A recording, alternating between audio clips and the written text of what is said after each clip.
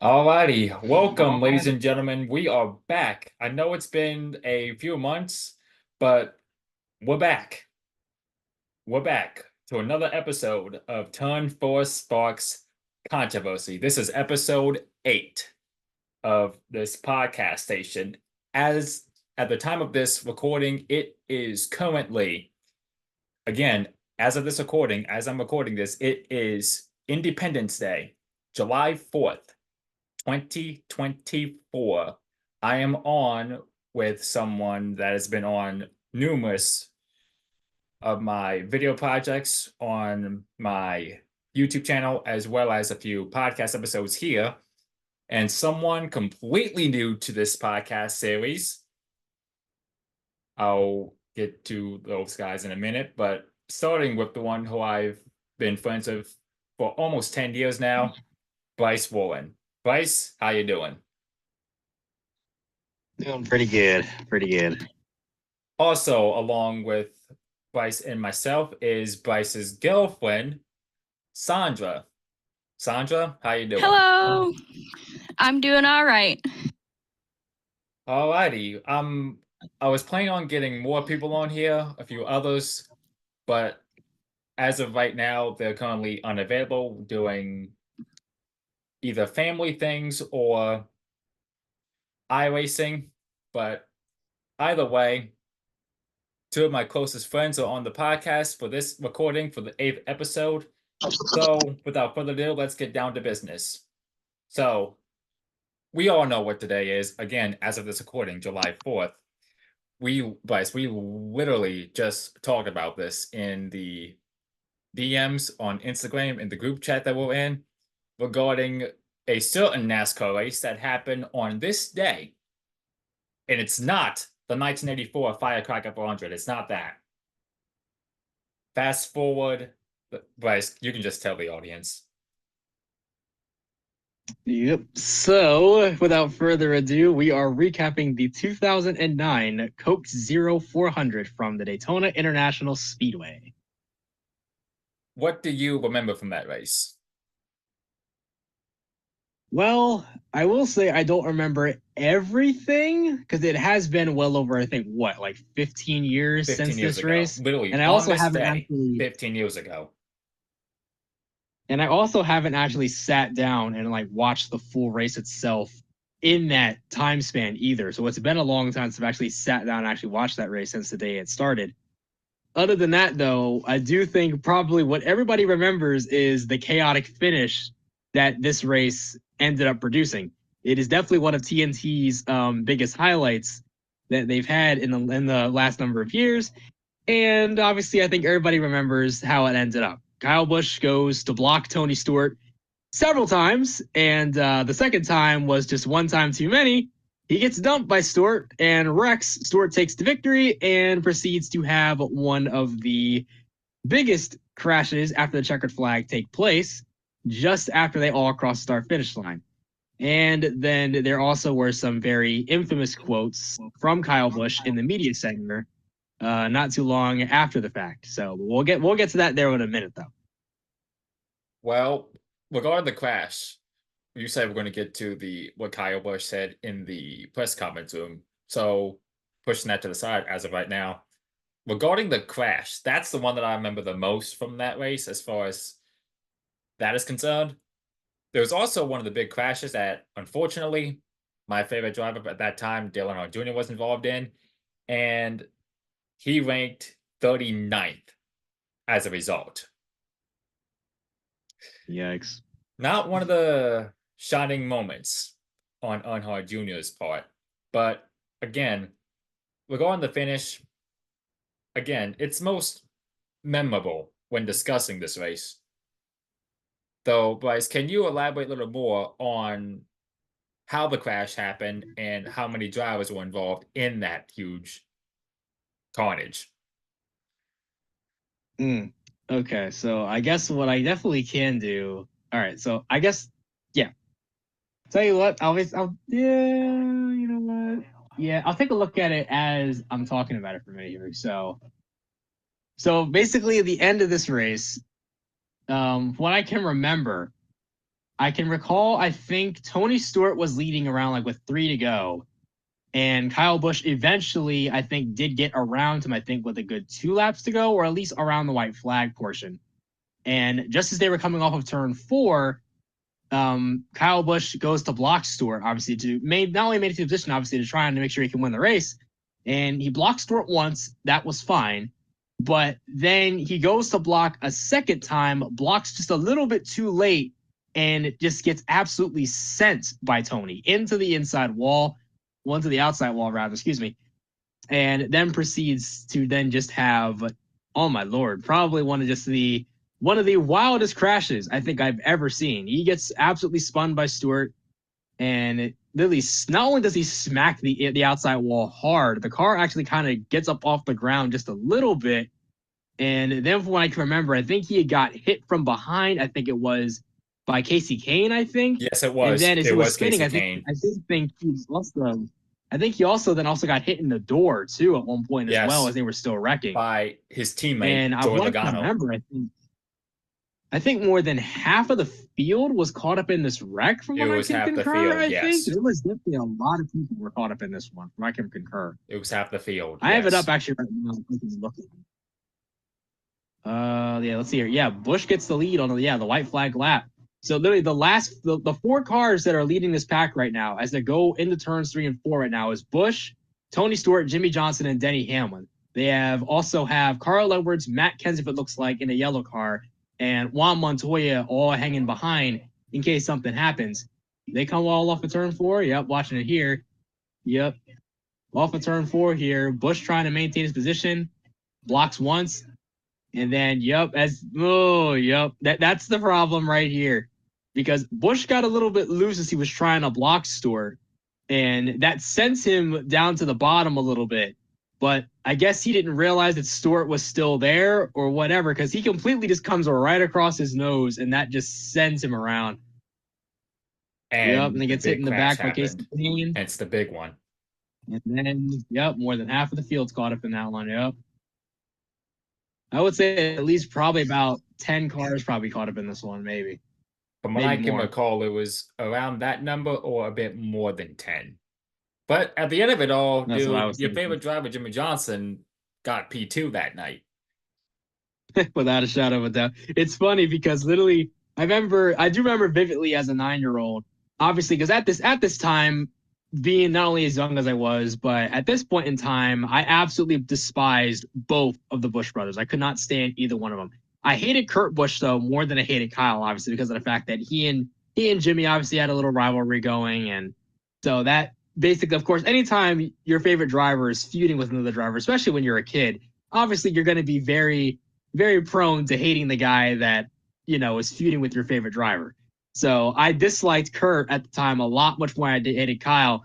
But I didn't like Kyle at all either, because Kyle at the same time as well came off as like just a baby a lot of the time, and just, not to mention obviously he was public enemy number 1 for a while, especially after the fact that a year prior to this, we all know the story. He spins Dale Earnhardt Jr. out at Richmond, so that pretty much catapulted him to public enemy status number 1 at that time. So obviously it was pretty common to know that both of the Busch brothers were 2 of the most hated drivers in NASCAR at this point in time. Out of everybody, the 2 of them, I feel like, definitely at this point got the most boos for everybody. So you can only imagine my excitement and my happiness when Busch got dumped by Stewart this night, and my 9-year-old self was happy, just belated through the roof. The fact that not only Stewart got the wins, of course, being a Tony Stewart fan all my life, I've always liked Tony Stewart. He's always one of my favorite drivers. But of course, the fact that Jimmy also got second too, which made the night even better. So that obviously was always that was happy. That was a very good night for me. Of course, Junior wrecking did leave a sour taste in my mouth, obviously, because of course, always have loved Junior, always been a big Junior fan. So that definitely stunk, having Junior get wrecked that night. But seeing my other guys, finish 1-2 was still a great sign, though. Carl Edwards, I remember you saying a couple of times here and there, is also among one of your favorites, who on this occasion finished 4th. Yep. So that was awesome, too. Though the driver who finished on the podium in 3rd, you don't like, and that's Denny Hamlin. Oh, yeah. Freaking Hamlin. It's funny because... Who had the second most laps on this occasion in the 2009 Coke 0400 led the second most laps. Tony Stewart, your race winner, by the way, led the most laps with 86. Denny Hamlin, on the other hand, led 63 out front en route to third place. Definitely. But can you elaborate on as to why? I don't think you did. You probably did, but can you elaborate as to why you haven't been a fan of Denny Hamlin ever since he joined the sport? All right, so I'll give it to you like this here. So ever since I started watching NASCAR, I haven't been the biggest Denny Hamlin fan. Now I'll be real with you. For But a why? little bit there, when I was younger, Hamlin wasn't my most hated driver at the time, nor was he actually one of my most disliked drivers. There was at one point in time I actually did like Hamlin a little. I don't think I actually ever mentioned that. There was at one point in time I did like Denny just a little bit. I was never a massive or like a huge fan of his, but he never really had any big time mic'd up moments just yet. It wasn't really until around, I would say, the mid 2010s is to when I really started to not like Hamlin. So it was around 2016 was where I really started to dislike Denny. Really. He always had some really hot mic moments, but there really wasn't all that much. I mean, some of it did leave like a sour taste in my mouth just a little bit, but it was never anything massive until around 2016. The thing that got me to really dislike Hamlin a lot, it has to do with what happened between himself and Jimmy Johnson at Martinsville later that year in 2016. If you remember correctly, he and Jimmy are just racing at Martinsville. They're racing, I believe, for I think it was the lead, or they were racing for a good, I want to say, third or fourth. I forget. But then Hamlin comes over the radio and says, all right, Chad, this is why I race you like I do. And then, for absolutely no reasonable circumstance, like this is something that Denny's prone to do, he absolutely almost wrecks Jimmy for absolutely no reason, just trying to get him out of the way. And at that point, I was just like, are you actually being serious? Like, it didn't make any sense for Hamlin to pull that kind of a move at all. And that one thing, it's one thing to move a guy, but to be over aggressive like that early in the race, and to basically just have just your butt on your shoulders for no reasonable circumstance. I don't know why. It seemed like he was in an awful mood or whatever, because he just got so irritated running behind Jimmy for that long, and then decides to almost about wreck him. It's just like, are you kidding? And that almost derailed Jimmy's race altogether. So at that point on, I'm just like, all right, Hamlin. Like, I already was kind of already fickle with him a little bit with the fact that a lot of things he was already doing and saying from the years prior. But this little incident between him and Jimmy just sent me over the moon. I'm just like, are you kidding? I cannot believe this. Like, it's like lap 26 or whatever, like early in the race, and he's already roughing him up, already about trying to wreck him and stuff. Like, I don't understand it. This doesn't make any sense. But Hamlin's been known to do that. Like, he's the kind of guy that if he feels he can just do whatever he pleases to you, he'll do it. But if you do it to him, then he complains, whines, and moans about it and acts as if you're like the biggest POS ever in the world. Like, oh, you wrecked him, or you did this, you did that. But he can do it to you, and it's fine. It's hard racing. I remember at one point, this is an Xfinity series in 2015, I think it was. He ends up, I think, completely just punting Austin Dillon for a race win late in the race. And then he claims that was just two guys on a short track racing for a win. For a person who says that, and then you rewind the clock to 2009 when he and Brad Keselowski had their history at Dover Downs, I believe it was, in the Nationwide Series, he complained while Keselowski won. With a similar situation. I don't know about you, but I smell a hypocrite there. It's so funny because I remember that too. Like, Keselowski literally just straight up said, he just tried to take advantage of me. I'm not going to get pushed around. And then here goes Hamlin saying, no, he has no idea how to race. He thinks he's in there, and we drive bombs 2 car lengths deeper to get his nose in there. And then after that, then he says, one of the most poor, and also you'll notice this is a pattern with Hamlin too. He also is another one of those guys that has some of the most poorly aged quotes in NASCAR history. He then proceeds to say that Keselowski will stick around for a little while, get a ride, but then everyone will realize he's not all that good. But then Keselowski, funny enough, basically made Hamlin eat his words when he won the championship in 2012. Yep, because Keselowski, in very little time, in literally less than 3 seasons, wins his first Cup Series championship. in less time than Denny had been around. Because at this point, mind you, Hamlin at this point had been around since 2006. Late 2005. Yeah, but other than that, yeah, Keselowski in less than 3 years wins the Cup Series championship. It also has like about 33 career wins at this point too. And Hamlin has more wins than Keselowski, sure, but as far as the championship is concerned, as funny as this may sound, 0. He still ain't got none.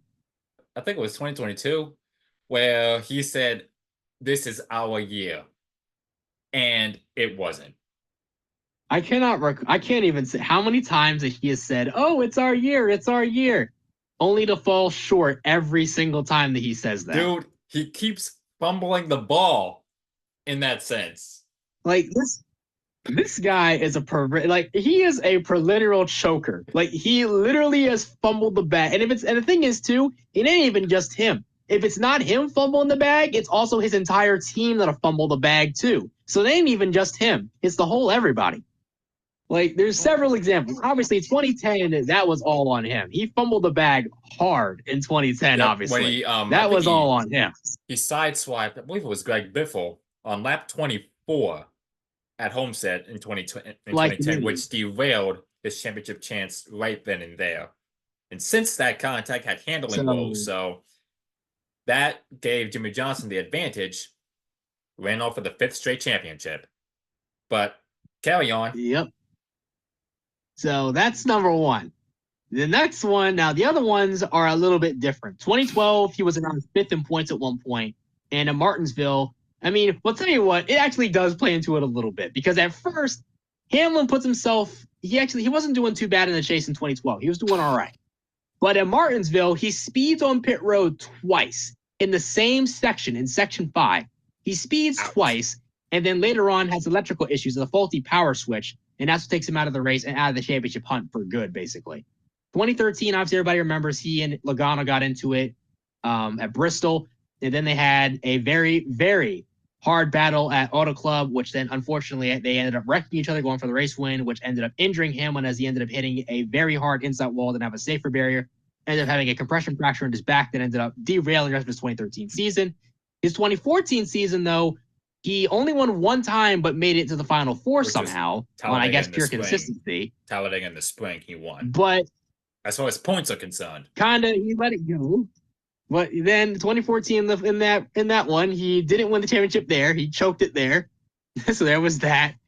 But his next opportunity at a championship did not come until 2019. And to be fair, the 2019 season to that point definitely been the best that Hamlin ever. It was his crew member that screwed him over.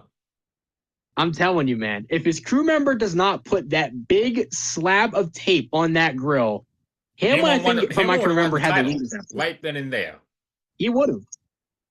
What 2019, in my humble opinion, was Hamlin's. I don't want to say was his last gasp, but 2019, in my opinion, was Hamlin's best year to win the Cup championship. In my humble opinion. In my case, it's that as well as 2010. 2010, that was his doing. 2019, it was his crew member. Those are the two best years. But yeah, 2010, that was his fault. 2019, his pickers put that massive piece of tape on the grill that ended up having the car get hot, and they ended up having to come back down and take it off, and that just derailed his chances there. So his picker member was responsible for that. So the whole team choked there. That was on his team, not on Denny, really. 2020, they were just kind of slow. They weren't all that good, so there was that. 2021, he had a shot late, but a caution came out, and that kind of derailed his chances there. He didn't get the best jump on the restart. So he choked it there. Fast forward the following year, he probably could have made it in had the Hail Melon never happened. Yeah, I was going to say that if the Hail Melon doesn't happen, then he makes the Final Four. And then I think, did he make it in 2023? I don't think he did. Not, no. I forget. He did not. Yeah, I was about to say, I don't think he did. Yeah, I think didn't. Yeah, he missed. I forget. Yeah, he missed out. Yeah, I think he missed last year and 2022. But again, he could have made it in 2022, 2 years ago, had the Hail Melon never happened. Which I just want to address this in the room real fast because I'm not going to say who it is, but there are people out there, as well as a friend in my circle that claims that Ross Chastain is again, I'm not saying who this person's name is for privacy reasons, that Ross Chastain is the GOAT, all because of that Hail Melon maneuver that he pulled. Just because he pulled off that one move it doesn't mean that he's the GOAT. And thus, Chastain has got what? 3, 4 wins? Not even close up to this GOAT point. status. The guy's only got about like 3 career wins up to this point. Yeah, actually, 4. He's only got 4 career wins up to this point. He hasn't even been around that long. Exactly my point. There's a lot to cover up. There's a lot to cover up in this podcast. But Saundra, while you're since you're on here, I forgot to say this at the beginning of the recording. You've been a NASCAR fan since 2020, correct? Correct. What got you into the sport? I mean, it was COVID times, and I was going through a lot with my parents getting the divorce and verbally fighting and all that. So it was an escape from everything going on at home and to keep me, I guess, distracted during the COVID times. And NASCAR was one of those distractions. Yep. And you had been a Bubba Wallace fan simultaneously in 2020, and you're still a Bubba Wallace fan today. Can you elaborate as to how and why you became a Bubba fan? Well, I was trying to pick a number out of the whole, however many cars, about 40 car field that day for the Daytona 500 that year. And I saw the one particular 43 car, that beautiful gray, what was it, Air Force car. And I was like, all right, I want to know who drives that car. As soon as they said the name, I was like, okay, that's going to be my driver that I'm going to be a fan of. Obviously, I have other drivers I'm fans of, William Byron, Ryan Blaney. Shoot, there's a lot. So I'm not going to really give off that whole list, but there's multiple.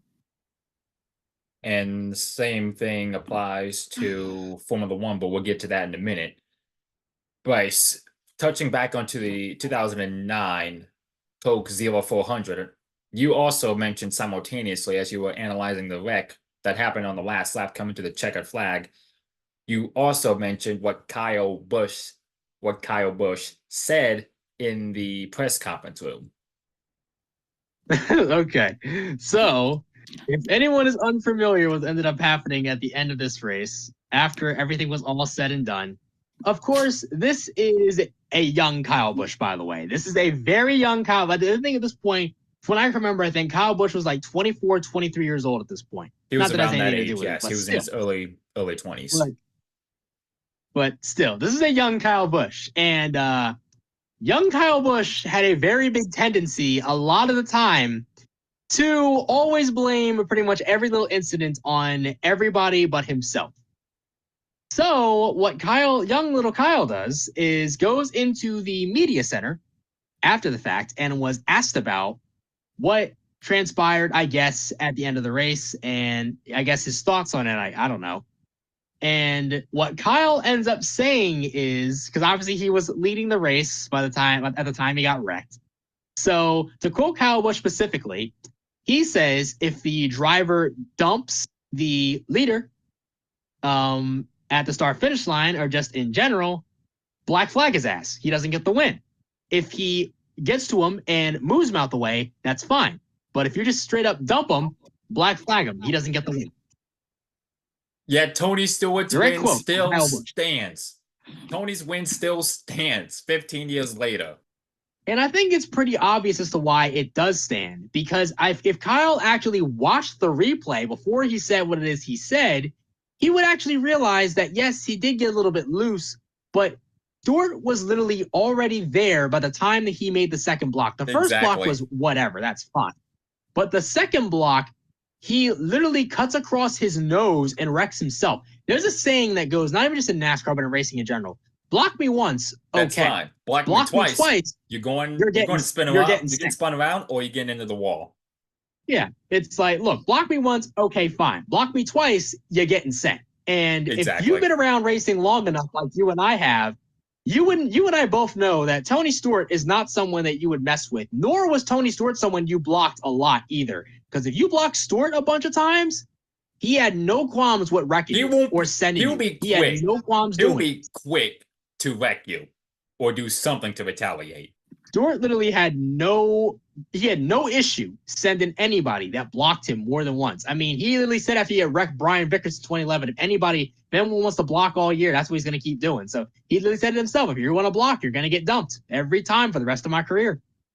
He don't care. He even said he didn't even care if it was Ryan Newman. He would have dumped him too. At his own teammate at the time.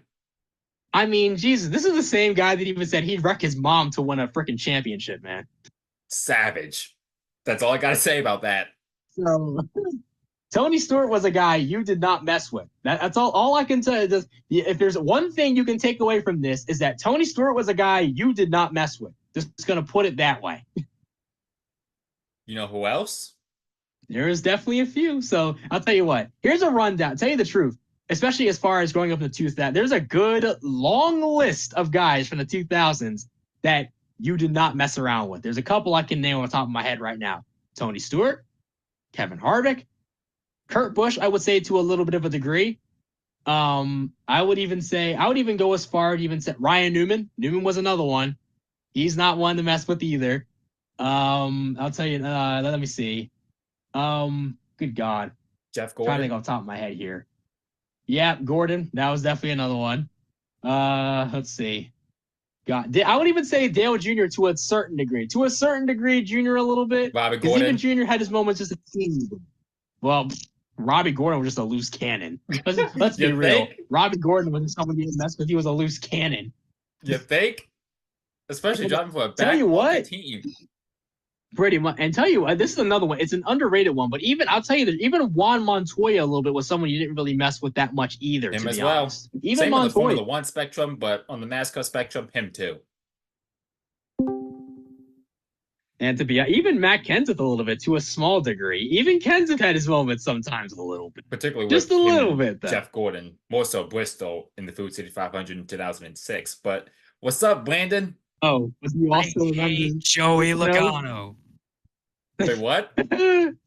I said I hate Joey Logano. Guess what? I feel you. Yep. Guess what? Squinty-eyed. Brandon. Sorry, I just felt like expressing my hatred towards Joey Logano. The long list of you things did he's that done. In the last recording. Oh my God! Yeah, I spent like 30 minutes talking about how much I don't like Joey Logano and everything he's done. Just ripping Logano to shreds. That costed Martin Truex Jr. a second title. In 2018. Especially every single interview he's in, he's always like, whoa. You said he cost the Truex the second title in 2018, yes? Yes, literally yes. Bryce, even though we talked about this, even now, do you still think Logano is deserving of that championship in 2018? Hell no. Oh my God. I'm not going to get into it again. I'm not going to get into it all season. He was abysmal during the regular season. He gets lucky the first couple rounds. He goes into the round of 8 at Martinsville. He dumps the guy who races him clean the whole way. And then he runs away with the win. And of course, he just so happens to have everything go right for him in Homestead. And then Homestead happened. The only thing I'll say to that is obviously Calvin already knows my stance on this. Trust me, I'm not going to get into it because I've already, out of every podcast, literally out of every freaking podcast, live stream, or anything it is that we've ever gone into, I've already said my piece on this. I've already spoke my piece constantly. You already know my stance, so I'm not going to go through it again. You already know my stance on this. You already know. Brandon, if you want to know Bryce's point of view, it's in one of the podcast recordings. I don't know, trust me, but I don't. This is not to mention, this is coming from someone who absolutely doesn't like Logano at all. I do not like Logano. Let me just clear the air and say I don't like Logano at all.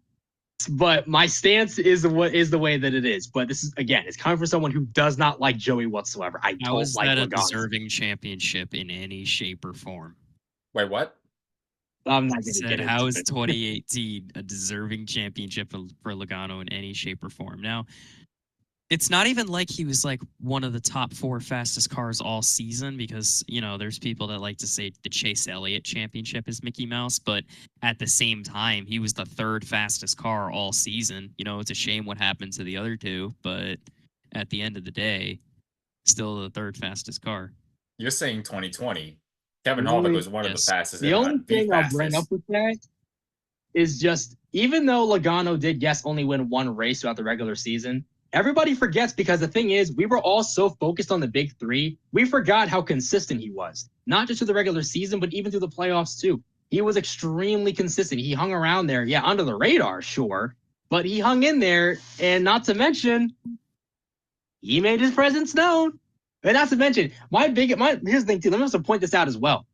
If we're going to talk about Logano not being deserving, then why is Ryan Blaney deserving of a championship then? Blaney had a 14th place average finish and only won, who I can remember, 1 time later in the regular season at Coke 600. Didn't win again until Talladega later in the year. And then not to mention, he squeaks his way in with a win in Martinsville. And not to mention also qualifies the worst out of the championship 4. So my thing is with that, people are like, oh my God, Blaney's deserving. The guy had a 14th place average finish. So if we're gonna deem Logano undeserving, then I think Blaney's that much more undeserving by that logic. I'm kind of just gonna point that out about the whole Blaney deserving the championship. Like, arguably though, as much as I wanted William Byron to win that year, me personally, it was one of the first time in years I was actually okay with anybody in the Final 4 taking it. I would have been okay with the Christopher Bell championship. But like I was saying, I'm kind of on the fence. Like, yes, he wasn't the fastest, but I mean, at least he stayed alive. And in the second half of the season, he was ridiculously fast. Like, you know, I feel like I get a bad feeling this year is going to be another year of Ford struggling in the first half, and then come the playoffs, they're going to be like untouchable. My early pick right now, I think Larson's well on his way to a second title. Given his consistency, I wouldn't sleep on Christopher Bell though. Bell's been looking the best I think out of everybody. I'm gonna be biased and say let's go Chase Elliott, but you know, that's just me. I humbly disagree. But, I see Chase Elliott being consistent. I see him being consistent, but as far as playoff contention is concerned, I don't know. Really. I don't know. Still kind of consistent. But Calvin, originally I came in here to let you know I am about to put myself through the 5th ring of hell, meaning I'm actually currently in the process of installing my my Ferrari 599 wheels so I could do the Chicago street race on iRacing. Which is funny enough. Yeah, the 5th ring of hell. Upcoming race as of this recording. Yeah. Now, we mentioned Logano's 2018, but you mentioned how consistent he was. I'm looking at his stats right now from that year. He had 3 wins, Talladega in the spring. Again, Brandon, to your point, 1 win in the regular season. 2 additional wins, which was Martinsville and the season finale in Homestead, along with 13 top 5s and 26 top 10 finishes, with an average start of a 9.8, as well as an average finish of a 10.7, despite 1 pole position, but still consistent numbers. If you're asking me, dude, that's championship numbers to me. Which is exactly what I'm saying. Most Cup Series drivers win a championship with an average finish between 13th and 10th, or at least 13th and 9th. I mean, hey, for example, this year, I feel like a lot of people are sleeping on it too. Although Larson, Christopher Bell, and Hamlin are arguably this season's big 3, I feel like Chase Elliott's definitely going to be my sleeper pick because his worst finish all season was 18th place. So he's been very consistent this year. I think he kind of like realized that he shouldn't just go for the win all the time. He should kind of just do what's best for his point standings. And right now he's leading regular season championship. So, I mean, there's that. I mean, hey, he was screwed over in 2022 by Ross Chastain, who looks like a dollar store Ben Braley, but better hope I don't meet him at a Food Lion or something. Here's the thing, though. I have a very love-hate relationship with Ross. So, I mean, there's that. I can't stand Ross, but I'll give him that. He has tapered off though a little bit as far as the aggressiveness is concerned. He's not as aggressive right now as he was a couple of years My favorite ago. Ross Chastain moment. My favorite Ross Chastain moment was definitely when he right hooked the out of Noah Gragson. That was wild. I remember that. Yes. Especially too, we're coming up to the 1 year anniversary. We're coming up to it of Noah Gragson liking an insensitive meme and then getting the canned for it. Oh, Here's the thing, though. I boy. feel like they just use that as an excuse to kind of get rid of him, only because I had the feeling they were going to get rid of him at the end of the year anyway, but after liking a dark humor meme, he got the boot anyway. Exactly.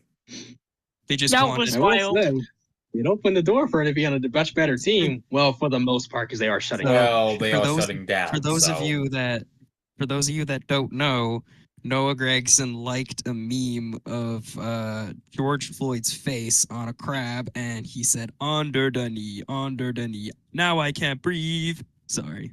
I'm quoting somebody else. Don't take that out of context. he liked the Yep, I got meme, shit the canned. dark humor meme, and he got fired for that. Yep. Literally. That's literally what happens. And then Now, not too here's long the after, thing. he owned up and apologized. But Yeah. even so, Like, he here's was the already thing. sacked. So Yeah. Like, here's the thing, though, too. I like dark humor just as much as the next guy, but at the same time, when you're at that level of stock car racing, maybe You you should have be to be careful what careful. you're liking. on what Yes. you say and do, it doesn't matter Like, if you're here's the thing, if you're in motorsports or not. Everybody's welcome to have their own like political views and stuff like that, but you really got to be careful what the type of shit you're liking on Instagram. Not even just Instagram, but any form of social media. Period. Yeah. Yeah. Absolutely. I'm looking at Montreux I think Jr.'s I think any sensible person can agree with that. I'm looking at Montreux Jr.'s stats from 2018, and he recorded 4 wins. Brandon, I can kind of see your point as to why Truex is more deserving of the 2018 championship. 20 top 5 finishes. 20 Wow. compared to Logano's 13. Yeah. But here's the thing. Logano has more top 10s. Mind you, Logano with 26 top 10 finishes compared to Truex's count of 21. As far as the top 10s are concerned. 4 pole positions with an average start of a 9.9, as well as an average finish of also a 10.7. So it's difficult to judge on who's more deserving of the 2018 championship in that sense.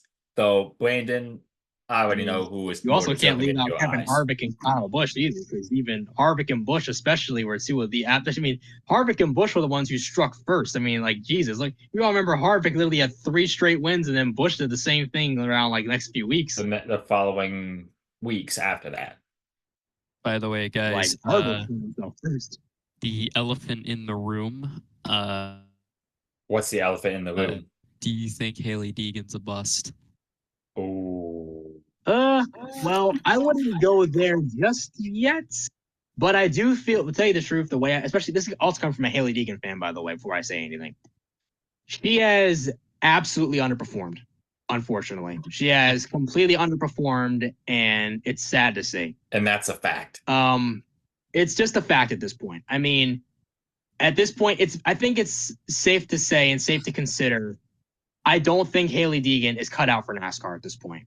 I mean, you know it's bad when literally they just now straight up have to remove you from the car and place a veteran Cup Series driver in it just to see where they are at performance-wise, to see if is it the car or is it you? Like, we need to know where we're at performance-wise, and we can't do that if we have you behind the wheel right now.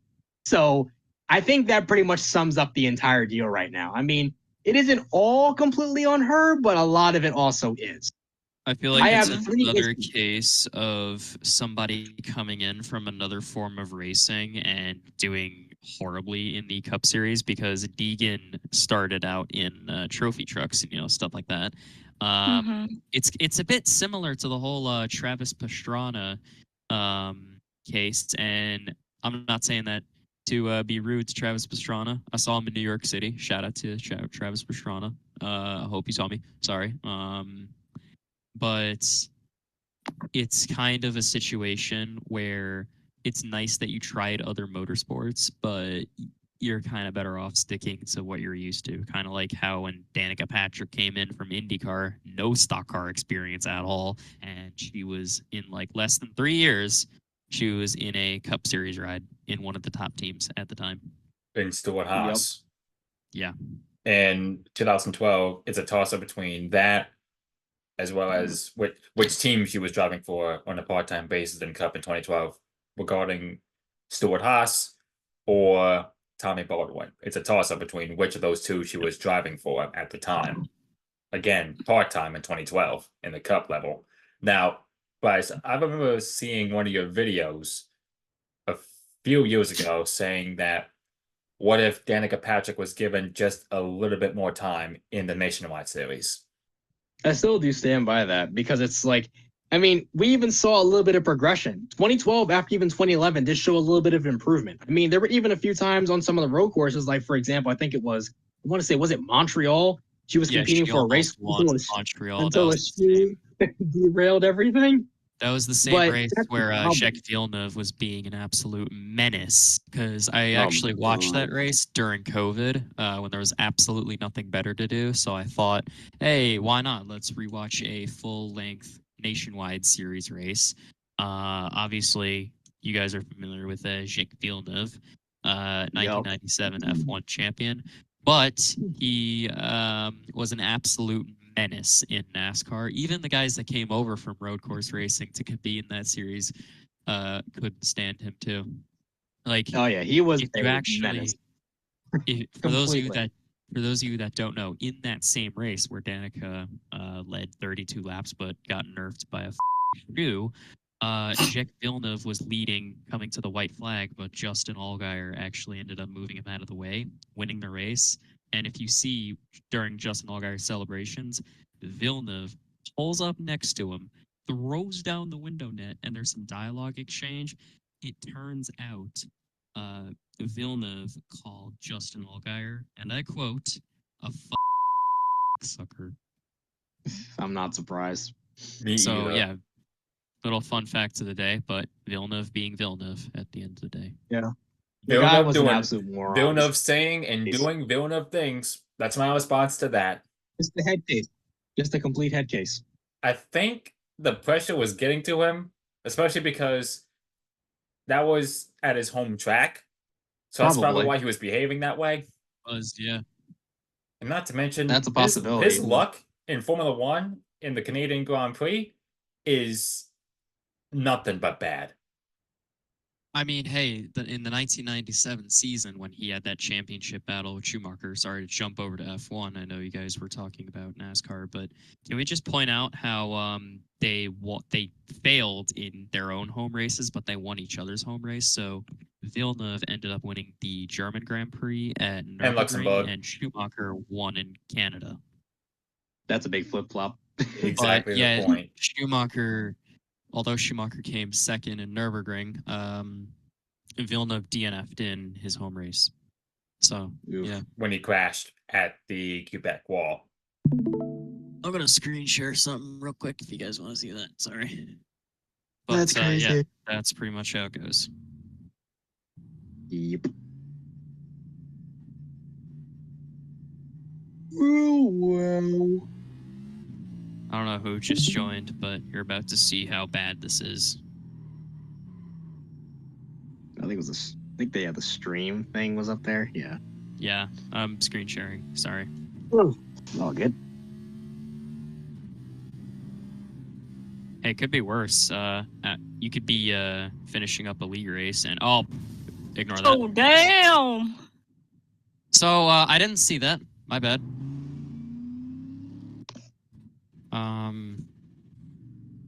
Could be worse. You guys could be finishing up an F4 league race, and then you could watch a Cars mockbuster at the end of it with all the drivers, and everybody's getting in reactions.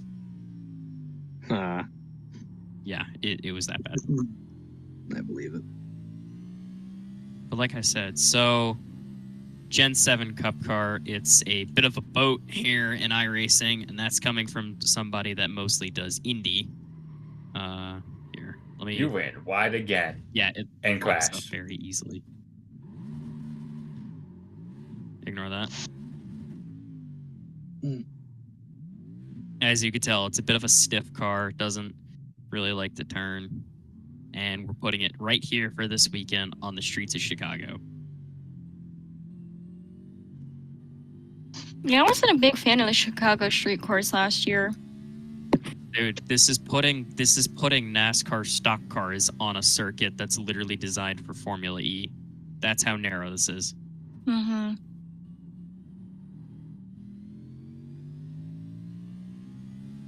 I better not lock up over here. Hold on. So yeah, real life lap times are 1 minute 11s to 1 minute 12s. Here at Chicago. For whatever reason, the only thing that gets annoying here, there's so many like runoffs and stuff like that.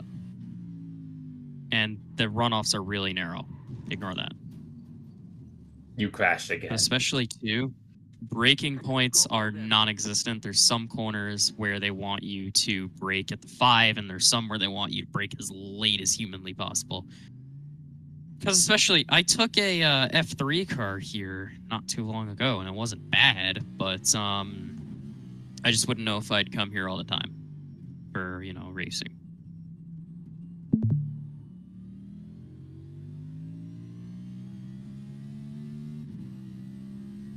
But right here, this corner, easy to get loose on the brakes. You kind of have to be like 50% brakes going around here, kind of. And it's almost like a Gen 3 V8 supercar where you have to keep the trail braking to a max. So right here, I might actually get a clean lap.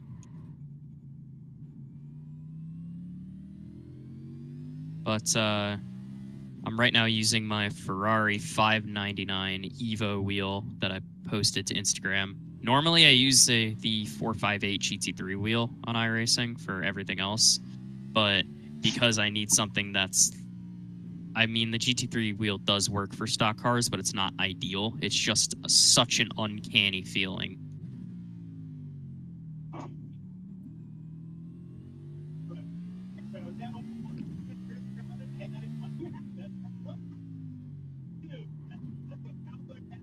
All right, we might actually get in a clean lap.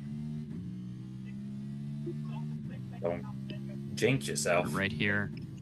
Let's go ahead and enter turn 1. Keep in mind, I have no experience at this track. I bought this track literally last week, so this is going to be fun. Have to go as wide as possible. Got on the gas a bit early that time. Right here on Lakeview Drive. Let's get on the brakes early, just so we don't risk anything stupid. On the brakes, on the brakes, on the brakes. I hit a wall. Oops. I saw that. Let's just finish the lap anyway. Yeah, even if you brake early at this circuit, you still risk going into the wall because this 90-degree turn... Right there. You could see how narrow it is. Mm-hmm. I know I said this already, but this circuit is not ideal for stock cars, but hey, they can make it work. So They let's did try last it. year. I mean, those drivers, yeah. Especially too, we have SVG coming back, who despite Hell yeah. winning last race, and a lot of people are saying, oh, maybe the NASCAR guys can't do street circuits. Let's just point out, SVG qualified only 4th, and he only led 5 laps. No, he won that. I think I was watching that race when he won. I was watching it, but I didn't watch all of it. I was in a Discord call reacting to the race when it happened. What was your reaction when you won? It was a very good battle, so I actually liked it because I actually like him in supercars, but now because of how much he hates the... oh my god. Yes? Okay. Sorry. Hello? love it when all of a sudden I'm needed when I'm playing iRacing. It's like the second I turn on this game, somebody needs something from me. Why do I feel that when it comes to racing Heat? Oh yeah, like how I is just that feel that going? in general. like when I'm doing literally anything else, it doesn't matter. But the second I turn on iRacing, somebody needs something from me. You're doing something. Yeah. Hey, can you do this? Can you do that? Like, no, I'm racing. Uh-oh. I'm busy, bro. Oh All I'm gonna say about, especially as far as Heat's going for it, was I do league racing on Heat and everything, but like the last league race I just ran on Monday was an absolute show. Just gonna point that out real quick. We ran at Walking Slam. A license real quick.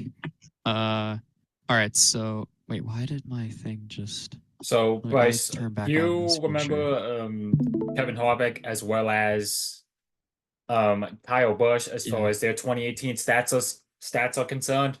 You remember you touched on that? Well, I do know for a fact. I do know for a fact, as far as their wins are concerned, they both have 8 wins apiece. Now, Harvick, yes, they did. is credited with 8 wins, but 2 of his wins are encumbered. Basically, they don't count, which were Most Vegas specifically and the Las Texas Vegas. race. Most specifically Vegas. Due to failing inspection at the end of those races. Yet his wins on both occasions still stand despite that. I'll be back. Pretty much.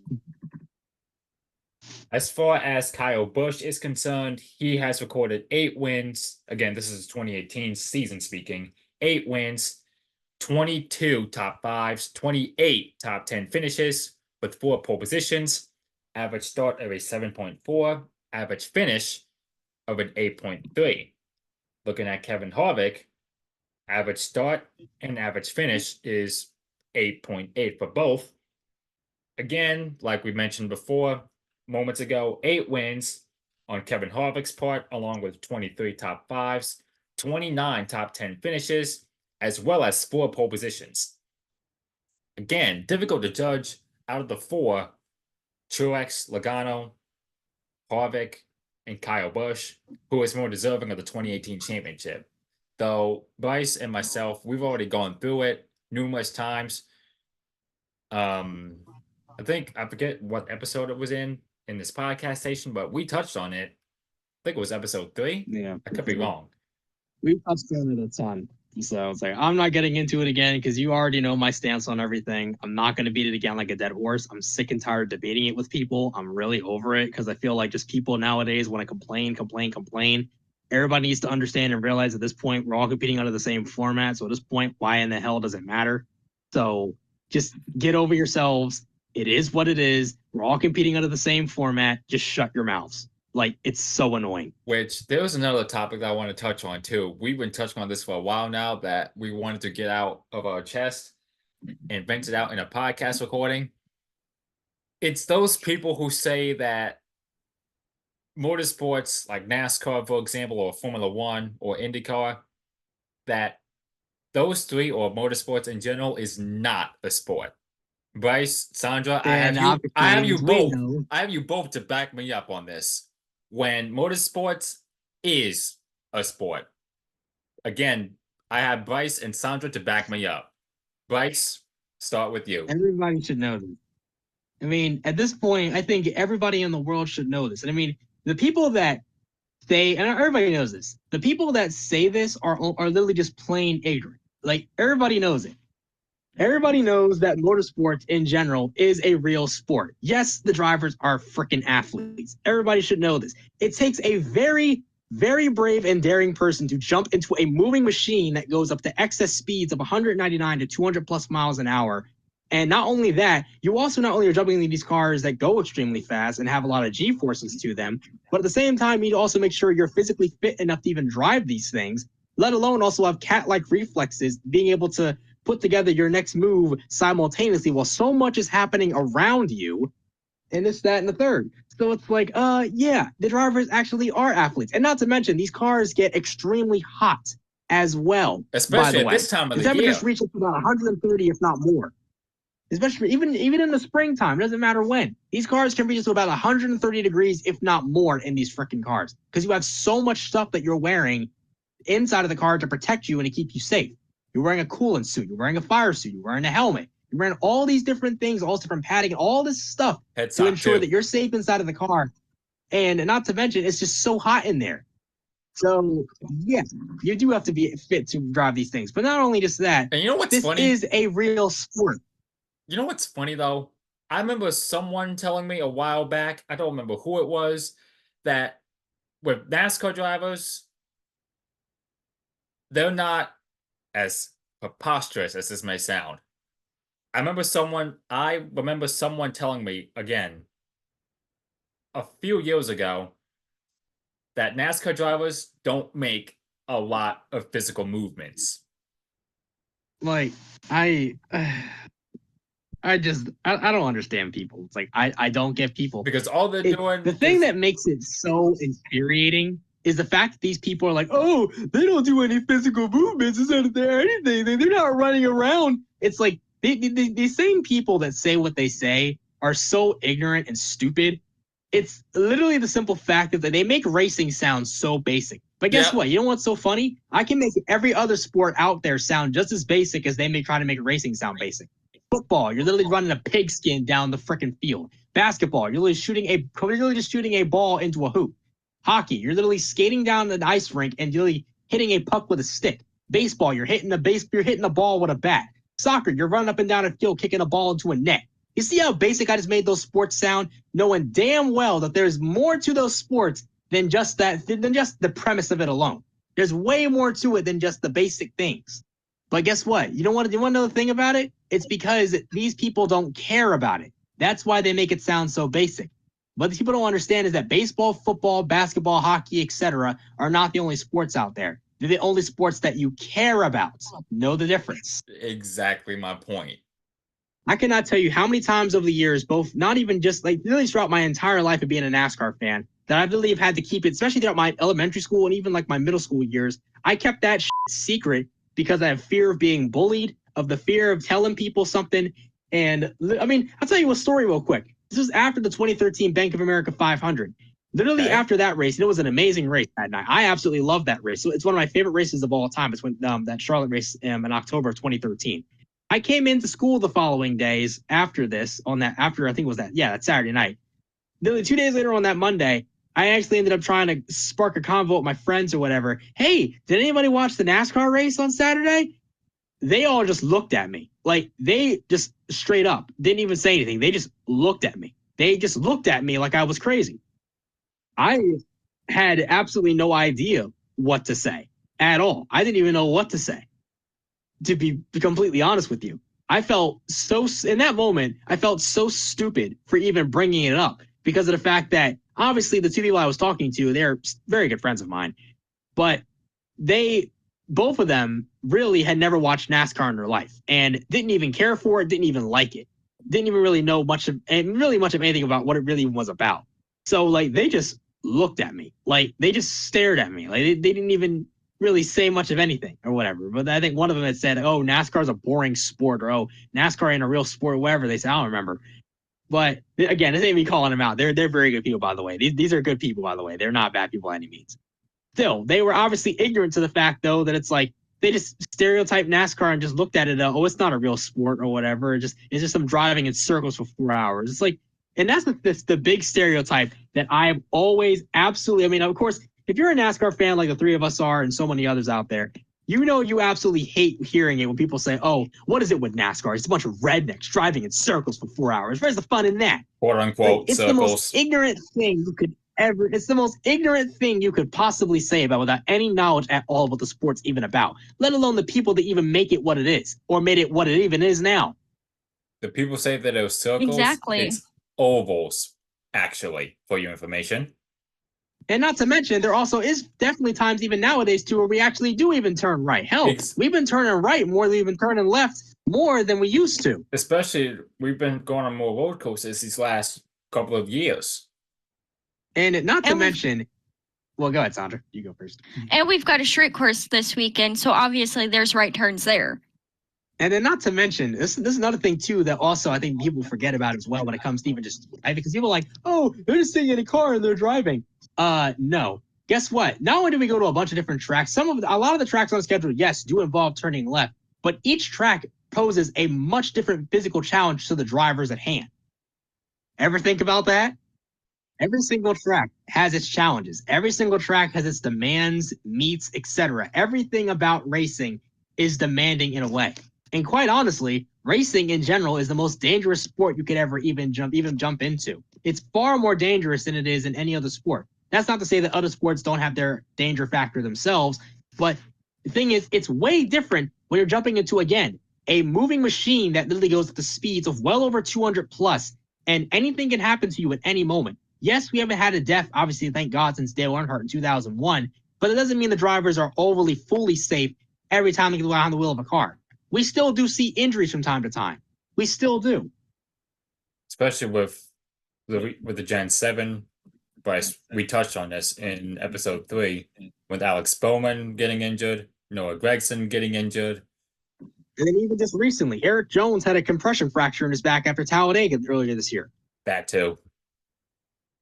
So there was even that. So yeah, injuries still can occur. Even as safe as these cars can be and are, and definitely with the improvements that they've put in the Gen 7 recently, stuff can still happen. If something can't happen, it doesn't mean it won't. And still, to a point. But it's just hilarious how ignorant some people are that legitimately just... Now, I do think NASCAR's fan base certainly has definitely been growing, and I feel like people definitely have a much more brighter sense for the most part of what the sport is nowadays. But you still will have some of those ignorant folks who still don't care about the sport or don't give two craps about it whatsoever, and they'll still continue to say all the ignorant stereotypes that it's basically been given over the last 20, 30 some odd more years, because people are just ignorant. And that's the thing. When a lot of people don't care to or don't like something, they're obviously, especially when someone doesn't care about something, they're obviously going to stereotype it, or they're obviously going to say, oh, it just sucks, when they have absolutely no knowledge of what makes the sport go around, the people that make it what it is or have made it what it is, et cetera, et cetera. Like I said before, I said this to you yesterday, the less you know about something, the less interesting and the more hard it is to understand. But the more you know about something, the more interesting it becomes. Exactly. That's just the facts. And it is. And I think if more people were open, I feel like a lot of the time, even if you don't like something, to even just educate yourself or learn about it, even just a little bit, you might actually have a little bit of interest in it. Even if you don't like it that much, even if you're not a fan, that's totally fine. You might still come away with a little bit of appreciation for what they do. I mean, my goodness, how many times do you think that you see, like, again, this is another big stereotype here. How many times do you see F1 elitists literally walking around saying that F1's the greatest motorsport in the frickin' world, the pinnacle, and nothing else compares? You could say. Well, it is the pinnacle. Yeah, I'm not one of those F1 folk that say that F1 is the biggest motorsport in the world and everyone should bow down to them. I'm not those people. I'm not. It's so ignorant. It's so stupid. And not to mention, it makes those people look foolish in a way, but also, well, in the name, elitist. Because that's just what they are. They think that F1 is the only motorsport that is a motorsport, and nothing else compares, essentially, if that makes sense. And these people aren't even a real motorsports fan. Exactly. A real motorsports fan seriously, a real motorsports fan is going to watch any kind of racing no matter what. And even if you don't like it, even if you're not a fan of it, that's okay. You at least should still have some form of appreciation for what they do. Exactly. Like, is that so hard? Like, just being honest, like, I'm a casual F1 fan. I'm not like an absolute over big diehard. But I still do like the sport, and I still do like what it is and what it represents, and I still have a lot of respect for what the drivers and everybody does, because it's still a form of motorsports, for crying out loud. How did you get into F1 again? You got me into it. Duh. Oh, that's right. Because literally before you and I met, or even before you got into F1, dude, I did not give two skeets about F1 for years. I did not care about F1 at all. I never sat down and watched a race. I never even really knew any of the drivers. The only thing F1 I ever knew was the Game Boy Advanced version of F1 2002. That is the only thing F1 I had ever had in my life up until around that point, and I had never known anything about any drivers or any of its history, nothing. Like, I knew nothing about F1 whatsoever until you started liking it and then started to get me into it a little bit. So Obviously, like I said can before, thank me again, I later. have you to thank for this as far as getting me somewhat into F1 is concerned and all that other stuff. So thank you for that. It's helped me continue to branch out, obviously, because of course I always have been a NASCAR fan and an IndyCar fan and all that stuff and all that other stuff. I mean, obviously, even you got me into F1 recently, and I also had been getting myself in, obviously, of course, before then. I also been trying to get myself into IMSA racing, and obviously I'm big into IMSA now since like I want to say 2020, 2021. So I also really like sports car racing a lot as well. So You there's and that Brandon, too. that And I Brandon don't was know if just this on. counts, but Monster Trucks also is good too. Monster trucks count I as don't know well. if it counts. It I does. don't know It if that does. counts, but I've always been a big Monster Truck fan for many, many years too, since I was little as well. So I guess that counts too. You say, excuse me, you say you're an IMSA fan. Brandon, who was just on here, I don't know if he's coming back or not, but he's also a big IMSA fan. So you and him are going to have, I can sense you both having a lot of long, good conversations on the IMSA aspect in future podcast recordings. Maybe even later in this one if he shows up again. But you said you got into F1 because of myself, and you thank me for that. Pretty much. In the words of I mean, quite honestly, I think. Excuse me, God darn it! I think that's probably the only reason as to why me and Saundra are really big in Formula One at this point. all because of me. Damn. In the woods, and there's also I don't know for those listeners out there that are listening to this podcast. I don't know if y'all remember, but in one of the episodes that I had one of my F1 colleagues on recapping I believe it was when I was recapping the 2023 Formula One season. Simultaneously, I had Jessica on. I'm talking about there's two Jessicas that were in this podcast one, but the one that was in the 2023 F1 recap, she also got into Formula One because of myself and a few others that I'm friends with also got into Formula One because of myself. And my response to that, in the words of disgust from Inside Out, yeah, you're welcome. Speaking of Formula One, pretty much, we got to touch on a recent race that happened that is controversial, to say the least. I mean, hence the name, Turn 4 Sparks controversy, Austria. Oh my God.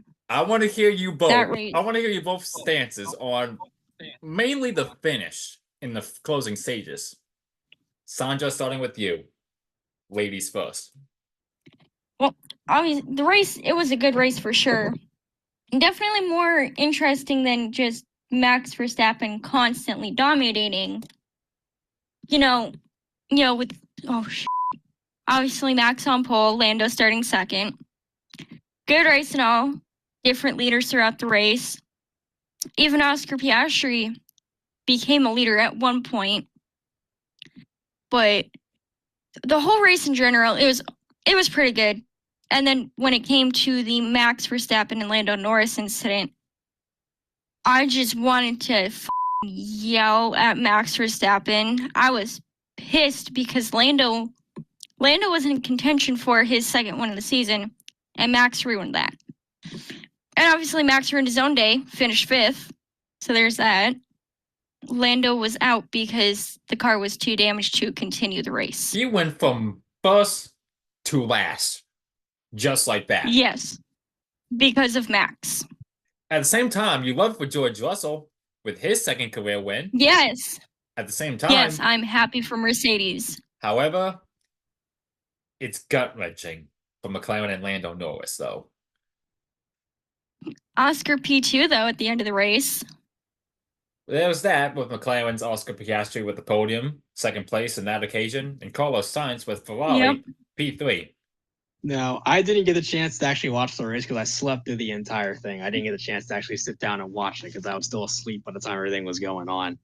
But I did see and I did hear about what had happened between Lando and Max. And the only thing I'm going to sit here and tell you is that, to me, this is absolutely no surprise that it ended the way that it did. Because The thing is, I don't know if anybody remembers this, but Max Verstappen is a very aggressive driver. He's extremely aggressive on overtakes. Everybody that has been around F1 in the most recent times knows this.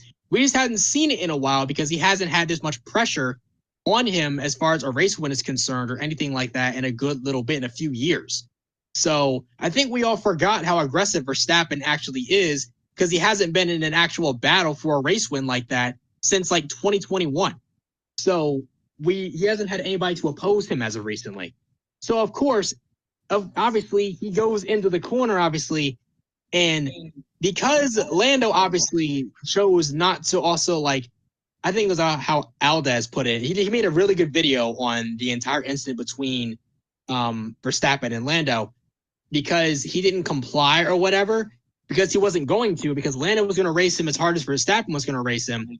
They both got in there, and of course, Max being Max basically ends up pushing him off the racetrack and ends up getting into him because of the simple fact that Max wasn't going to lift, and neither is Lando.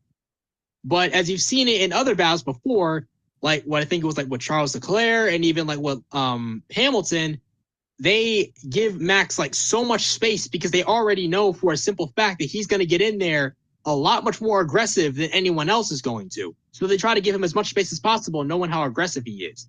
Lando, on the other hand, did not do that, nor did he feel he needed to, and they collided because of the fact that neither one of them wanted to give an inch. But Lando wasn't supposed to, nor should he have.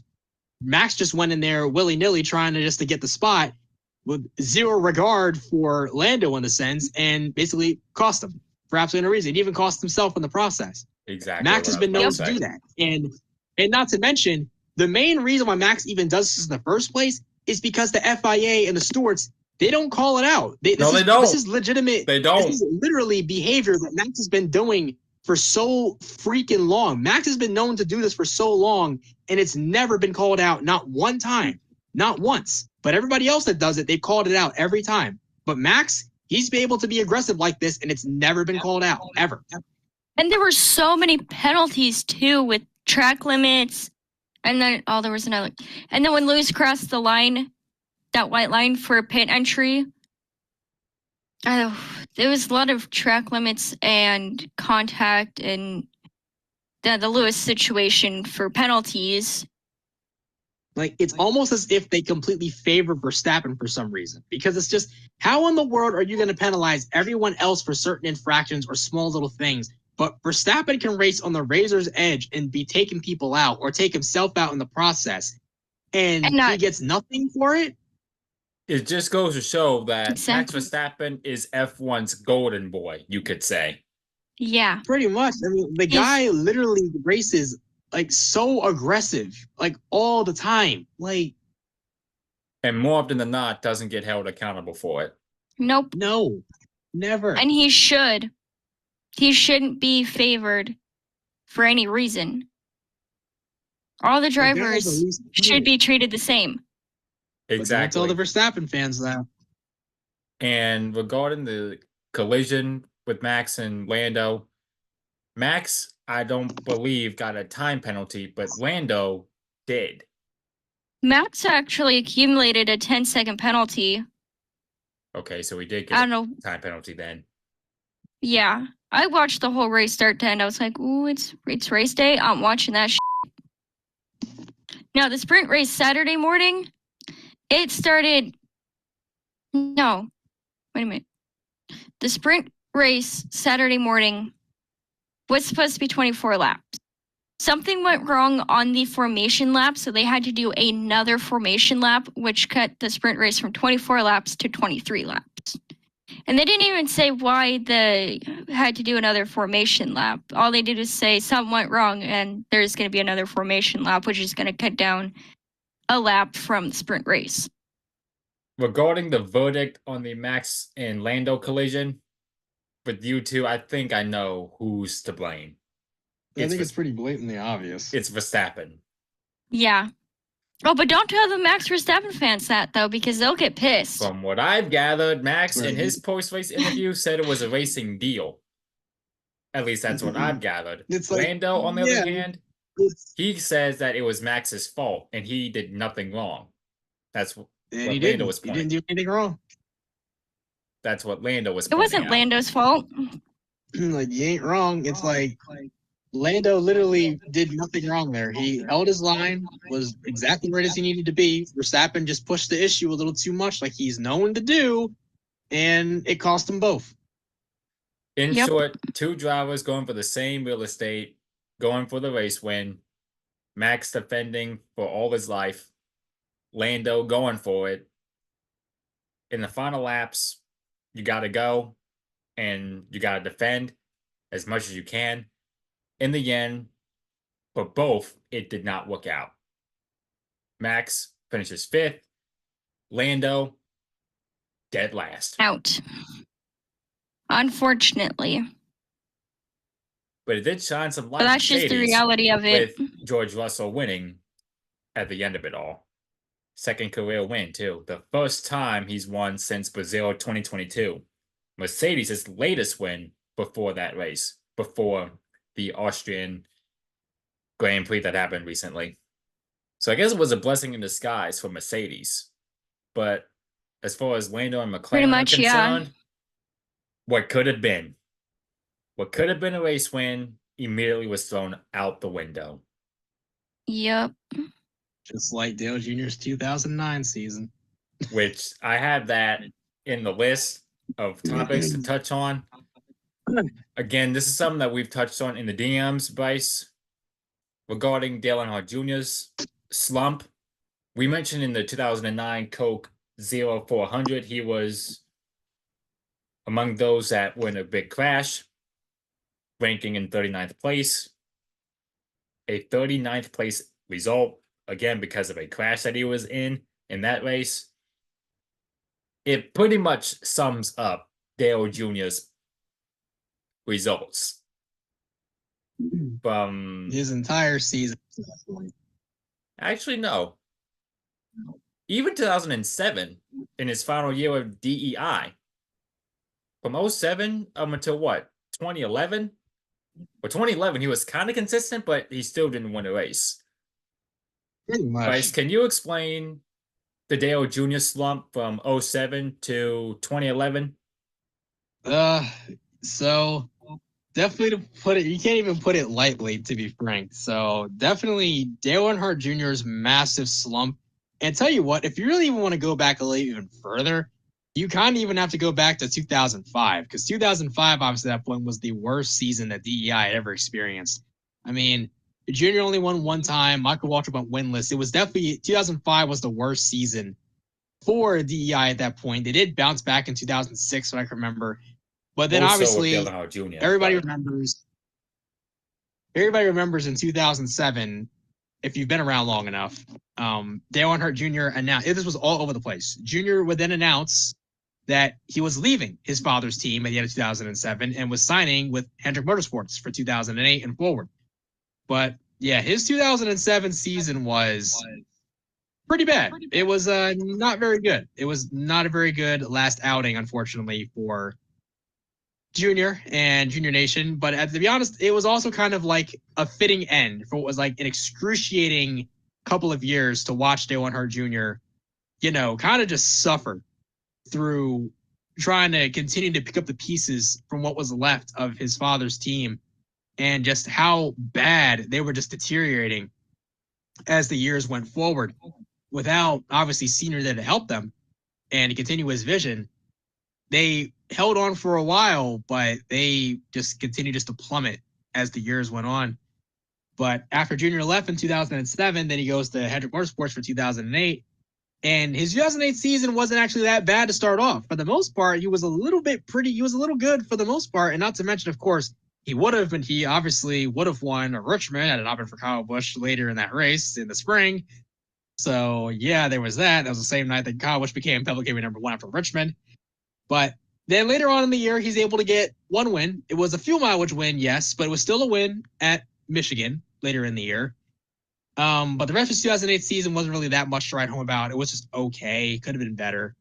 But then we reach his 2009 season, and let's just be real. I think if anybody in here who's a Junior fan, or anyone who's watching is a Junior fan, I think you pretty much know exactly how this season went. Up to this point, it had been Dale Earnhardt Jr.'s worst season of his entire career. I mean, it got so bad to the point where I remember vividly, I think it was the 2009 Coke 600. This dude was running in like the mid-20s, near the late 30s, literally on pace. Speed and pace alone, he was horrible. He was terrible. I think he didn't qualify that well either. Just on speed and pace alone, he was running around the mid-20s to the early 30s. That's how bad it was. He was horrible in this race. Just terrible. Dale Earnhardt Jr. fan myself, his slump stint was nothing but pain. Seriously. Just brutal. And it also didn't help either, too, that he also was going through some crew chief changes. Him and his cousin, Tony Eury Jr., their relationship got very strained. It wasn't very good. So they then ended up removing Tony Eury Jr. from the pit box, and then instead they replaced him with, well, the now infamous Lance McGrew. And if you know anything about Lance McGrew, the guy is not that good of a crew chief. Now, let me point this out real quick, that not everything that was going on that year has to do with Lance McGrew. It wasn't all Lance McGrew's fault. Let me get that out of the way real quick. So not everything falls on Lance. A lot of it does, but not just on him. The cars for the 88 team were not the snuff. They were not very good on speed and pace all year long. And Junior himself just looked like a shell of his former self. He looked horrible. He just looked awful all year. I mean, it got so bad, I think I remember even seeing, I think it was like on SportsCenter or something at one point. I think there was a talk that Darrell Waltrip was suggesting that Dale Earnhardt Jr., because of how bad he was running, should run some Craftsman Truck Series races. That's how bad this was. That's how awful Junior was at the time. When you have someone like Darrell Waltrip suggesting you go and run Truck Series races, that's a problem. You know it's bad. That's an issue. That's a problem. That's how you know you've fallen off so bad, when one of the legends of the sport, someone that knows you very well, is suggesting you go and run some lower series races in the Truck Series. That's how you know it's bad. That's how you know he's hit rock bottom. Because at this point, Junior had really hit rock bottom. Like, really hit rock bottom. Especially 2000. I mean, he wasn't even a chase contender. Didn't even make the chase that year. Nope. Wasn't even close to it, by the way. I think he finished I think it was 23rd or 25th in points that year. In 2009, as far as that is concerned, he finished 25th in points, yes. I figured. That's how bad it was. He's over here, while the rest of his teammates are finishing first, second, and third, with Jimmy Johnson winning his fourth championship, Mark Martin finishing second, I think Jeff Gordon finishing third. Junior's finishing 25th. That's how you know and didn't even make the chase. All three of his teammates made the chase, including his teammate Jimmy Johnson won a fourth in a row, and Junior didn't even make the chase. Wasn't even close. He did make the chase in 2008, but that's how bad it was. Finished last among the chase runners in 12th place. And then in 2010 wasn't much better. He didn't win a race that year either. And I don't think did he make the chase that year? I forget if he did. He did I don't not. think he did. He did not. I figure. I don't think he made the chase that year either. Missed out on the chase for 2 straight seasons. He did make it, I think he did make it in 2011 from what I remember. He did. He did bounce back there. But partially, I think that definitely is partially because of the fact that he also, at this point in time, they kicked Lance McGrew off of the pit box, and they actually ended up swapping. There's a crew chief change. They put Alan Gustafson on that Steve Letarte in the Dale Earnhardt Jr. pit box in 2011. Yeah. They switched Alan Gustafson to Jeff Gordon's team from Mark Martin's team, and they put Steve Letarte on top of the pit box for Dale Earnhardt Jr.'s team. And him and Steve clicked very well, very quickly. And the results started to improve. Yeah, they missed the chase in 2010 in their first year, but the results started to improve. And even in 2011, Junior was more consistent, way more consistent. He didn't win. Yeah, again, he didn't win another race, but he was close up there competing for wins. It was better. He was up there competing way more often than he was last couple of years prior to that. Like, everybody remembers Martinsville in 2011. He had a win underneath him, and then Kevin Harvick took it from him. And then Charlotte, Charlotte in May, Memorial Day weekend in Coke 600. Everybody remembers that. Outclassed by Kevin Harvick. But that was only because Dale Earnhardt Jr. went out of gas on the last lap on the last turn. Wow. How fitting was that? How fitting was that? Both No, guys. and this also ties in a little bit. no. Both National Guard cars, because Dale Earnhardt Jr. was National Guard sponsored when this happened. If you rewind the clock a few hours previously, in the Indy 500 I'm talking about, you'll probably bring this up just now before I cut you off, which I apologize for. J.R. Hildebrand, I believe that's his name, ran the Indy 500 and was leading on the last lap. Again, Dale Earnhardt Jr. was National Guard sponsored in the Coca-Cola 600. J.R. Hildebrand, National Guard sponsored. Both, again, National Guard sponsored on the car. Both in the biggest race on their respective calendars. IndyCar, the Indy 500, NASCAR with the Coca-Cola 600. But the Daytona 500 is kind of bigger than the World 600, the Coca-Cola 600, but still, my point still stands.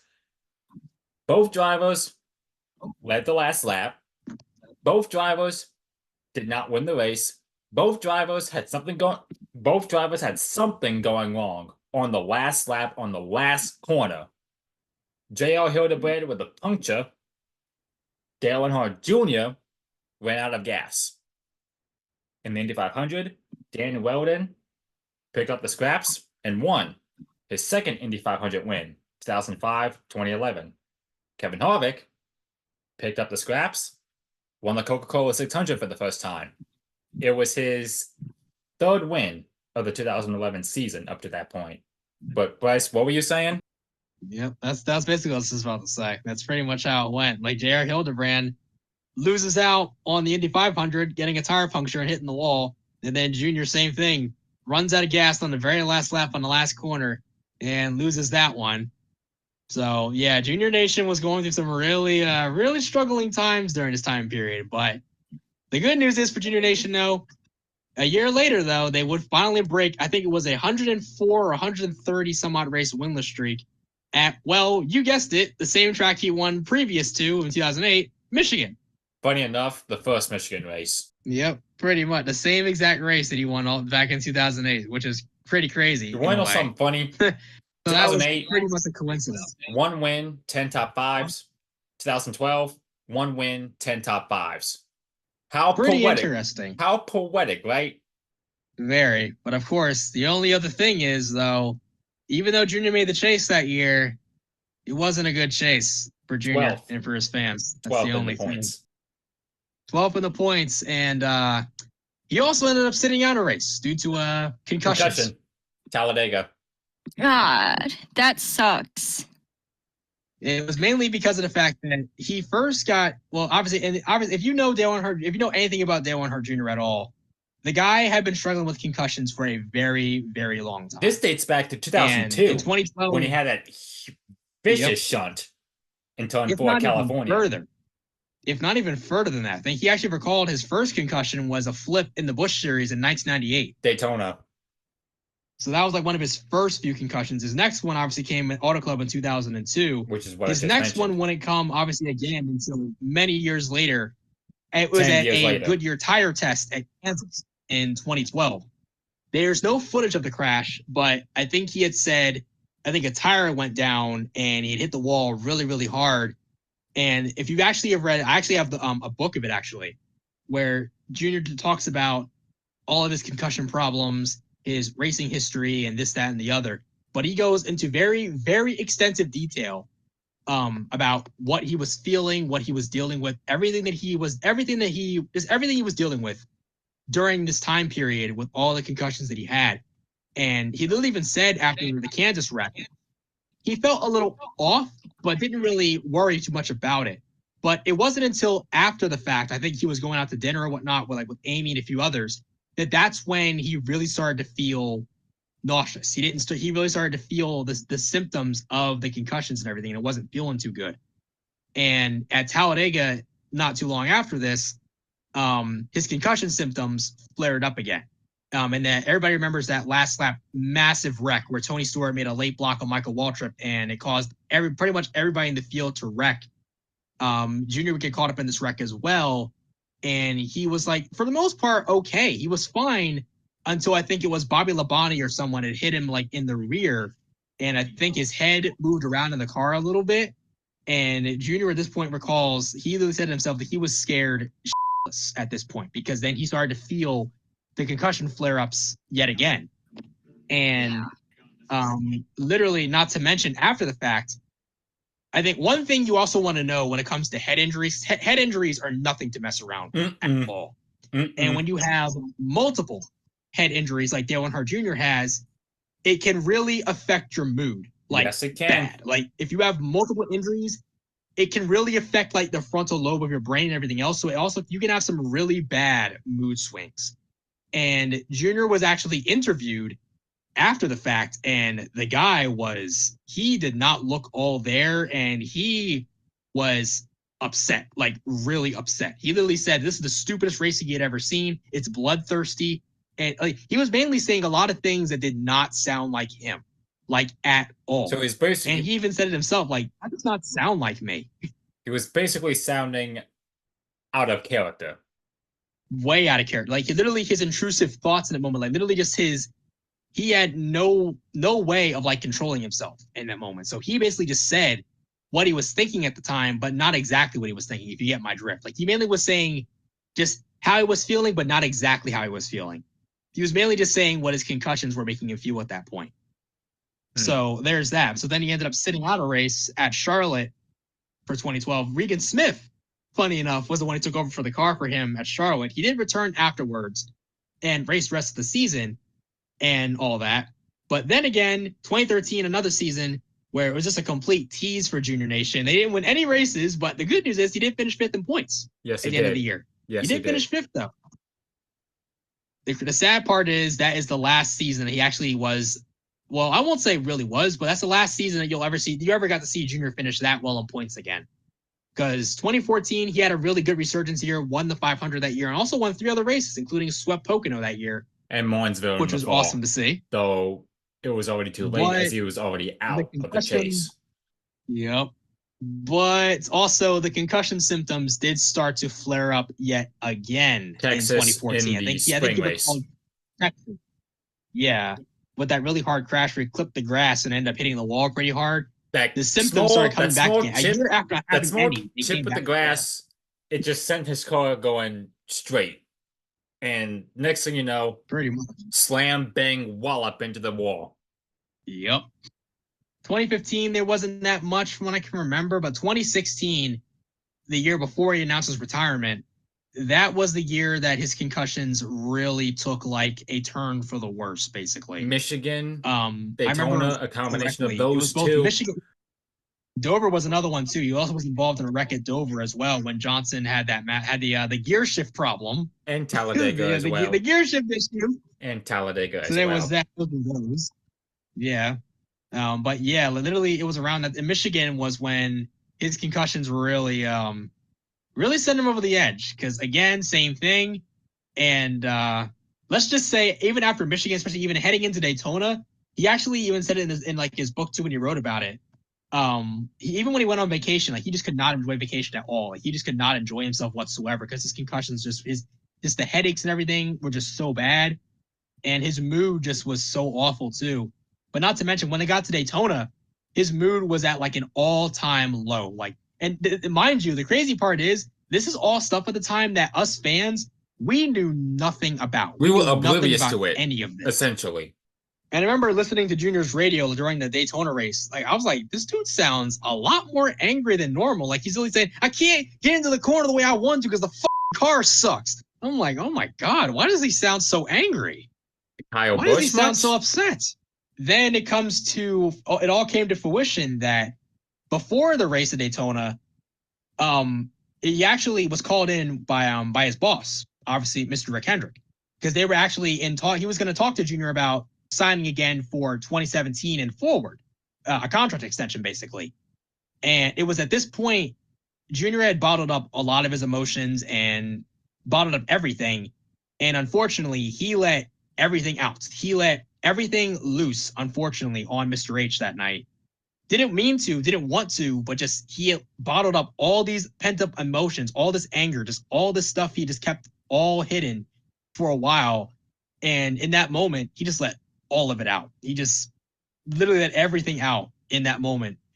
And he felt so horrible about doing it, but just that's when Mr. H pretty much understood at that point. Yeah, something is definitely wrong. Like, you are not yourself, like, whatsoever. You really need to buckle down and figure out like what is going on. So then after Kentucky, then we remember Kentucky was his last start in 2016. After Kentucky, he literally said it himself that his concussions were just too bad to continue racing. He just could not continue going. So then eventually after that, it was then announced that he would be sitting out for the remainder of the season with concussions and was going to get himself as much help as possible to return to the car for 2017. But it was also at that point where he also announced, I think it was in late 2016, that 2017 will be his final season in the NASCAR Cup Series at this point. Rightfully so, because just his concussions had just gotten so bad and just he couldn't continue racing anymore in this state. The fact that he had been suffering this many head injuries and everything else sat in the third, he felt it was time. It was time to retire. It was time to hang it up. But it really does suck, though, because I feel like Junior, for the most part, had a good career. And I do feel like the what if he hadn't suffered as many concussions as he did? Would his career panned out maybe a little bit better, and maybe would he have won a championship or two? You know what the biggest what if is? Had Dale Earnhardt survived the crash at the conclusion of the 01 500. That genuinely is easily one of the biggest. It's, to be honest, that's a what if I actually think about a lot from time to time, actually, if I'm going to be real. Arguably, it's the biggest I agree with what if. Yeah. The biggest what if in NASCAR history, arguably. And you know what's so crazy about it is, I think I'm not the only one that said this too. When you look at that crash, especially, doesn't it just look like a regular crash to you for the most part? I actually had someone tell me in an interview a couple of years ago, it looks like an innocent crash. Like, what I'm saying is, it's one of those crashes that you look at and you expect the driver to come out with maybe maybe one or two bruises, but will get out nonetheless, and will still be, will still make physical movements. You know what I mean? Oh yeah, without a shadow of a doubt. Though, as we all know, it was fatal, unfortunately. But again, what if it wasn't fatal? Possible. What if Earnhardt survived the crash? Then all I can definitely tell you is I feel like if Earnhardt did survive, then my humble opinion, DEI would still be around today, I feel like. I think, to be honest, I almost don't even think Dale Earnhardt Jr. ever leaves DEI if his dad is still around with him, the whole 9 yards of the whole thing, because DEI still would have been they still would have been getting all the amazing equipment and everything. They still would be pretty good. I feel like they definitely would be a really solid team, probably still to now, if Earnhardt survived. I mean, not to mention, Earnhardt looked poised to be able to compete for his 8th championship in 2001. And he said that he was feeling like as primed and ready as ever to go and break that record and be the first to reach 8 in 2001. And even in the 2001 Daytona 500, I mean, he only led 3 times for 17. He only took the lead 4 times for 17 laps. But he was up there all day long. He looked as good as ever throughout the whole race. But obviously, as everybody knows, of course, it didn't last long, obviously, because then he chose to hang back a little bit and he held off everybody until that final lap. And then he and Sterling touched, and then he went off to the wall. But obviously, everybody knows the official cause of death was a basilar skull fracture from blunt force trauma to the head. And when he ended up hitting the wall, he died instantly. But I think what also some people also might not know is he also had a ton of other injuries to boot. It wasn't just the basilar skull fracture that took him out. He also had a ton of injuries. Do you want to hear them? What are they? So the other injuries were also revealed. So Earnhart broke 8 ribs. What? That's one. He broke. Hold on. Before you say anything more, Saundra, if we hear something going on in the background, can you mute yourself, please? Yeah, I got you. Appreciate that. Yeah.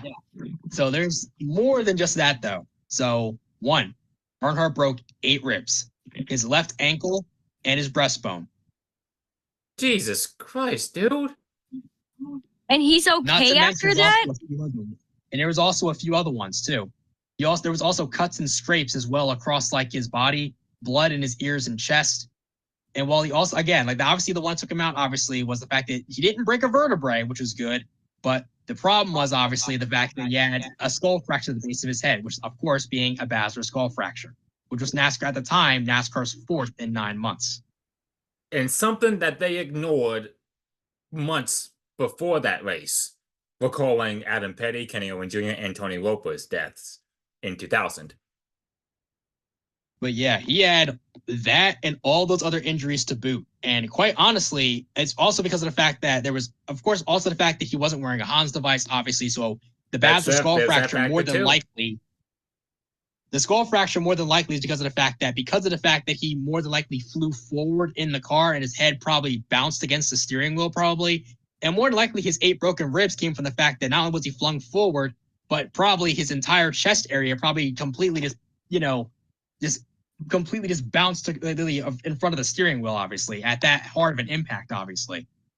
So, and that's the crazy part. It looks like a regular crash, but when you look at it actually sped up, the car literally, like, it noses into the wall. Like, and I mean it noses into it hard, like really hard, actually. And not to mention, there's also if you also actually look at it even closer, it's actually so bad that the oh my God, what is it? The window on the right side of the car comes out, including the right rear tire comes out too. It was also that bad. So it actually was worse than what we actually think, because the fact that not only is he hitting the wall because I mean, the thing is too, if you know anything about car wrecks, when, of course, like Tony's worst wreck, for example, that one, when you're flipping around, as dangerous and as violent as that is, it's not taking a lot of like really hard, vicious hits. It's rolling around. But those dead stops, because of the fact that so many G-forces are literally being implemented from the car into the driver, those are the ones that hurt the driver the most because of the simple fact that it's a dead stop. Again, it's a dead stop. A point stands regarding those regarding the stereotypes that say that motorsports like NASCAR is not a sport and it's your typical people just driving around. It's those people that don't even know that stuff like this happens.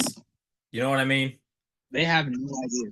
They don't know. They have no clue. And they have no idea how severe, a lot of these incidents, are or even can be. I mean, Jesus, like everybody knows this, especially when it comes to wrecks. They can be very violent, a lot of them, especially back in the day.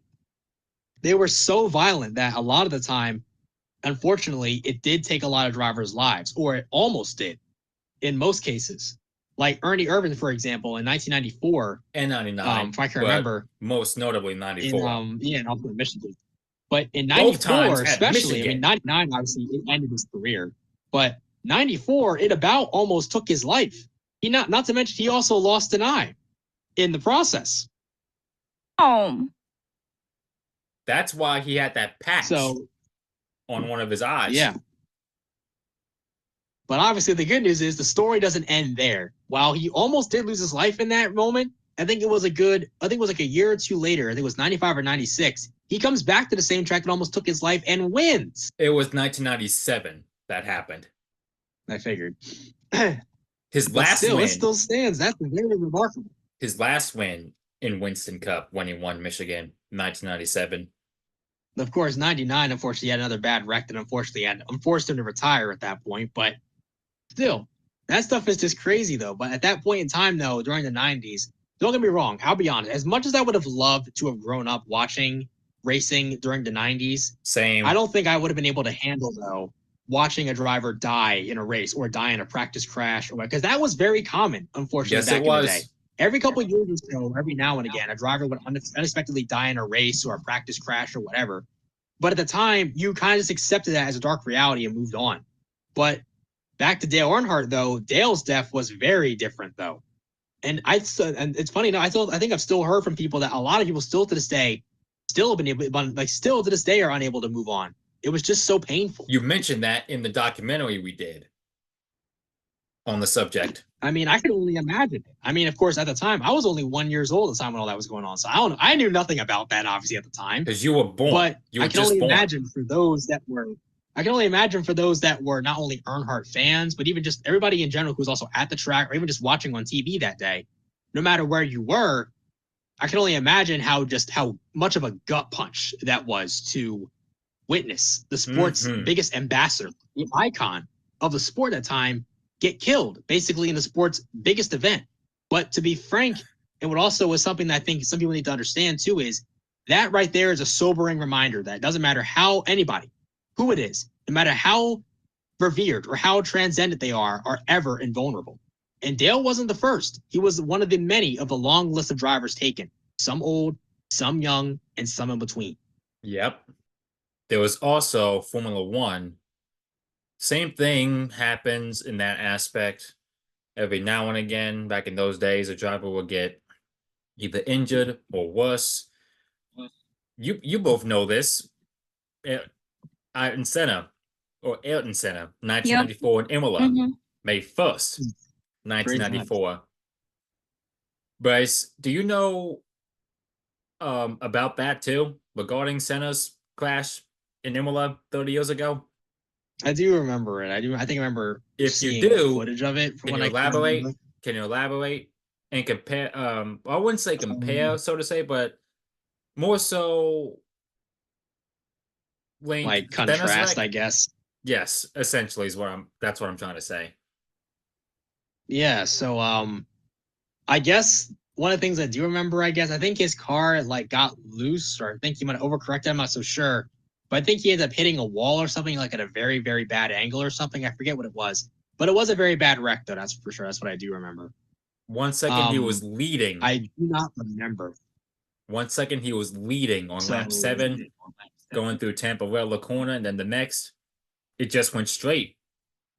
His Williams FW16 just went straight. And then just... It's reported and rumored that a steering column or a suspension or his right front tire hit him in the head. Hence, what caused the serious injury to the head.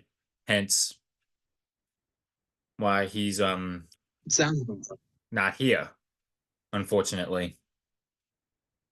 Yes. Sounds about right. Them head injuries, man. I'm telling you, them head injuries are nothing to play with. And I'm telling you, at the same time, the worst you can have. NASCAR was racing at Talladega, and you'll never guess who won that race, as far as NASCAR is concerned. Yep, Earnhardt. And you'll never guess who he paid tribute to when he was in Victory Lane. Yep, Ayrton Senna. Literally said it himself. Like, our thoughts and prayers are with Ayrton Senna and his fans. It was tough to see him go like he did. Both it was rare to see a soft side, but when you did see it, it was genuine. Both drivers, Dale Earnhardt in NASCAR, Ayrton Senna in Formula One, you could say the ambassadors for their respective sports.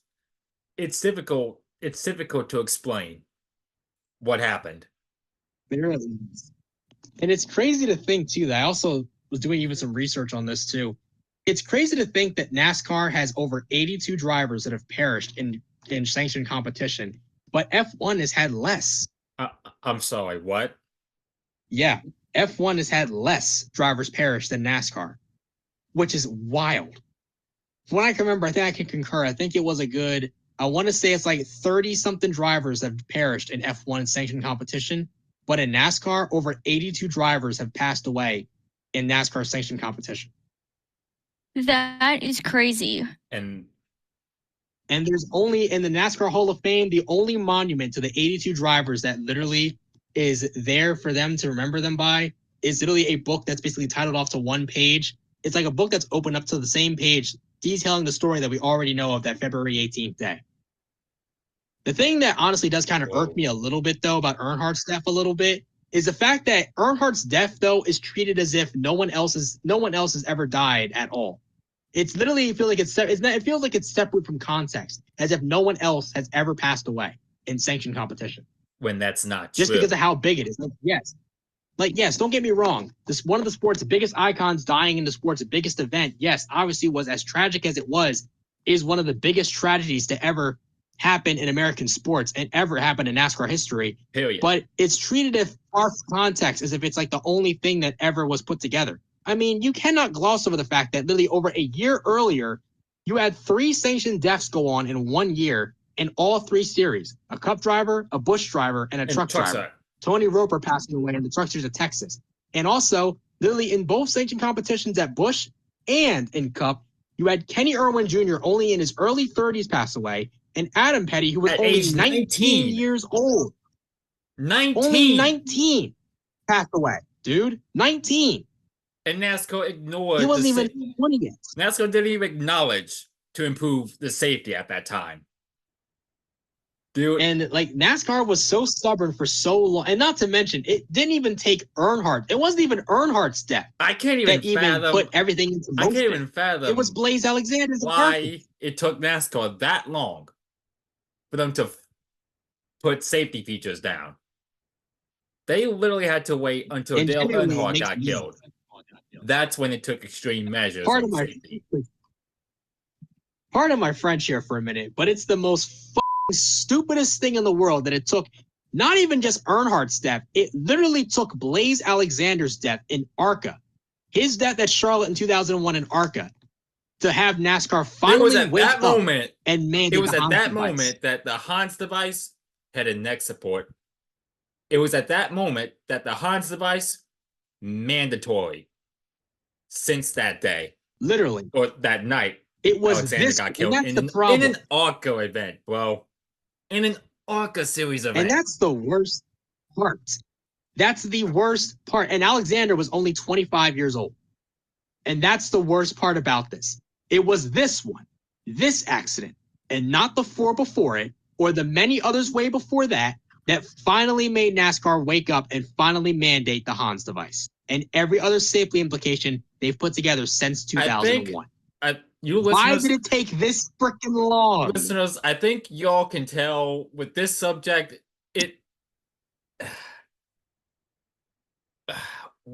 Bryce and myself, we can't even talk about this matter without being disgusted, because this subject, it just infuriates us to no end. Seriously. It's like you can't even talk about this without being angry at this, because of the simple fact that nobody in their right mind actually wanted to take the necessary steps, even after your sport's biggest ambassador dies in the biggest event all year round, that you wait until something else happens in a much different sanctioned racing series to finally do something, even though you've been plagued with all these different racing accident deaths in like the last number of years, including an entire plethora of them a year prior in 2000. I mean, Ward Burton said it best when he was asked about it. 3 says literally, I think he said it himself. 2 says there's a problem, it needs to be addressed, or however it is you put it. Yep, that's exactly what he said. He summed it up literally in 2000. One sentence, and literally one sentence. He literally said it himself. 2 says there's a problem, it needs to be addressed. And guess what? NASCAR didn't listen. And it only was addressed well after the sport's biggest ambassador got killed, and well after another young prospect in ARCA gets killed. That's when you do it? That's when you want to do it? Okay. But luckily since then, we haven't had a driver die since 2001, thank God. And it's safe to say that for all the 3, I can speak for the 3 of us. The 3 of us here, we have not once seen a NASCAR driver die in any sanctioned event, if not even any driver whatsoever in any other series that we've been a fan of at all. Well, I can't exactly say that. I can't say that because, of course, I've been an IndyCar fan for a long time. Unfortunately, I had to see Dan Weldon and Justin Wilson perish in 2011 and 2015. I remember seeing the Dan Weldon back on the news. Same for the Justin Wilson crash, but still. But as far as NASCAR is concerned, we haven't seen a death, thank God, ever in our entire lives, and I hope that we never do. I hope I don't, because it would break my heart, being a fan of NASCAR, seeing one of these drivers pass away during a race. Especially if it was your very first race, which, Saundra, you said it was a 2020 Daytona 500. Yes, and I'm glad Ryan Newman survived that. Holy shit, that scared me. Definitely remember that day very vividly. The crazy part about that race is, too, the 2020 Daytona 500 was a massive, emotional roller coaster, if I'm going to be real. It was one of the, outside of all the Daytona 500s I've ever watched, I think that was, one of the biggest emotional roller coasters I think I've ever been on in my entire life as a NASCAR fan, watching the biggest race of the year. Because it starts off, obviously, as just a run-of-the-mill typical race. Byron gets wrecked. I'm pissed about that. Jimmy stays in for a little while, but then he gets wrecked later in the race, too. You got all these big wrecks and crashes going on. And all my emotions are all over the place throughout this entire race. And then, on top of that, of course, we all remember the last lap. Ryan Newman gets turned by Ryan Blaney, just pushing him to the race win at the start-finish line. Has that very scary, violent wreck that completely knocks him unconscious and ends up making him have a bruised brain, from what I can remember the injury was. That put him in critical condition for a little while. And I remember, obviously, I think we all remember, this is only just 4 years ago, remembering this so vividly. Literally after that accident, they cut to Gordon and Mike Joy talking for a minute or two. And then right after that, there was no other post-race coverage. They jumped off the air so quick. And nobody knew anything. Nobody knew what was going on. We all were pretty much left in the dark. Yeah, that's what I'm about to say. We pretty much, as soon as they went off, the second they went off the air, us NASCAR fans, we were left in the cold, essentially. We were left in the dark for hours, for literally a day, almost a day and a half. The craziest thing is, we didn't know anything. If you rewind the clock later to 2001, right when the Daytona 500 concluded that year, Fox went back on the air on the show called NASCAR Victory Lane to analyze the race, but more so to analyze and talk about Dale Earnhardt because of, again, his tragic accident. But of course, they 2020, known they didn't do that. Well, that was because NASCAR Victory Lane wasn't a thing anymore at that time, and it still isn't. What NASCAR Race Hub was, though, but again, they didn't go back on the air right when the 500 concluded in 2020. So, again, Bryce, to your point. Yeah, to the point, though, man. Just in general, though, literally, I instantly pieced both the 2020 500 and the 01 500 both together because it's just literally both instances were so similar. The fact that we didn't know anything, they went off the air so fast, we didn't know what was going on. We didn't know if Ryan was okay, just like how no one knew Dale was okay. Unfortunately, obviously, he wasn't, but no one knew at the time really anything whatsoever. But same thing with Ryan here. We had no idea what was going on. We had no idea if he was all right. We had no idea. So we all were just scared, waiting in the wings, just waiting to hear anything, any kind of news. Did he get that? Did they get him out of the car? Did they get him to the hospital? Is he awake? Is he alert? Is anything good? It's just something. Is anything good going on? Is anything happening? What do we want? We want to know.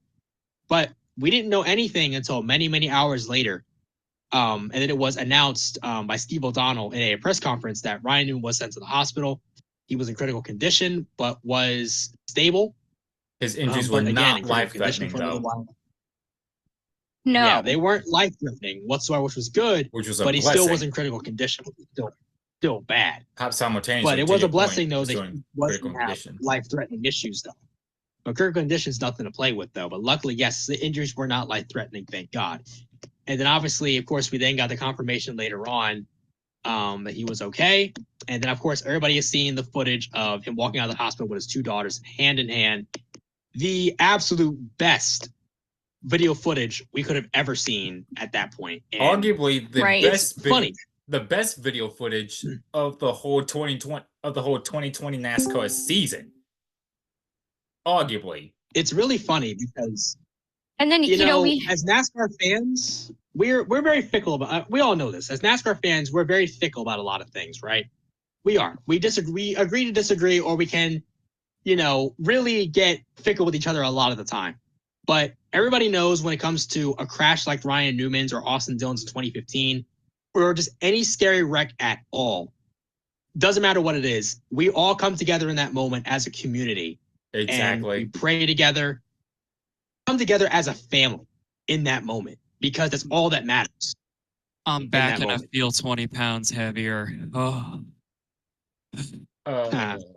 Did you eat something, Brandon? Yeah, it's 4th of July. Cookout. Had a cookout. Makes sense. Nice. What were you saying, Saundra? And then last year at the last regular season race at Daytona, I can't remember what the fuck they call it race. The same, we had an incident with Ryan Preece. 400. Yes, and we had that Ryan Preece incident where he went barrel rolling for a couple minutes. And he climbed out the car on his own power. Thank God he was okay. But that shit, if I can, terrified me.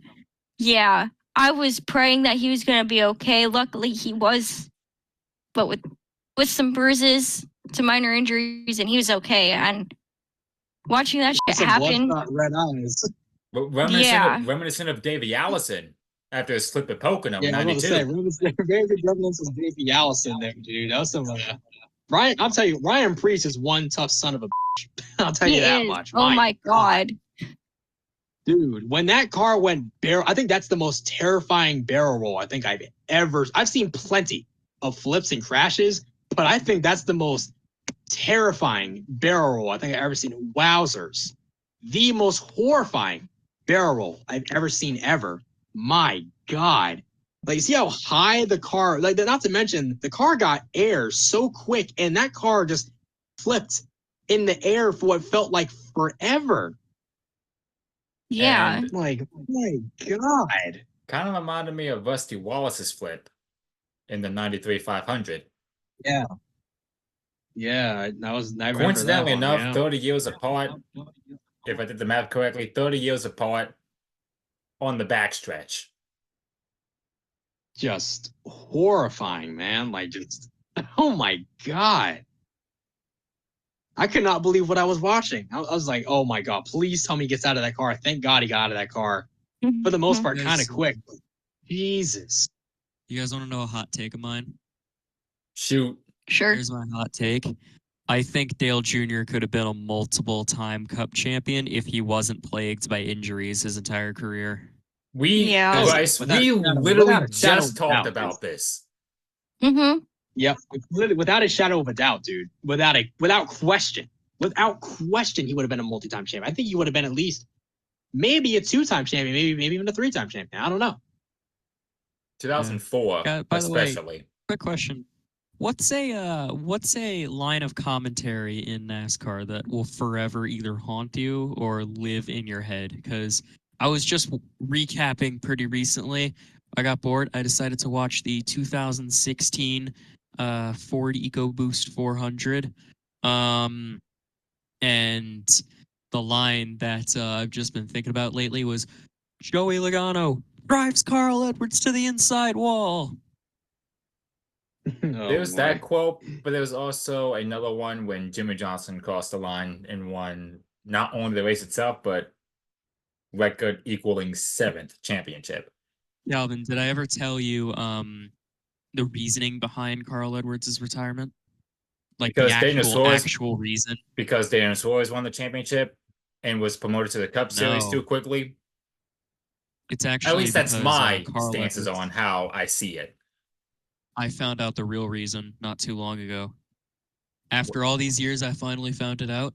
But Carl Edwards' wife is a doctor, and after the amount of hard hits that he's had throughout his entire career, his wife told him that if he raced in 2017, he would have been dead by 2020. Oh yes, my goodness! 2017, he would have been dead by 2020. God it sucks damn. too because he never got to win. He never got to win a Daytona 500, and he never got to win a championship. championship. Well, All in he's Cup at got to least. his He did name win a is championship in the Busch Oh. Series in 07, but that's it. a Cup Series championship. That's what I was implying. But, you know, I mean, he's got all those race wins. I mean, he does have a Coca-Cola 600, which is a hard race to win. 2015. Arguably, I think And a Southern the Coke 500 600 in the is same harder year. to win compared to the Daytona 500, just because I competed in the Coke 600 on iRacing one year, and that was tough. I came home only in 12th too. That's how hard that race is. It's Not all bad. about tire saving, and the last 20 laps are all fuel strategy. While simultaneously, I was about to Yeah. say that, fuel saving. I had a packed session too in that year as well. We had 40 cars in there too, and only 13 finished on the lead lap. I was one of the last lead lap cars. The second to last one at that. Yeah, But Oh. still, not bad. Wait But a minute. especially too, you have another guy who got plagued by injuries, and Kurt Busch. Yeah, dude, that Oh my retirement gosh. was just sad. Which, Bryce, we touched on that. It's the most. It is, in my opinion, especially for someone who, obviously, everybody. My relationship as far as Kurt Busch is concerned, obviously, is a very up and down one. Obviously, I went from absolutely despising the guy back in the day, especially because of being a Jimmy Johnson fan. I absolutely hated Kurt Busch for many, many years. But around the mid 2010s, when he started going in that redemption arc, he became instantly one of my favorite drivers. I know, funny how that works. You know, But I mean, literally, Kurt it's like a Busch. heel turn thing. The funny thing about him, sorry to interrupt, Bryce, but the funny thing about him, ESPN back then, they rated the top 10 most hated athletes in America, not even in just NASCAR, and he was number 3. He was the third most hated yeah. athlete in the United States of America. Are you serious? That's how much people He hate was. that guy. Yeah. That's true. It was even on the Outlaw, Wait, where it actually was wait, wait, implied wait. that No was cap. talked about. He was on No number cap. 3. He was the top 3. It was brought up in the Outlaw documentary. It was brought up. Yeah. Kurt even talked about it. It's like to be But third. especially on there was the that World police Record scandal thing. that he had. Jesus Christ. Yeah, back in almighty. 2005, after the championship. Yeah. Yeah, he was that dude. He was that hated. People did not like Kurt Busch for a long Jesus time. Christ almighty. Now I can kind of see why you hated Kurt Busch more than Kyle Busch, Bryce. Now I can Dude, see why. I hated Kurt Busch for several reasons. I hated him for several reasons. One, because of the fact that, yes, as talented as he was, a lot of times he was a loose cannon on the racetrack all the time, You think? getting himself into all of these numerous controversies. And again, of course, yes, his rivalry with Jimmy also made me hate him a lot. But it wasn't even just that. It was the fact that the guy always just had such a spoiled ass. He has such a smart ass mouth. Yeah. He was that always too. mouthing off to his team, to Roger Penske or whoever it was. Even Bob His Barker smart mouth literally and his- threatened to beat his literally. ass. He threatened to His beat smart his mouth ass. and his temper. Oh my God. Like, yeah, that too. Yeah, wanting to beat Bob Parkerson's behind everything. Dude, his smart mouth and just his attitude was the worst thing about him. That was what really made me not like him at all. I was like, dude, this guy is an asshole. A complete a-hole at that. Like the guy he just came across as someone that you just could not talk to. Like at all. Or not even he just came off as just so unapproachable. It goes to show that how immature Kurt Busch was at the time. And then he calmed down towards the end of his career, despite going from Luckily. one team to team. How many teams has he been through? Like 7. And keep in It mind was like too, 7. Roush, he's Penske, the only Phoenix, he's the only driver Funicello, as of 2024. Stuart he's Haas, the only driver in Chip the modern Ganassi, era to win with all 3 and manufacturers. 2311. driver. Yeah, Brandon, 7 teams. And you want to know what's funny? Even with that, he went to all those teams and made them better somehow. Yeah, that's the thing about him, and even to an extent, Joey Logano, Kyle Busch, and Ty Gibbs. You hate them for their personality, but then they have the driving to back it up. Oh yeah, without a doubt. Like just without a shadow of a doubt, their driving does speak for itself. Without a shadow of a doubt. Like, as much as I hate Logano, like, yeah, he is a good driver. And Kyle Busch is obviously seriously talented. Ty Gibbs. Oh yeah. Ty Gibbs, a lot of people don't like to admit it, but Ty Gibbs is seriously talented, and he has a great future in the Cup Series. Now, yes, he only got that seat because of his last name, but Exactly. at the same time, Yep. he has talent. Yeah, and we've seen it more than once. Ty Gibbs does have a lot of talent. We've seen it. He's just a punk. Same with Carson Hocevar. Hocevar is another one. Hocevar has a lot of talent as well, but the same thing with him too. Hocevar is another example as well. Wait a I minute. can't stand Hocevar. Now that you bring that up, I don't know if you remember this. Do you remember we touched on Carson Hocevar in one of the first episodes that we did? I think I do. I I think recall you you guys touched saying when we were talking about the chaotic 2023 Truck Series finale. That's when Tony Stewart called it. That's when Tony Stewart called Brandon, you listened to the it. podcast episode then. Yeah, I listened to it when I had the time too. Yeah. You probably remember Bryce and I saying, or me asking Bryce, is Carson, you know what? I want to ask you, no, I'm going to ask the three of you. Bryce, you're probably going to still stand by your point what you said months ago, but question that I'm going to bring to the table right now. I'll give mine later. Is Carson Hocevar rushed? They're gonna rush him without a doubt. Yeah. Obviously, he is, because of the simple fact that he literally jumped from he skipped the second tier series entirely. He literally came from the trucks literally into the Cup Series. So yeah, definitely rushed. Now, has he been performing for the most part? Yeah, for a little bit, he has been performing for the most part decently well. But just as we had seen this past weekend in Nashville, his emotions have gotten the better of him once again. Are you surprised? Because I'm not. You know, I completely No, forgot to I'm touch not. upon this as well. What's your guys' opinion on Eric Almirola I wouldn't say beating the shit out of him, but going to fight Bubba Wallace? I kind of hate him for that. Just saying.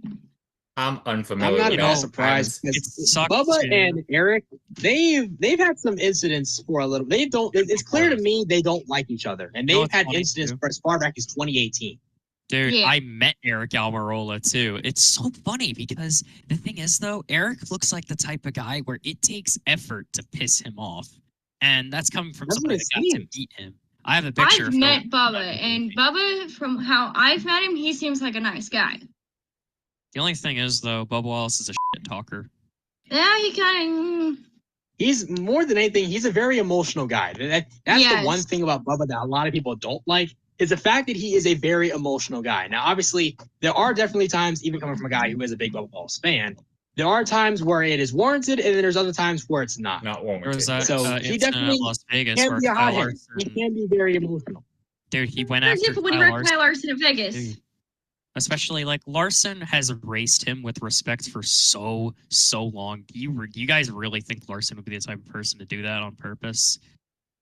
Too Well, big on being a The Kyle only thing I Larson can fan. say is obviously, of course, everybody knows my stance on that instance specifically. Bubba was absolutely wrong for right hooking Larson the way that he did, but we cannot let Larson off the hook here either because they're both at fault in this instance. Now Bubba's more at fault obviously for wrecking him on purpose. Obviously, we all know Yeah. that, but Larson's just as fault for literally not even being considerate of Bubba and literally just completely dooring him in the fence. Like Larson could have lifted right there. Like it was still early in the race. The fact that he literally got tight off a corner and didn't have enough sense to let out of the freaking gas and literally just sent Bubba into the fence like that was stupid too.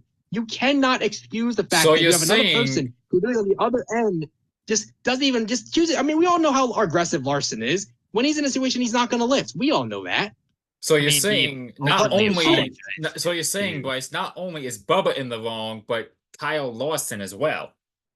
I 'Cause, think they're think of both it in this the way. wrong. I mean, it's like, be smart. It's like, yes, race aggressive, but race smart. When you're getting tight off the inside lane on the corner and you know you're about to fence somebody or you know you're about to make contact with someone, let off of the freaking gas. Exactly. Is it that difficult? Yes, race hard, race balls to the wall, but race smart. Race with your head on straight.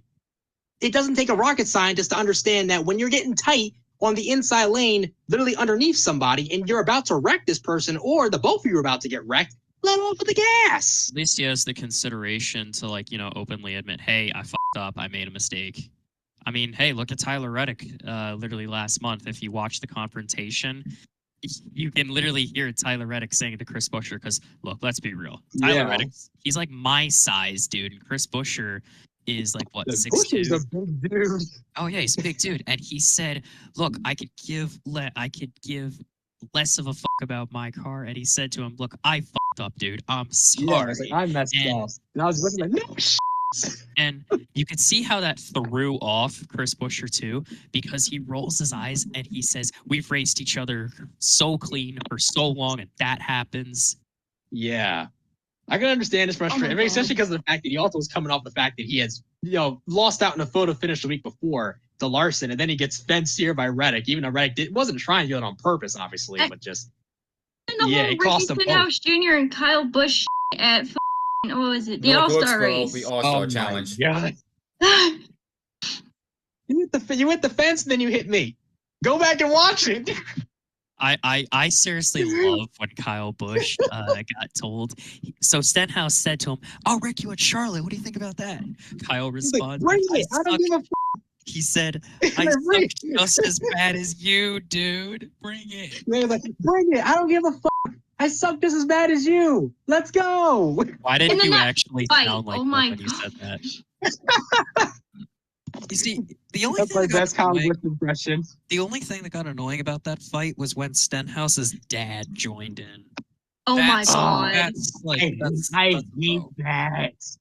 Dude, that's one of the things I always hated about Logano, too. Tom Logano, his damn dad, was always getting involved in all of it. It's like, stay away. I remember that. I remember one fight in particular in that sense. Pocono 2010, when he and Kevin Harvick were going at Yeah. it, and Oh. Joey's father intervened. Out of everybody, Yo. His Cup 20, series, his 20 have you guys team ever intervened as noticed- well, but still. You're, have you guys ever noticed nobody has ever wanted to fight Ryan Newman because just how No. well, How could Logano they? did. Logano did in 2010 at Michigan. Well, he tried to. tried It was to. really a heated conversation. Like, yeah. Especially Even Boyer. But then again, though, Boyer punched him only because he was still sitting in his car and it was going to be hard for him to get out. He got a cheap shot on him. While still Ryan having Newman his is a helmet big on. dude. Ryan's yeah. not a guy you want to mess with Because- either. Did you guys ever see from Dover 2017? Now, as a Jeff Gordon and a Chase Elliott fan, first you had Jeff Gordon going up to Ryan Newman and say, "How come you didn't move for Chase?" And he said something to him, and Ryan Newman said, "What'd you say to me?" And he like walks over to him, and Jeff instantly takes back like what he said because, like I said, I before, remember that. Ryan Newman is a big dude. And his one I tough remember customer. actually being. I was at that race too. And me and Calvin were at that race in 2017. I remember seeing that video footage after the fact that I got home, and I saw that. Yeah, Jeff was like, "Thanks for the help," and he was like, "What'd you just say?" He was like, "I said thanks for the help." No, you said it as a smartass. Damn. But especially Yeah, there Ryan that was not. incident Ryan was not taking his. there was Ryan that wasn't putting up with any incident shit. at Michigan, or not Michigan, Kansas in 2011 when Logano said you were supposed to get out of the way, and and Newman's standing his ground. He said the track's 80 feet wide. You couldn't pass me. Damn. Yeah, It he was was- like, and I think Joey had asked him, like, "Why are you racing so hard?" He's like, "I'm racing for points. There's a thing called the championship." That was And he Michigan. was telling him, "Learn how to drive." He's like, "Learn how to drive." That was Michigan 2010. Yeah, and then like Joey was like, "Okay, I'll do it." Like he had barely touched me. Ryan was like, "Don't touch me." Yeah, because actually, kind of similar to the Ross Chastain fight I mentioned at the beginning of this video. If you guys rewatch it, I'm not the best lip reader, but you could see Chastain say to Gregson, "Don't touch me," and he says it again, "Don't touch me," and then he right hooks Gregson. Yeah, he was telling him to stop. Like, stop. he He's like, threw the stop, and then swing. just clocks him across the He threw the face. swing I at remember Gregson. that. Yeah, like he was like, "What the fuck's your problem?" Like, Ross was like, "Stop, like stop," and then he just hits him right in the face. And even Denny was watching. He's like, "You told him to stop." You could hear how hard he hit Gregson though. That was Yeah. damn. It sounded like a computer mouse clicking. That's how loud it. It was. He I remember clocked him across watching the that jaw. happen. Oh my goodness. I was like, That was don't wild. fucking fight him or he's gonna fucking get your ass. Mm-hmm.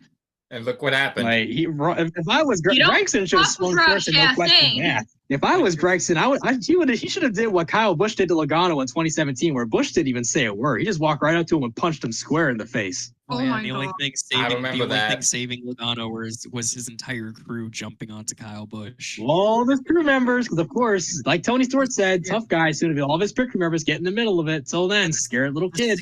The security guards too that had to pull him apart. Yeah, my biggest question to NASCAR: where the hell are you guys getting these big security guards from? Like, are these That's ex what I NFL wonder. players?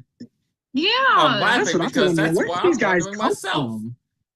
I wondered the same thing. Like, where did these guys come from? Not to mention, they're right there. The second the fight starts, they're already up all over everybody. The second that fight even begins. Because Like, where are they? those Where did these guys come? those two large security guards that pulled apart Gregson and Chastain, one of them, like as calmly as possible, says, "We're not fighting, guys. We're not fighting." And dude, he separates them like they're middle schoolers. Literally. That was wild. I mean, the fight between Logano and Bush was wild too. Like Bush went over, just punched him square in the face. They all jumped. All his crew guys jumped all on top of him, and he came up bleeding too. Yeah. That was wild. You know what else was wild? The Indy 500 from this that happened a couple of months ago. This was something else that I wanted to touch on. Don't remind me. Don't remind me. We're getting into it. Don't remind me, man. I don't want to be reminded of the fact that Joseph Newgarden won again. No, dude. First, I had to watch Colton Herta crash it. Now, here's the thing. I'm a massive Colton Herta fan, but like I said, when I saw him doing good on an oval, I knew it was too good to be true. But then, Oh yeah, something happened. Dude, Pato was so close. Like, you know what's different about the Indy 500 compared to about every other race of the season? Let's go back to I think it was St. Pete when he got second. Originally got second, but then obviously he was credited with the race win. Now he's holding the second place trophy with the smile on his face, and then compare that to getting second at the Indy 500. He was yeah. Gutted. It's just a hard look to describe.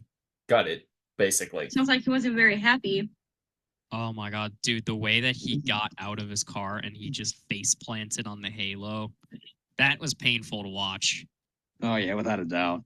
I mean, it's understandable. I mean, it's the Indy 500. It's the biggest race in IndyCar history. I mean, it's like you want to win. That's the one race that you want to win so bad out of any other race on the schedule. And Yeah, when you lose it by that all the much, drivers it's a say gut that punch. almost all the drivers in IndyCar say that they would rather win the Indy 500 rather than the actual championship. That's how big it I is. understand that. That's how big it is. That's how important it is. It's known as the Yeah, like greatest the main spectacle problem in racing IndyCar for a has- reason. The main problem IndyCar has, they'll have the Indy 500 where the entire motorsport world is watching it, and then the very next week, only like 100,000 people are watching. Yeah. Again. The IndyCar is in a very, very stagnant place right now. Where NASCAR and F1 may go overboard sometimes with making the sport better, trying to make different changes and stuff. Like IndyCar doesn't do anything. They rely just on stagnation. That's Like, because the they schedule only continues to promote get worse. One race. They promote one race. That's it. Their marketing is terrible. It's horrible. Here's the thing. And that not to Roger mention, they're Penske also might in a have bad to spot with costs too. Yep. You know what's bad when Honda, literally your leading engine builder that has been around since the 90s, is literally saying that if by 2026 the costs aren't cut, we're gonna go and seek something else. The only thing is, though, if Honda leaves by then, I mean, obviously it could open the door to a new manufacturer, but since Indy's going to hybrid, this is going to open the door to other manufacturers. I mean, hey, in 2021, Calvin, I know you probably don't remember because it was just that long ago, but in 2021, Mercedes-Benz and Toyota were approached about IndyCar, and they said, it's not a no, just not right now. Keyword, not right now. That could be a sign that they could come in. I mean, because, hey, think of it this way. Toyota hasn't been in Indy since 2003, and Mercedes hasn't been in Indy since 2007. Damn, that's how long it's been. That's insane. So, touching on the Indy 500 from a few months ago, Bryce, I'm still scratching my head as to why you were disappointed with, Joseph Newgarden winning for the second consecutive year. Was it that you're rooting for Pato Award, or what? Because Newgarden's a cheater. Newgarden got exposed for cheating in broad daylight. That's why I don't like him. In the event? or another event? No, in St. Petersburg. Dude, he was literally exposed for cheating in broad daylight. What happened?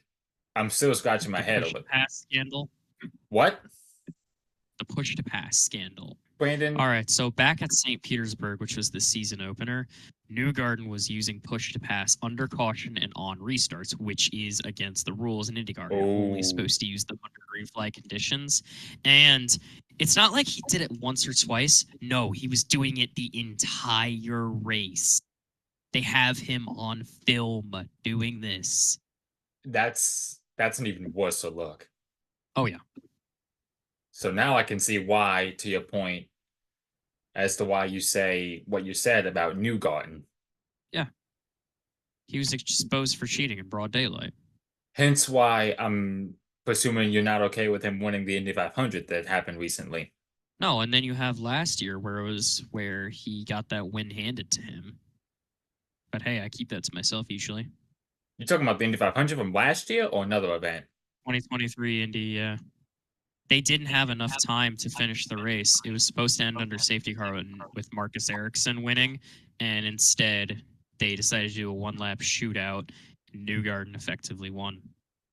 And won it for the second consecutive year this year. Actually, first. That was his first Indy 500.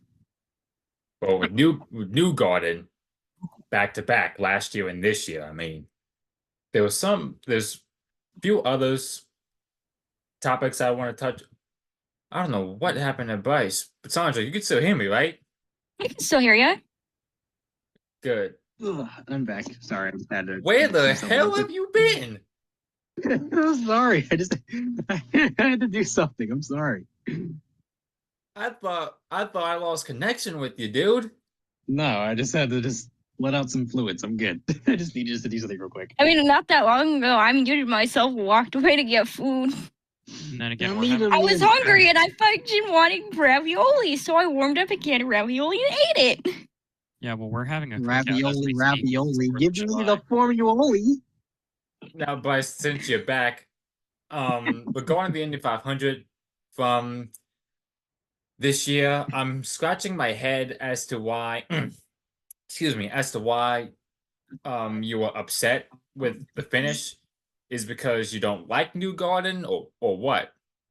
Dude, I was pissed. Like, for one, obviously I was mad too. Part of it was also because of the fact that Rossi had the chance. I'm a big Alexander Rossi fan. Rossi had a chance, but unfortunately he really wasn't going to make it because he was kind of really short on fuel. I don't know how, but he was short on fuel late and he had a shot. And I was just like, man, like, come on. Like, he's been so close so many times, but I don't like Joseph Newgarden. And the fact that I had to sit there and watch him win for a second year in a row, I'm sorry. I really don't like Joseph Newgarden. I hate Newgarden at all. I really don't like him at all. Why? I hate Newgarden, dude. Why? Like, I think it was also part of like the dude just comes off sometimes, especially whenever something happens. He always comes off as a guy that thinks he does absolutely nothing wrong, like his shit don't stink. It's like he'll be involved in something and then make it seem like it ain't his fault. Like I can't stand that. America when he drove straight through Colton Herta and said he shouldn't have been in the way despite literally driving straight through him. Yep, like he literally did. He just drove straight through him. Like literally, that's exactly what he did. Just drove straight through him and then acted as if, oh no, I didn't do anything wrong. That was Colton's fault. Like what? He just drove straight through him. He was checking up for wreck. Oh, and don't even get me started about how he like screamed at IndyCar to penalize Herta after Long Beach. Yeah, for like no reason, if I can remember. It's because Herta's front wing got under the rear wing and he knocked his gearbox loose. But we all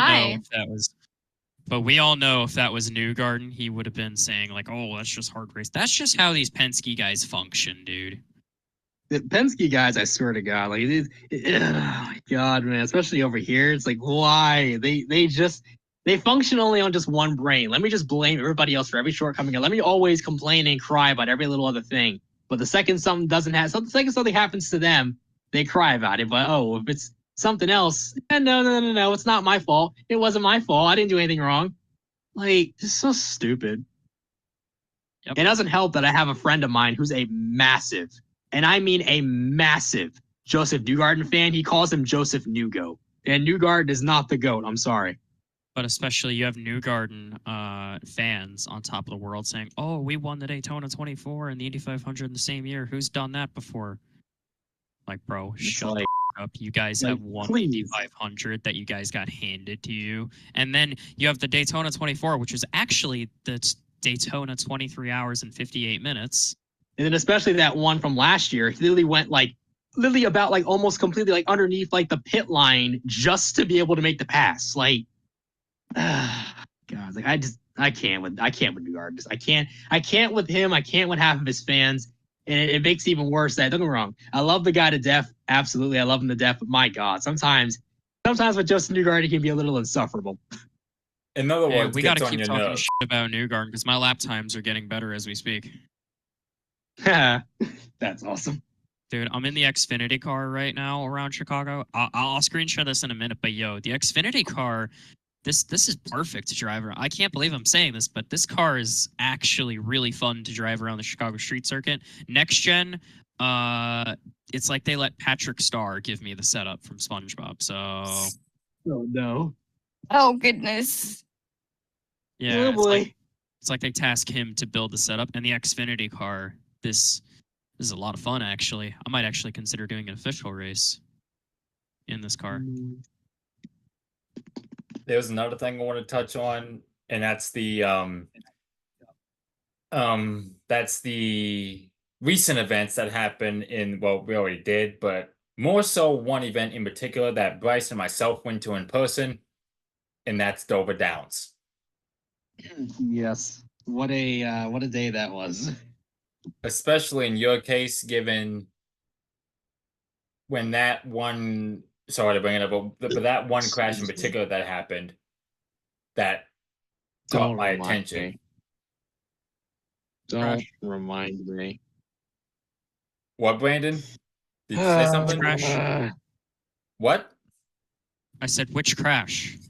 It was that big one, that big massive pileup that happened on the backstretch. Yeah, that one. Calvin knows I was absolutely pissed when that happened. I mean, I was so mad. Literally, one of my earbuds that I was using for ear protection literally fell out of my ear and ended up breaking. I remember that. Yes. You don't raw dog it with your ears. You're not a real man. Sorry.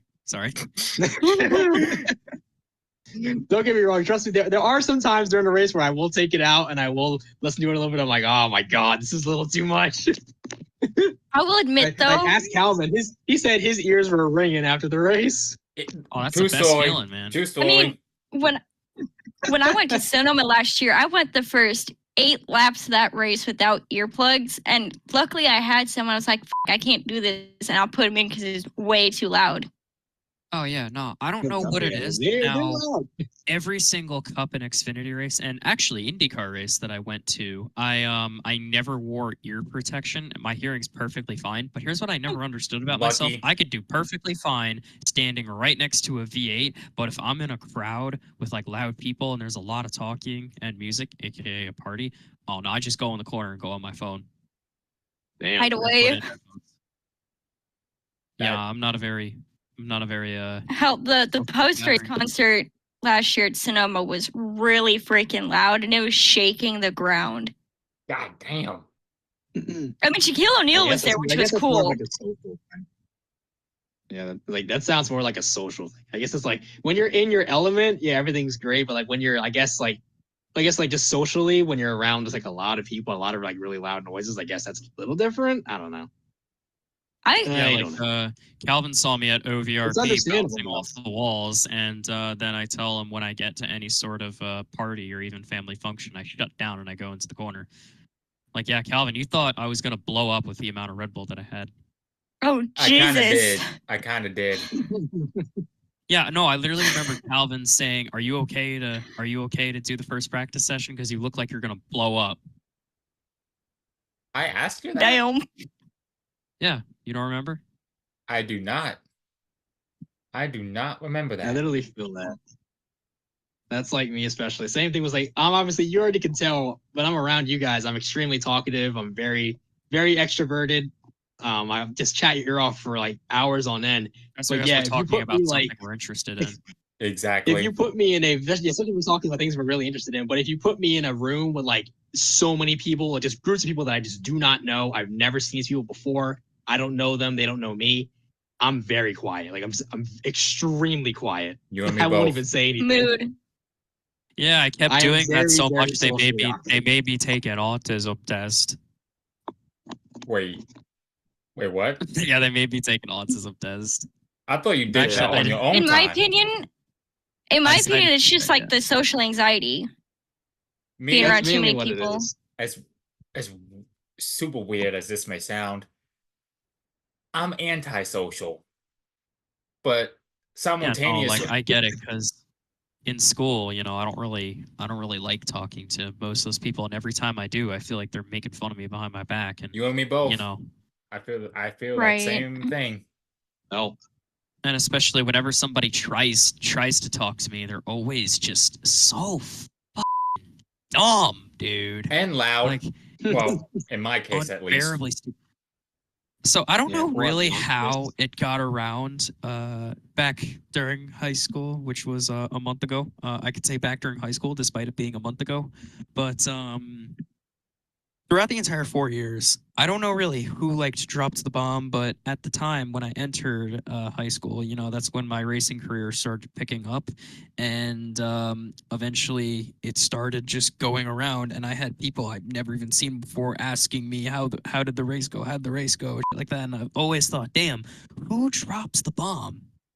That's what I would wonder. Because Same. especially for like a lot of these people too, you know, there's a lot that they don't understand about racing. So the only wholesome thing that comes out of this was some people will come up to me and they'll ask me to explain the difference between certain types of cars. Like I had these two guys that wanted me to explain the difference between IndyCar and Formula One for them.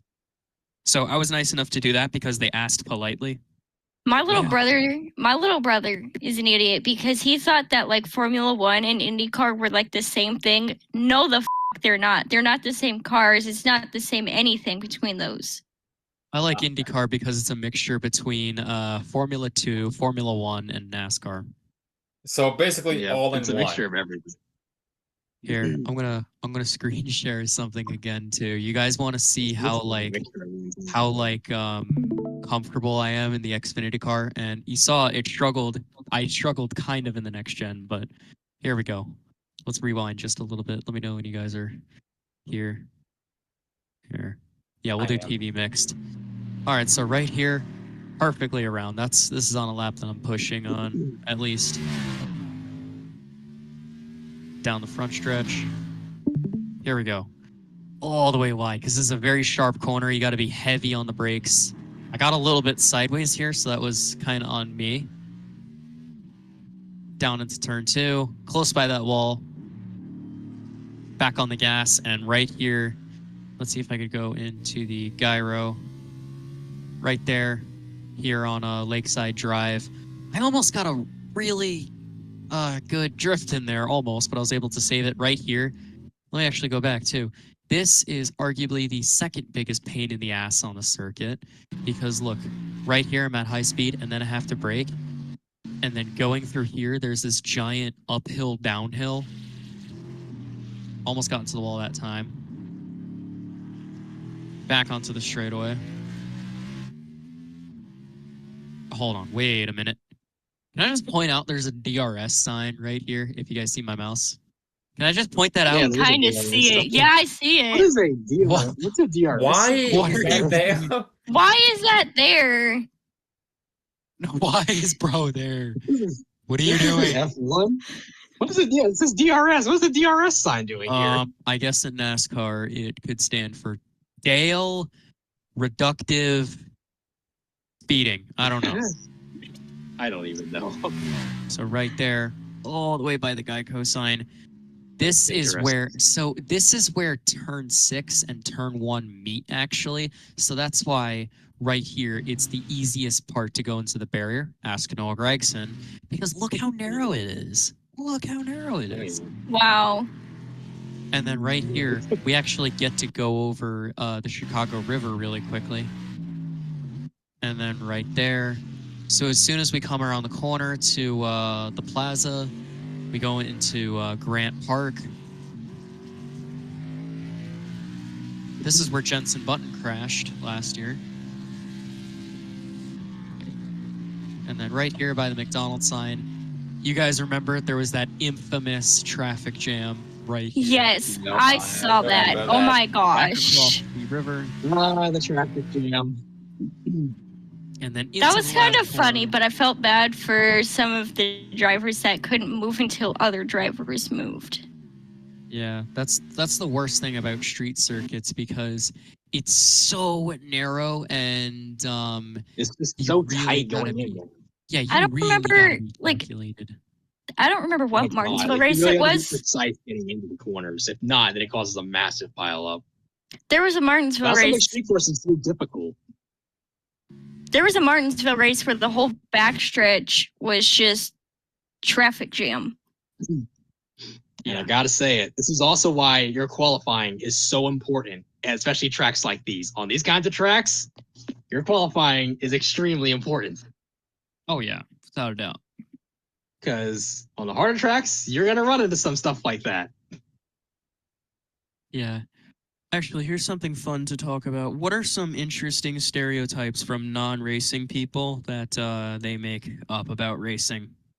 Bryce Oh and my I gosh, there's so literally were just many. talking about it over You know, an I hour think ago. I mean, the funniest one that I find, so a lot of people that like watch Drive to Survive, they think all racing drivers look like these really attractive people. And then there's me. I look like the mixture of a raccoon and a log. Dude, I literally look like a raccoon. I could roast myself. It's okay.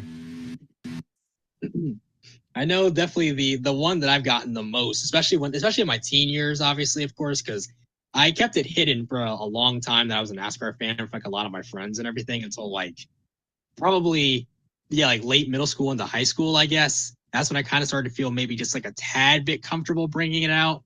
But I always got it from my other friends, other people like, oh, NASCAR is just a dumb sport, just a bunch of guys just driving in circles for 4 hours. That's one of the most one of the biggest stereotype things I've ever heard anyone ever tell me. It's just That's guys why- going in circles for hours. Plus, it's always the non-motorsports people trying to correct you about motorsport when you're the guy that's literally into it. Exactly. Exactly. I started watching NASCAR made fun of halfway through high sometimes. school, and I would tell people that I like NASCAR. They were saying a whole bunch of bad shit about it. It was like, okay, I'm gonna stop saying that I'm a NASCAR fan. I mean, I have I don't people know tease what me all the time because of I don't know what year you graduated high school in, but because I remember 2020 lockdown when NASCAR came back, I was at the very end of 8th grade, and I remember all of a sudden these people wanted to all of a sudden now get into NASCAR because it was the only thing going, and then they actually try it and they say there was. I remember one guy that said all it is turning left. He said he watched it and he said he actually found a lot of things besides the racing interesting. And he told me too, he actually thinks being the tire changer would be the most fun part. But you know what? To each their own. I can't hate on it. So Right? Oh yeah. Hey, I'd rather you watch it and find something you like in it than not find anything you don't like at all. especially a universal thing that a lot of motorsports people agree on are F1 elitists are fucking annoying. Now, this is coming from They are somebody that the Worst. worst kinds this is of coming people. from this is coming from somebody that also loves F1, but holy fuck, these people make us look bad. They do. It Oh my makes me- god, they are so incompetent. Especially like they start like violently throwing up and when you tell them, hey, it wouldn't hurt to try other motorsports. Like you could watch WRC, you could watch IndyCar. NASCAR. You know what? Even give MotoGP.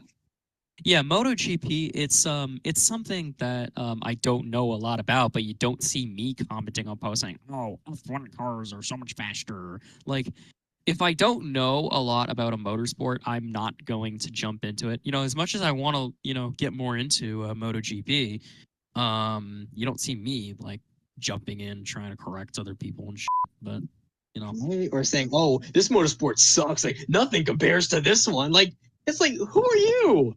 Yeah, like, shut up. Who are you to say that this one doesn't compare to that one? Like, F1 elitists are so annoying. And they're not even real motorsports fans. They're they try not. I to was talk say down it's the to you as well. non-motorsports fans that talk the motorsports fans. Especially you got those people that like to talk down to you. Like, for example, you could have an F1 elitist talking down to a guy that really loves NASCAR, but meanwhile, he's never been to an F1 race, and the guy he's talking to probably has been to multiple. That's the funny thing. Like, you don't know who they don't ever know who they're trying to correct. And No, they don't. I've been to Formula E actually, and it's a unique experience, and it was a first time for me, but you don't see me like getting on their cases and stuff and saying like, "Oh, why do you watch this?" Now, I actually watched the Berlin races they had during 2020 because Berlin was the only track that they could use, and they had 9 races all at Berlin, and they were within the a 2-week span. I actually watched it and I said, you know what? It's actually interesting how these guys have to save their battery, but at the same time, they have to race really aggressively against each other. That's crazy. Yeah. The fact that just, oh my God. The fact that F1 elitists even exist is just so ridiculous. These people, like, oh, F1 is the pinnacle of motorsports. Nothing else compares. Like, what? You know, I'll say this. It's the pinnacle of open wheel racing without a doubt. But at the very same time, when they say it's the pinnacle of motorsport, there's a lot of other.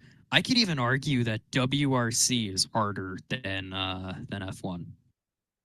I could even make that argument. Agree or disagree? WRC Well, is I've arguably. never watched it, so I couldn't say. I don't know either. I can't have an opinion because I've never seen it, so I'm not gonna speak on something that I don't have any knowledge of. The World Rally Championship. Kurt Busch actually did the Mexico round in 2014. In case you didn't know, he competed in WRC. That's cool. He competed in the Mexico round. That's really cool. Man, that's the But thing too. Like, especially some people too- gotta understand that too. Like, if But you have no especially- knowledge on something, don't say anything about it. I saw somebody trying to say, notice how F1 sponsors are cigarette companies and expensive products, and NASCAR products are like Coca-Cola and Mountain Dew and Doritos. But at the same time, too, these are the people that don't know about secretive F1 sponsors, like the people that try to come off as a sponsor, but they're actually just some rich guy making a fake company in order to get their name on the car. Rich Energy. Oh yeah, Rich Energy. Yep. Yep. That was that for Haas? I think was that the Haas sponsor? Oh yeah, 2019. dude, I've been trying to find Rich Energy like for the last 4 years, and the only place I could find it is Amazon. But at the same time, here's the catch: the only size you could get Rich Energy in is a 32 pack. But the only thing is, though, what if I don't like the first can, and then I have 32 other cans of Rich Energy? Yeah, that sounds very suspicious. But That's pretty interesting. Kyle Busch had the pedigree curse with the pedigree sponsor NASCAR, and now I feel like that's the same thing with Chase Elliott and Hooters. Until this year, actually. But... I was about to say only because he won Texas, Hooters sponsored. So, and there were a lot of other times that he came close to winning with Hooters on the car. I mean, there was 2017 at Phoenix. That's the first time, when he got ran down by Matt Kenseth after he slammed Denny Hamlin into the wall. Damn. But I remember. Oh my God. Do you remember how loud everybody was cheering when Denny Hamlin eventually? Everybody went off once Denny wrecked in that race. Oh my God. Especially that night at Martinsville, that unforgettable night. I'll never forget when Denny Hamlin tried saying, I was being pushed, when it was just him and Chase Elliott, and Kyle Busch was like 2 seconds back. And then all you hear was especially the second he started talking, the boos were just loud. Oh, you actually my go God. back and watch when they got out of the cars, you can actually see that they were both blocking the track, and you can actually watch Danica Patrick like trying to get around them as they're arguing. like to get into Yeah, pit I mode, so remember you know that. she could leave her car. Yeah. And you could see once Chase they Elliott. parked, then Hamlin You gets could see out, Chase and then Elliott Elliott walks word. over. You could see him Yeah, wording, "You wrecked me." But Danica, quite literally, literally, he says it. I don't know if you guys have ever like witnessed a school fight or, I mean, being in one, let alone. But if you've ever witnessed one, have you ever just been that one person like trying to genuinely get through the halls, and you have these two people like fighting, and you're just trying to get somewhere? Oh my! I haven't remember. gone I through that in high relate to this school. 'cause I remember this vividly. Actually, it was literally in high school. I think it was around. I want to say it was my sophomore year. I think for context, but yeah, I was walking to my next class, going up the stairs, and then Okay. literally as I'm going into this hallway, this narrow hallway. Literally, there's like this entire like circle of just like people, obviously, and I'm like, okay, why is there just like a circle here? Like just so many people just here, like just all these people just blocking the way. And then as soon as I get there, there's literally just these two tall girls in the circle, scrapping, literally fighting. And I was like, oh, okay. And then of course, after a good like probably a good 2 to 3 minutes, and the security guards came in and broke everything up and all that. But yeah, like I'm just like trying to get to my next class, and I see this massive circle, and there's just these two tall girls just fighting, literally in the middle, just literally in the middle of the circle. I don't know what over, but yeah, they were fighting. They got to scrapping. In junior year, actually, one of my funnier experiences with this, I was in the bathroom, and it was 7 in the morning, and I was in the bathroom for the very obvious reason I had to use the bathroom. 7 in the morning, and we're just days away from winter break. So this is like very end of 2022. I was junior, and I'm washing my hands. These two freshmen come in. They start getting into a shoving match, and one of them points to me and says, "I'll beat your ass right in front of this guy." I look back in the mirror. I turn around. I look these two quads straight in the eye, and I say, "Guys, it is 7 in the morning. What the hell are you beefing over?" That's what I'm wondering. Like it's 7 a.m. in the morning. What are they even upset 7 about? in the morning. What are we so upset about at 7 a.m. in the morning for? Oh my god. And they both look at me, and they're both so confused and taken aback. Dude, that's why I've always hated using the bathroom in high school. Like in middle school it Same. wasn't horrible. In elementary school it was definitely up there because you had kids like doing their business everywhere but the toilets. Yep. Exactly. Yep. And Yep. And in high school, you could just walk in and there'll be like 5 people in a circle vaping. And because I remember I walked in on these kids vaping, and they asked me, "Yo, you're not gonna snitch, right?" And I aggressively as possible, I said to him, "Dude, I'm in here to take a piss. Can you just let me do that? Damn." Because and then they asked again. He said, "So you're not going to say anything?" And I said, "As long as you don't get in the way of me trying to use the bathroom, there won't be an issue." You have more balls than me. I wouldn't have said shit. I'd have been like, no. I'd have been too scared to say anything. That's because when you've been holding it in for like 2 hours, because the person that was like using the bathroom before me is of course taking like 5 years, because I don't know if you guys remember it.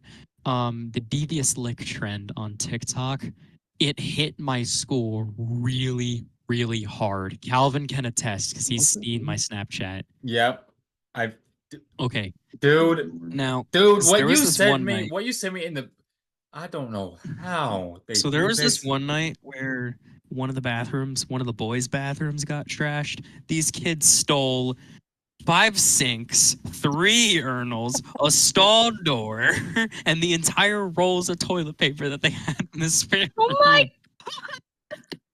What the hell? Why? It gets funnier too. None of them were caught, so they went back to school the next day after breaking in overnight and stealing all of this. That is dumb as So that's why they like really started making a big deal over who uses the bathroom in my school, because the devious lick trend hit us so hard. Because in a way we have like we have like really strict superintendents, so the seniors use the devious lick trend to get back at them in a way. And it gets worse too. In the auditorium, all 3 projectors got stolen the next week. Jesus. Oh my goodness. That is trifling, yo. What the hell? And it gets worse too. It gets worse too. One of the like Ford Express vans that they had, that shit was taken to. And here's the thing: it's not even like I'm from a bad like area that I went to high school in. No, these kids were just genuine shit bags. Oh my god. Bryce, it kind of reminds me That- of the that's nice. a-holes. It's worse. Wait, what? Continue. It gets even worse. Now, in sophomore year, because in sophomore year, that was when that was when the trend, took place. Eventually, when they started cracking down on who goes to the bathroom, this one kid went into the bathroom and he clogged the sink up, one of the sinks, and he turned on the faucet and he just let that run, and it eventually made its way out into the hallway. Oh, no. Oh my god. That's f***ed up. Oh my That is just disgusting. This is just trifling, man. What Wait, and in how are the those kids not world? expelled or suspended? Oh my god. Trend got us, dude. The devious That line is was just at our high school like that is 5 just years back. awful. My question is is, just how are those so kids not gross. suspended or expelled? I don't know how some of them got caught, but some of them got away with it.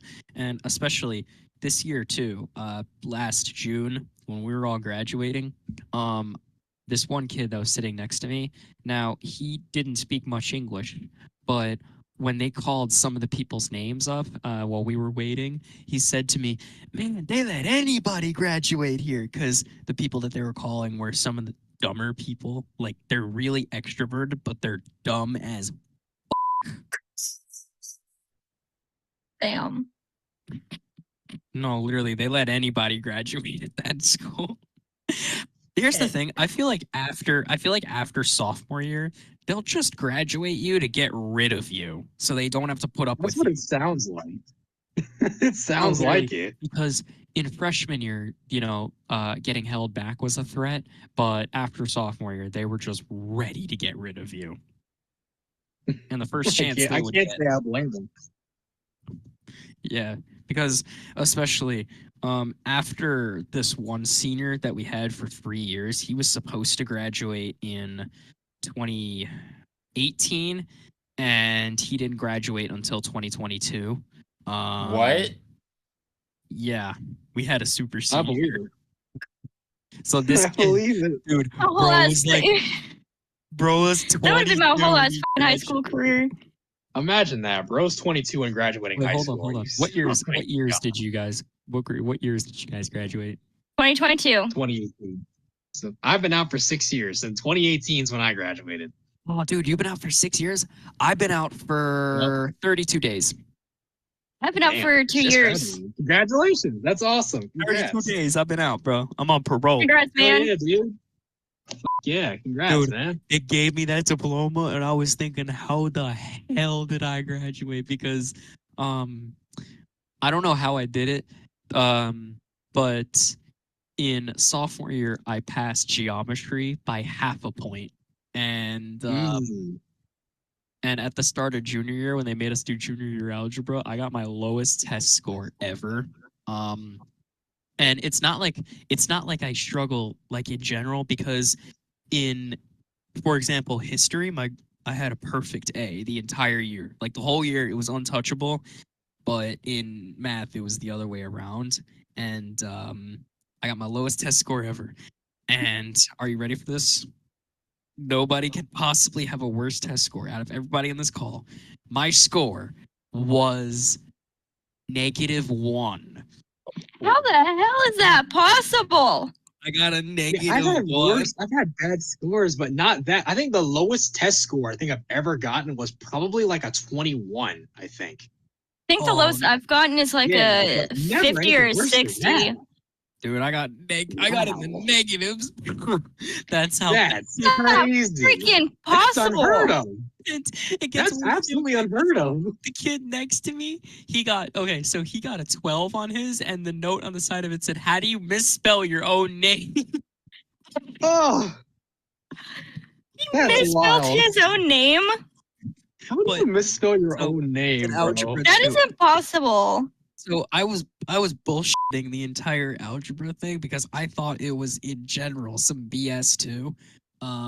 So like for example, it asked me define how this is a triangle using x in the equation, and I put down on it. I counted 3 sides, therefore it is a triangle. That's wild. And all the like number ones that I didn't know how to do, I just put like a bunch of random numbers on, and then eventually it asked me to add 3 of the previous problems towards the last question, and I didn't even add them. I put 69 and a half. Wow. Oh boy. That's nuts. Dude, I bet, especially too, because at the beginning of junior year, we got a brand new algebra teacher too. So she was fresh out of college too. So imagine she has to come in after spending all that time in college and she has to grade my dumbass's paper. But then again, though, too, for whatever reason, she was really strict for no reason. And I thought it was going to be the other way around in high school. Like, I thought the older teachers were going to make a big deal and the younger ones wouldn't care. But ideally, the middle-aged teachers, like teachers in their 40s and 50s, they're always laid back from my experience. Because I remember having my an tech- English teacher like that. In my tech class too, we had this one teacher. His name was Mr. Fleming. He didn't care what you did in class. He had one rule: just get it done. So his policy was, I don't care how you do it, just get it done. Did you? I feel that. Oh yeah, dude, I passed that class because he was chill. Yeah. Oh my god. Almost That got- reminds me of Yeah, go ahead. It reminds me of this one time on my sophomore year in 2016. I don't know if I've ever mentioned this story before, but I remember I had an information technology class or whatever in my sophomore year. And I think the teacher's name was, I think it was like Mr. Tarashi or just Thomas Tarashi was his name or whatever. I had this one friend, I think his name was Khalif. It might have been Khalif. I forget his name. It was Khalif or something else. I forget. But long story short, this guy did not like Tarashi at all. And it's really messed up. It's really messed up, but I do laugh at it a little bit because just the way that he said it. But I remember he said it out. He said this out loud. He said, "Tarashi like an elephant with Down syndrome." I'm like, Ooh. just like, yo, that is so out of pocket. Why would you say that? Dude, How could you say that? My Spanish teacher got fired one time because he said to a girl. So this one girl showed up in rather revealing jeans, and I saying jeans even for me is a bit far because the were covered in holes. Even the backside had holes. And she said, "Why are you writing me up? Why are you writing me up?" And he got fired because he said, "You're going to school, not the strip club." And everyone started laughing. That's wild. That is crazy. Dude, Oh he my was standing God. on business. I can't blame him though. I get it. I mean, he's speaking the truth though. I can't say I blame him. Right. I mean, if you're going into, I mean, Jesus. I mean, even there were times. I mean, Calvin, I think you might even know it too. There were some times too where we'd see some people just walking around any old kind of way.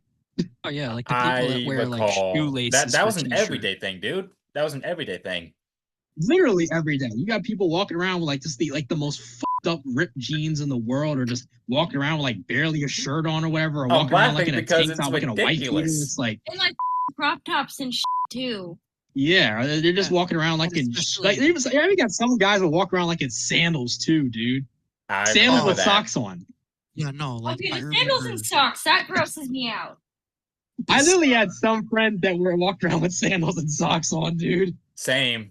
Dude, Same. I remember one time. So this one girl showed up, and she was wearing this dress that only came down to her hips, and I was Oh. wearing slides, and I was the one that got written up. Wait, What? that don't make no Yeah. sense. Yeah, That don't make any sense. How's the guy that has sandals on get written up, but the girl that's got like a freaking dress on and only reaches about like to her waistline, that's the one that doesn't get written up? The only reason she got away with it because she was wearing a coat over it. And keep in mind, it was like 80 degrees that day. Oh my gosh. Really?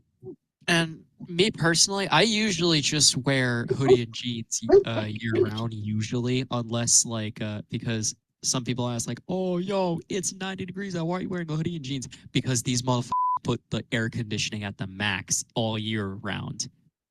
Even in the winter, the air conditioning on the max. He's like, I am not gonna sit here sitting over here just in an ice box, basically, just freezing to death. I can remember one instance in high school. We went from talking. Sorry about that. The dogs decided they were gonna bark. That's why I did honestly relatable. My pit bull barks at literally everything. Now, all three of them charged at the door to bark at two people. Oh, there goes one now. Like I was saying. Now, yo, guys, I have a pit bull, right? Now, you'd think these dogs are scary looking. They are scared of everything. I don't know what it is. Dude, so that's wild. I have a pit bull that developed a fear of ceiling fans. What? Oh yeah. She's a big scary pit bull, but she will run like light speed if I show her a ceiling fan, or if I try to pick her up and I could like try to put her near it, she takes off. Oh my gosh. A ceiling fan? But pit bulls, people make pit bulls to be bad dogs when they really are not. They're great. It all depends. It all depends on how you raise the dog. That is true too. Oh yeah. That is true. There is no such thing as a bad dog, it's a bad owner. Yeah. I mean, usually Chihuahuas. Real. Oh my God, Chihuahuas are spawn of Satan usually. Oh my gosh, they are. Bryce, you said the exact same thing years ago. Yep, I said it about yours. Yours was a little demon too. I love Chihuahuas and all, but sometimes they can be literal freaking demons. But guess what? Don't get me wrong, your Chihuahua was cute, but my goodness, every time I walked in the door, he's over here barking at the top of the stairs. But the more you came to my place, he warmed up to you. We call him. Yeah, he didn't warm up to me after a while, but my God, every single time, even when I knew him, was like just barking at the top of the stairs. I'm like, oh, hi. My dad has our Chihuahua that was like the family dog, and that dog is 17 years old, going blind and deaf, and barks at nothing. He will stand in the camper and bark at the couch. It is hilarious. No sound. Pitbull that I had before him. Going on. I don't know. Sometimes I don't know how dogs like manage to hold on for that long, but I had a 13-year-old pit bull, and pit bulls only live until like 12. So this was a miracle. I don't know how he did it, but eventually one day he just decided that, that was it.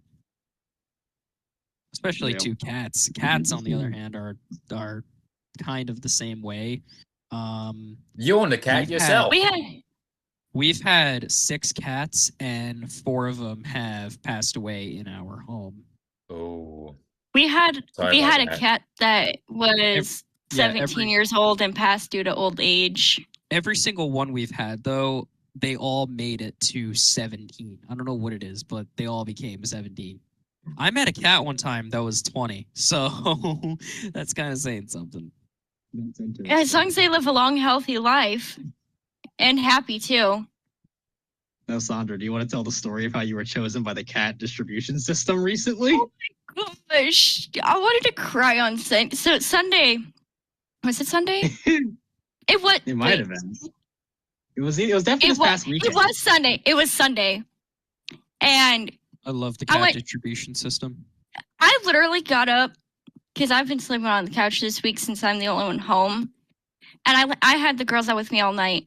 I went to go let them outside to go potty in the morning. And there was this kitten out there. I was like, what the where'd this cat come from? Her eyes were goop shut and everything. And I told the girls, get inside. I got to help this cat. So I cleaned her eyes when she needed it, gave her food, water. that cat didn't leave until the evening. I was like, oh my gosh. Thank you, God. I was chosen because I miss my cat that passed away last year so much. Like, well, when a little kitten chose you. And if you look at my profile picture, the cat that passed is the orange tabby cat. I miss him. Yeah. My cat, Mistletoe, he sleeps during the day and he does all his shenanigans at night too. I don't know what it is. Go figure. Yeah, he's a tuxie too, so that kind of explains a lot. Tuxies are just fancy orange cats. I figure it's always the orange cats, bro. It's always the orange cats. My cat really liked cheese. I couldn't eat mac and cheese or string cheese without him begging me for cheese. You know, My I cat can get likes, along with my that cat because I despise cheese. Mistletoe loves bacon. That's his favorite. He loves bacon. He hates cheese. Yes, I hate cheese.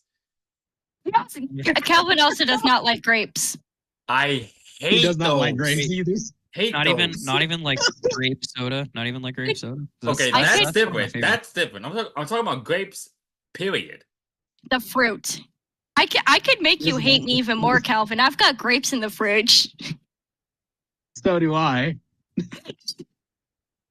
What? Feed him a Wait. grape. He'll like it. No. I'm not gonna do that. I'm not gonna do that. Give him a grape, though. No. Give him a grape with some cheese. Oh, hell no. Yes. I'll give you a grape with cheese and whipped cream on it.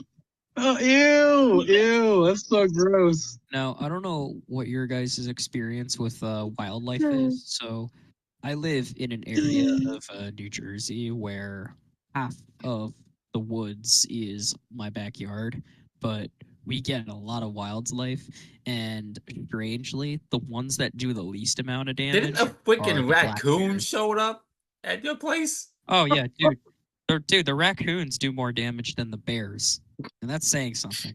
Sounds horrific. Because the bears, now we've had the bears like get into our garbage before, but I don't know what it is. They usually like pick certain things. Like the raccoons will get whatever they could get into. Like the raccoon that I found that one time, Calvin, he decided to snack on a empty Slurpee cup from 7-Eleven and a empty Doritos bag because he wanted the crumbs at the bottom. And the bears, on the other hand, they just walk through our yard 90% of the time, and they don't do anything else. That is interesting. Because black bears are very easy to scare off. Pretty much, yeah. Yeah. Didn't And only for me, because obviously I live in a suburban area, so the only big time wildlife I really see around here, we've had obviously we have rabbits that'll come around every now and again. I think we've had a chipmunk come around every once in a while. Lately, I think every now and again we'll get Chipmunks are cute. Chipmunks are cute. Okay, lately They are. in my neighborhood, Bunny rabbits and chipmunks will be around here. so Alvin showed up in your place then, or close to your place. Boxes. Pretty much, yeah. Alvin showed up in my house. Well, he didn't show up in my house, but yeah, Alvin showed up on my front lawn, on my front porch. We've been getting a lot of foxes where I live, in our yard. But That's pretty great. recently too. I posted this to my story on Instagram, but there was this baby fox by my school. I think he got abandoned probably by his mom, but there was this little baby fox chilling and shit. And that was about it. I got his picture too. He's really cute. That's cute. I've seen a black bear before, but from a distance, only because my horse and when the dogs noticed it. I haven't seen too much wildlife, especially not around here. It's just the fact that I live in a suburban area that's not too crazy next to forest or anything. It's just the fact that I've just seen just rabbits or just a chipmunk every now and again. Obviously, Nothing there's too crazy. deers, which I are think very. we might. We actually have seen a skunk around here too. Actually, once or twice. Actually, there's another one. We get skunks and raccoons out here a lot, and rabbits. I don't think I've seen a raccoon around at Oh, dude, all. I don't think I've seen I thousands doubt of it. raccoons in my life. I saw one time the fattest raccoon I have ever seen. I took a picture of him. It is the fattest raccoon I have ever seen, ever. He was Type it out. round. Dude, he wasn't even like just a little chubby. He was completely round. Damn, like you fat. Raccoons are trash pandas, and I like trash pandas. They are kind of cute. You fatty. Like I showed a picture one time to a friend, the picture of the raccoon that I saw, the really big one, and he said, "Damn, how many other ones did he eat?" Oh, Damn. I Sounds saw about right. her. If it's just if he's that fat. Bro's that fatty. Big fatty. Sometimes too, the Bro's a raccoons. chunky will, like, motherfucker. the raccoons will That get makes me really hungry. close to our deck door, and sometimes go out there, and the cats try to scratch the window, and the raccoons are usually so confused. I know if I see that, I'm like, man, that is a big, fat, chunky motherfucker. He's not Raccoons even are cool and all, but I don't want to get That's what you can rabies. tell he's eating good. He stay eating good if he's that chunky. Chunky cats are That's wild. chunky anything. Chunky Like, cats are fat- cute, to be honest. I don't know why. Yes. I feel like fat cats are cute. they're so They're innocent. too cute. They will fuck you up. I know fat cats are fun and all, but geez, be scared. I was like, why are you so fat? Especially the You are looks. chunky. The looks that raccoons give, if you've ever caught one like in your garbage, the look that they give you, like they look like somebody placed them there and ran off. That's how innocent they try to look. They just look at you like, can I help you? Excuse me, what the actual f are you doing in my house? You're like, can I help you? They just stare at you. They just look at you like, hi. I'm like, why are you rummaging through my garbage? I got hungry. We went from talking to racing to high school shenanigans to wildlife. Raccoons are fun with me. What They're about just funny. They're funny like that. Brandon? What about Like, how raccoons? chunky can you be? Said they're How funny. chunky can you be? That's about them. They are very funny. Very funny looking. Yeah. Oh, Brandon, while I've decided to make. Sorry. While you're on here, you're on. How often are you on iRacing, if I may ask? Pretty often, because I decided to stop doing console league racing like at the beginning of 2023, and I put all of my hardcore sim racing focus towards iRacing. So, Especially too, iRacing is going to have the IndyCar butt kicker qualifying to see who will be eligible for the IndyCar Esports Series. So I've been trying to put together as many laps as I can, see if I have a shot at it. so you've done league racing on the consoles. Yeah, I've done league racing on NASCAR Heat, the F1 games, and Gran Turismo, and usually those guys are a lot more toxic than the people on iRacing, because like at least the people on iRacing, they're willing to say sorry, and like, you know, they're willing to admit that they f up sometimes. But on the console not like side, on it's the console. opposite. Oh yeah. Bryce, No matter what happens, can you? no matter what happens, you're right, they're wrong. That's how they go. Bryce, is it the same thing with the leagues that you do on NASCAR Heat? Like as far as what is concerned, like just racing. And the toxicity. Well, to be frank, it definitely depends on what, because I do several different leagues. I do one, a NASCAR Heat League, but then I also do a Gran Turismo 7 League on Wednesdays. And it definitely does depend. To be honest, when it comes to even just racing, it depends on who it is you're racing with. Some are definitely better than others, but then every once in a while, you will get some of those people that just sometimes you feel like you can't even race them because the second you start racing them, they start just complaining. I mean, my goodness, there was this one GT7 race I ran. I told Saundra about this recently, I think. I think so. There was this Yeah. one race. It was like 2 Wednesdays ago. Oh my God. We were racing, I think it was Dragon Trail. I think it was the race. We were split into 2 groups. We were Group A, Group B. I was in Group B. But we also had the guys from Group A also on comms or whatever in the party chat. And we're all silent. We're all just running our race, doing our thing. And mind you, this is lap 1, might I add. This is the first lap. This is lap 1. What? Literally, the guy's name that I'm going to push for context. The guy's name I'm going to talk about here is the guy's name was MMR Cynical, obviously. And so it matches his name pretty well because the guy is very cynical. But for context, he's battling this one guy, Tyro or whatever, and they get to a corner where Cynical goes a little bit wide into the corner. And what he does is Tyro obviously takes the racing line like you normally would. And coming off the racing line, Cynical then swerves directly into Tyro.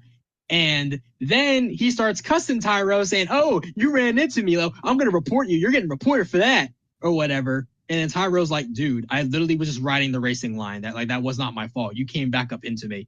And obviously Cynical's like, "No, you ran me off. Like, you ran me off. Like, no, you're getting reported for that. You completely ran me off the racetrack and all that." Like, mind you, again, he is the only one talking while everyone else is silent, running their race the whole time. And Cynical was the only one in here complaining and and moaning the whole race. And then after the race, said, "Oh no, that was some bullshit. You're getting reported."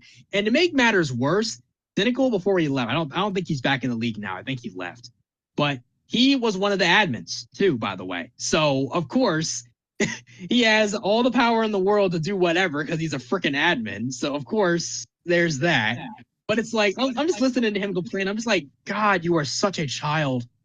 The only leagues I relatively have like somewhat respect for anymore are like those very small leagues that are just filled with a bunch of old guys that genuinely just want to play the game and have fun. Right. Yeah. But the competitive leagues on Gran Turismo and NASCAR Heat, mainly Gran Turismo, they take themselves way too seriously. Like the difference is if you call an iRacing league trash, they're just gonna respond with okay, and you call their league trash, they're gonna go into a whole like temper tantrum and shit like that. Pretty much. God, Cynical is just such a child. Oh my God. Now, I don't know if you've ever heard of this league, but it's called the GTNCS. It is a Gran Turismo themed NASCAR league, and it's just filled with a bunch of people that have no respect for each other, and they encourage the beef. Oh, Really? That's even worse. Yeah, that's worse when it's encouraged, especially when it's encouraged. That's not good. That's not good. But especially too, in 2020, I ran this, or I was racing in this IndyCar themed league. Now, because there was no licensed IndyCar, they were just using super formulas, but they painted them as IndyCars, obviously. Mm-hmm. And I was at Dragon Trail, ironically, Bryce, and I was able to win at Dragon Trail on the last lap. And the guy that I passed had a major outburst because he said I passed him illegally, and because he was an admin, he got a screenshot of it was my right rear on the gravel, and it didn't affect me in any sort of way, and they gave me a 5-second time penalty, but luckily the entire league were like aware of what he was doing, so womp womp, his league went. That is so stupid. Like, I couldn't deal with that. Like, I would be so angry at that. Like, oh my God. And it doesn't help too, especially when you have someone like that. That probably comes from an F1 background. Like Cynical especially. He was more of like an F1 driver before he was doing. I mean, he also drove G7 before then too, but he definitely comes from like a big time F1 background because he mainly was racing F1 before then. So then, of course, obviously, some guys with the F1 background, they complain and cry anytime they ever get hit or anytime they ever get raced. It's just, my God, I hate racing those kinds of people. Because you were not all people with an F1 background like that, but some of them are. Given that you raced in F1 league yourself.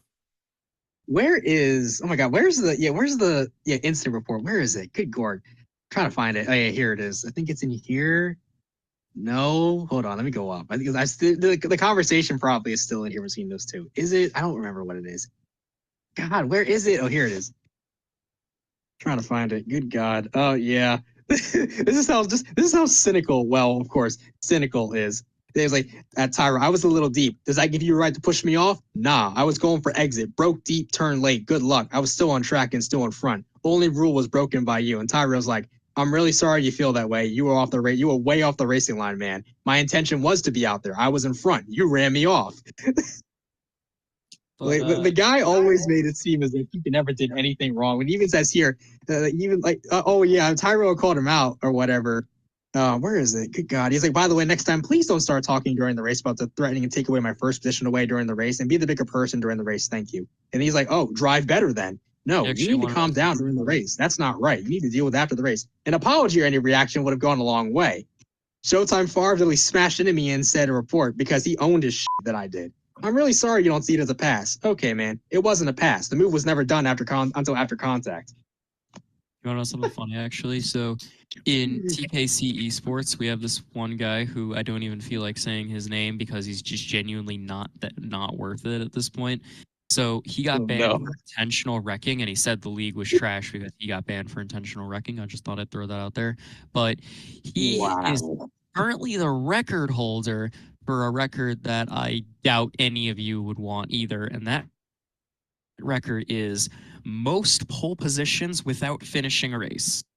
Ew, so yeah, no. He was one of those guys. He was really fast during qualifying, both oval, road course, and street circuit. But the second the green flag flew, he was out of the race within like 15 laps.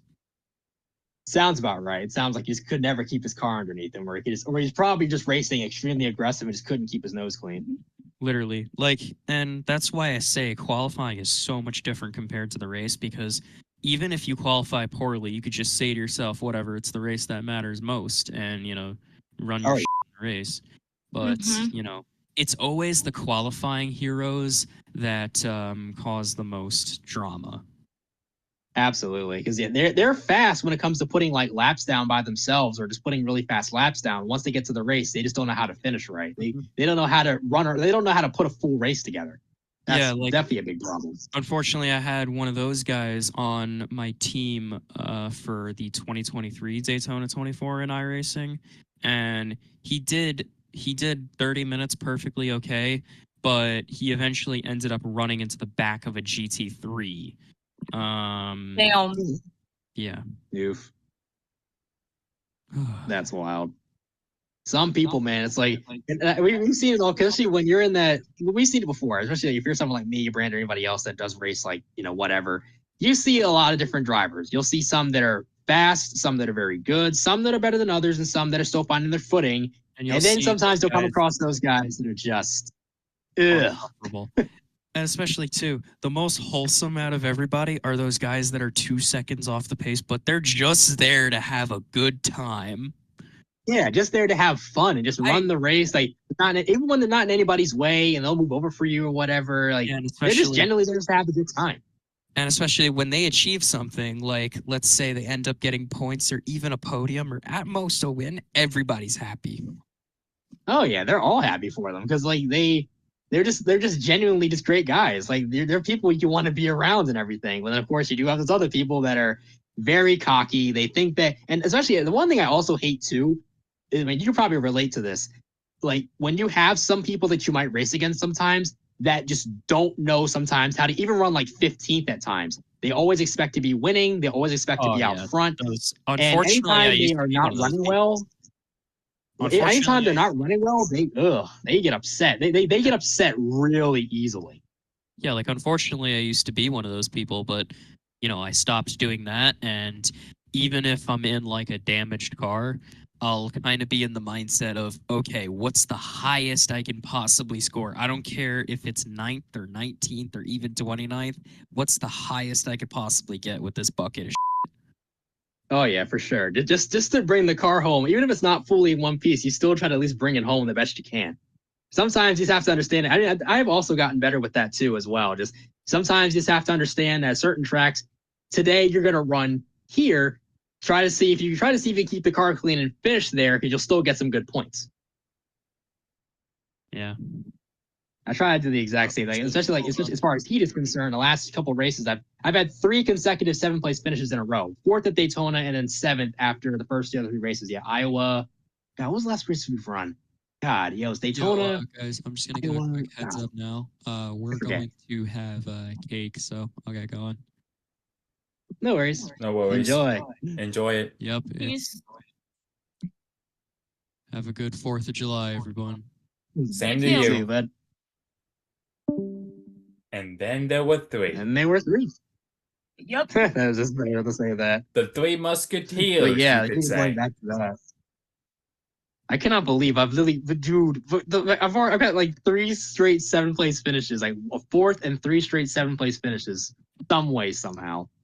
A streak, Somehow. you could say. And mind you, we're doing this this as far as this cup is concerned. We're also doing this with no stages this season. So Well, yeah, Ooh. there's some I wasn't That's- no expecting stages. to And you're hear. running flat out.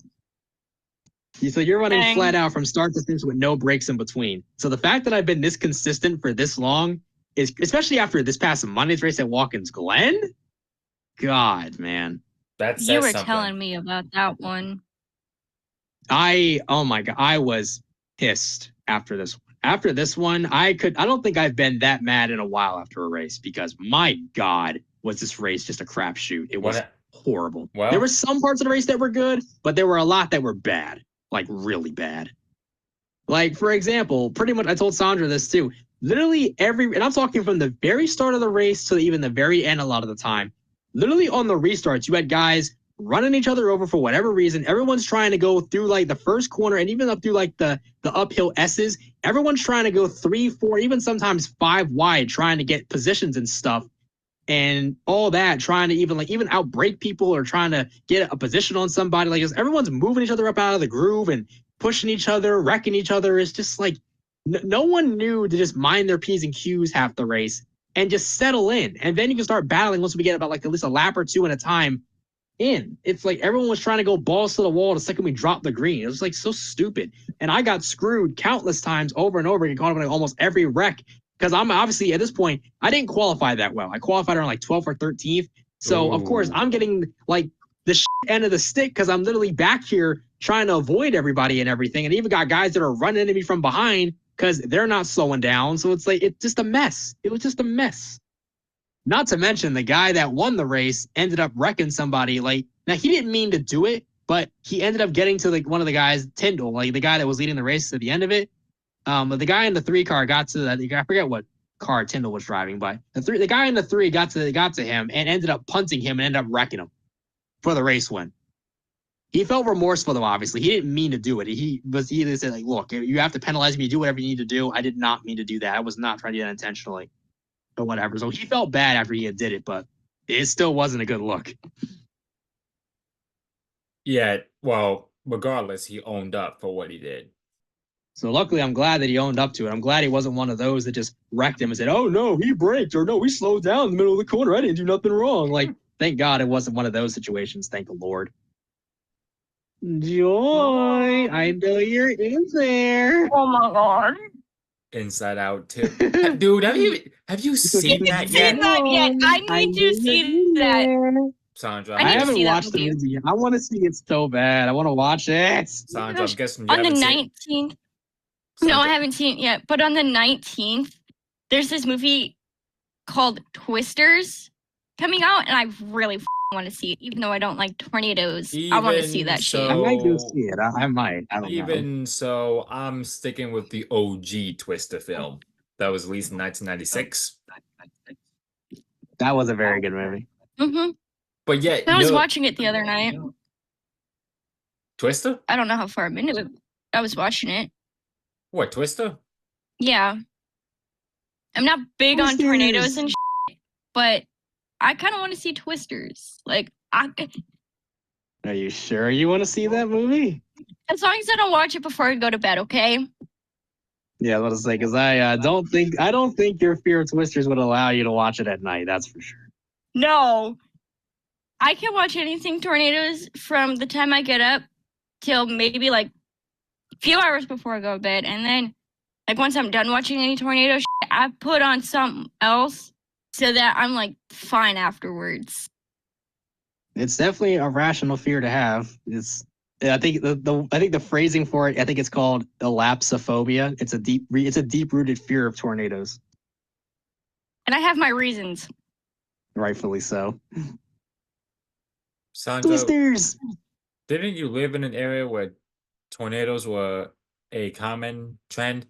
Yeah, living in Wisconsin, no matter where you go in Wisconsin, you always get tornadoes, especially in the summertime. Damn, so Too around many this time of twisters. the year. Yeah, Too many twisters. I'm sure parts of Wisconsin have gotten tornadoes already. Probably. Considering what you Who just knows? mentioned, I would not be surprised. Well, just be lucky you're in a spot that doesn't get tornadoes like that. So that's a good part. Right. The only thing we get is tornado siren testings. Pretty much. I was sitting on the couch Monday down here in the game room and I don't know what time it was. And all of a sudden, I heard something outside. I was like, what the fuck was that? Did I hear the tornado siren testing? And I freaking sat up from the way I was sitting. Middle of the day, first Monday of the month, they're testing the tornado siren. First Monday of the month, every month when it's tornado season, midday, they will freaking test the tornado siren just to make sure it works in the event of a tornado, which I don't think is going to happen anytime soon out here. And I hope not. We have a basement, and I know the plan of get the dogs down there, get us down there, and my bird. Because my mom's already come to the agreement with herself that if she doesn't have enough time to grab Sarah, that she's just going to leave the bird. I can't leave my bird behind. I've bonded with that bird. Yeah, right. I feel that. I bonded with that cat on Sunday, and I really wish she could have stuck around. I'm looking at the cat photos distribution that system. you sent in the chat, Sandra. One is a dog, and the other is yourself in a Ferrari. In a Ferrari. In a Ferrari. It's a Ferrari fans. Lando quote. I quoted Lando. Yeah. I know you're in there. I recommend That's this so is creepy. coming from someone who has already seen the second Inside Don't you Out. fucking spoil it. I'm not spoiling a damn thing. All I'm gonna say is that you both gotta see it. I highly recommend it. Also, I recommend I recommend in there. to avoid copyright, do not play the audio from the clips of Inside Out 2, because I do not want to get a copyright. Copyright shit. Nope. Gotcha. Yeah. We can So, say it, but we heads can't up. play it for the Right. film. We can say it, but we cannot play any audio Got it. from the movie or any movie, TV show, or Unfortunately. music for that matter. Can't. No, I'm not. I don't want to get copyrighted. So no. I've had that shit happen to me before. Not saying that to be an It's a-hole, so but stupid. just saying. It is so stupid. Copyright strike. But like, while we're on the bro, topic what of the Inside fudge Out, movie? I'm sorry everyone that we're off topic on the motorsports side, but Again. it's my podcast and I can say and talk what I please. So in that sense, I think we had a discussion before, Bryce and Saundra, on which emotion that controls our mind on a daily basis. Top 2, starting with Bryce. Probably for me, it probably would be obviously joy is one of them for sure. And then I guess the other one would probably be maybe sadness. It's between sadness and anxiety, put it that way, I guess. I don't know. So make that 3: joy, sadness, and anxiety. Pretty much. But definitely between joy and sadness. Definitely between those two. Can you elaborate if you don't mind? I don't know. I guess, well, obviously joy because, well, I'm a happy-go-lucky person, obviously. So there's that. Sadness? Sadness, a little more hard to explain. I'm not sure. I guess I just pick sadness just because. I don't have too much explanation on that one, but definitely joy because, well, joy is just me, the happy-go-lucky person that tries to see the best in a lot of different things. And obviously, like you know me, I try to basically.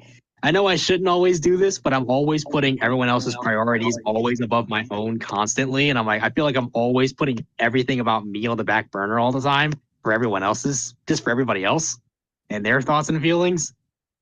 I know I shouldn't do that all the time, but I just do it because I care. Well, I do get anxious about a lot of things at times, and I do think of the future sometimes, or I do think of things that could happen or haven't happened yet that are happening later that I'm anxious about. So there's that too. Well, calling Obviously joy because I'm a happy person, and it makes the sadness because I guess the trauma that I've had go on in life. one more, or is that it? I think that's it. Me, it's two. Likewise, Saundra, but with me personally, disgust as well as sadness. I have my reasons for it. Even though it may not sound like it on podcast recordings, but disgust's attitude, I'm basically,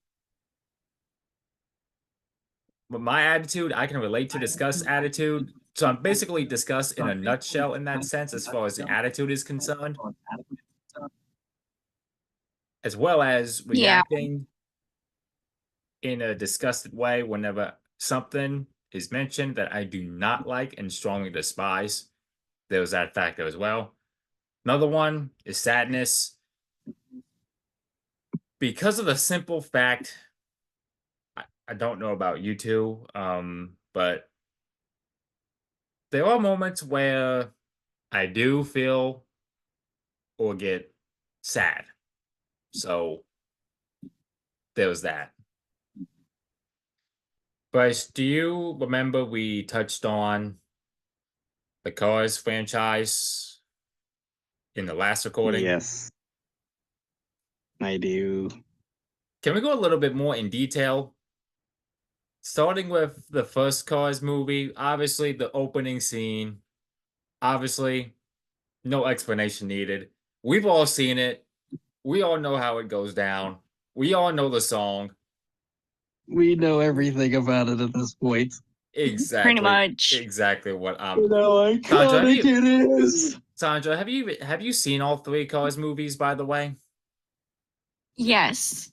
Okay, so it's safe to talk about this subject because you've seen all three movies. So, Yep. we begin with the first one. McQueen starts off as a cocky a-hole, but at the end, matured, you could say. Yeah. Yeah. Here's the theory that I think, Bryce, we've touched on this. Would Lightning McQueen be the same a-hole at the beginning of the movie had he not ventured in Radiator Springs? Absolutely. There's no question. I agree on that. Is there any moment in Cars 1 that sticks out to you both? Well, I'll give off, I guess, two moments that clearly show it. I mean, well, actually three, tell you what. Literally three moments that actually clearly decipher it right then and there. I mean, the whole simple fact that literally the king literally comes up to him and is literally trying to give him advice, and McQueen basically starts daydreaming and completely tones him out and doesn't even listen to a single word that he says. Literally a 7-time champion is trying to give you some advice, who's going to hang it up after this year is over, and you're not even going to listen to what he even has to say. I mean, that's definitely a-hole-ish in its own right. And then not to mention, then after that, then the whole reason he even gets lost in Radiator Springs in the process in the first place is because of the fact that he literally overworks Mac and forces him to basically not even take a time to rest and forces him to keep going because he's so fixated on trying to beat Chick to over there to LA and everything and all that stuff. He's over there trying to beat Chick and all that. So he keeps Mac going the whole time, and obviously that doesn't work out. So then he ends up getting lost in Radiator Springs, and then definitely the biggest one, After that is the fact that not only does he mess up the road and everything and doesn't take any kind of responsibility for doing so, but then he then basically half-asses it, pretty much. And then when Sally tells him it looks awful, and then he then says the worst thing you could say is, oh, well, it matches the rest of the town. Like, who says that? Not me. That's for sure. McQueen did. It's like you can tell the guy clearly just did not care. In the slightest about anything or Not at anyone all. for that matter. He basically also tried to pull the, hey, no, I'm a celebrity card, and no, you can't keep me here. I got obligations. I got things to do. You can't keep me here. Even though you basically committed several felonies and everything and destroyed an entire road. Exactly.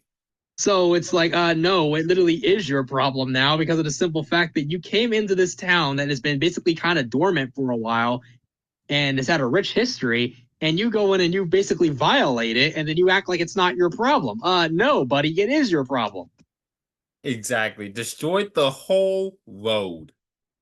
And showed no remorse at all whatsoever for doing any of it. At all, whatsoever.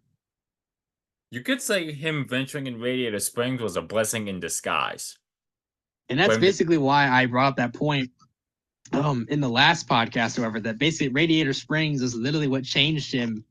Because, my goodness, if he didn't, he still would be the same car that he was in the beginning of the movie, man. Like, those are like 3 instances right then and there that literally pointed out right then and there that the guy is just, yeah. I mean, not even another subtle hint, obviously, that gives you like an insight as to who he is as a person.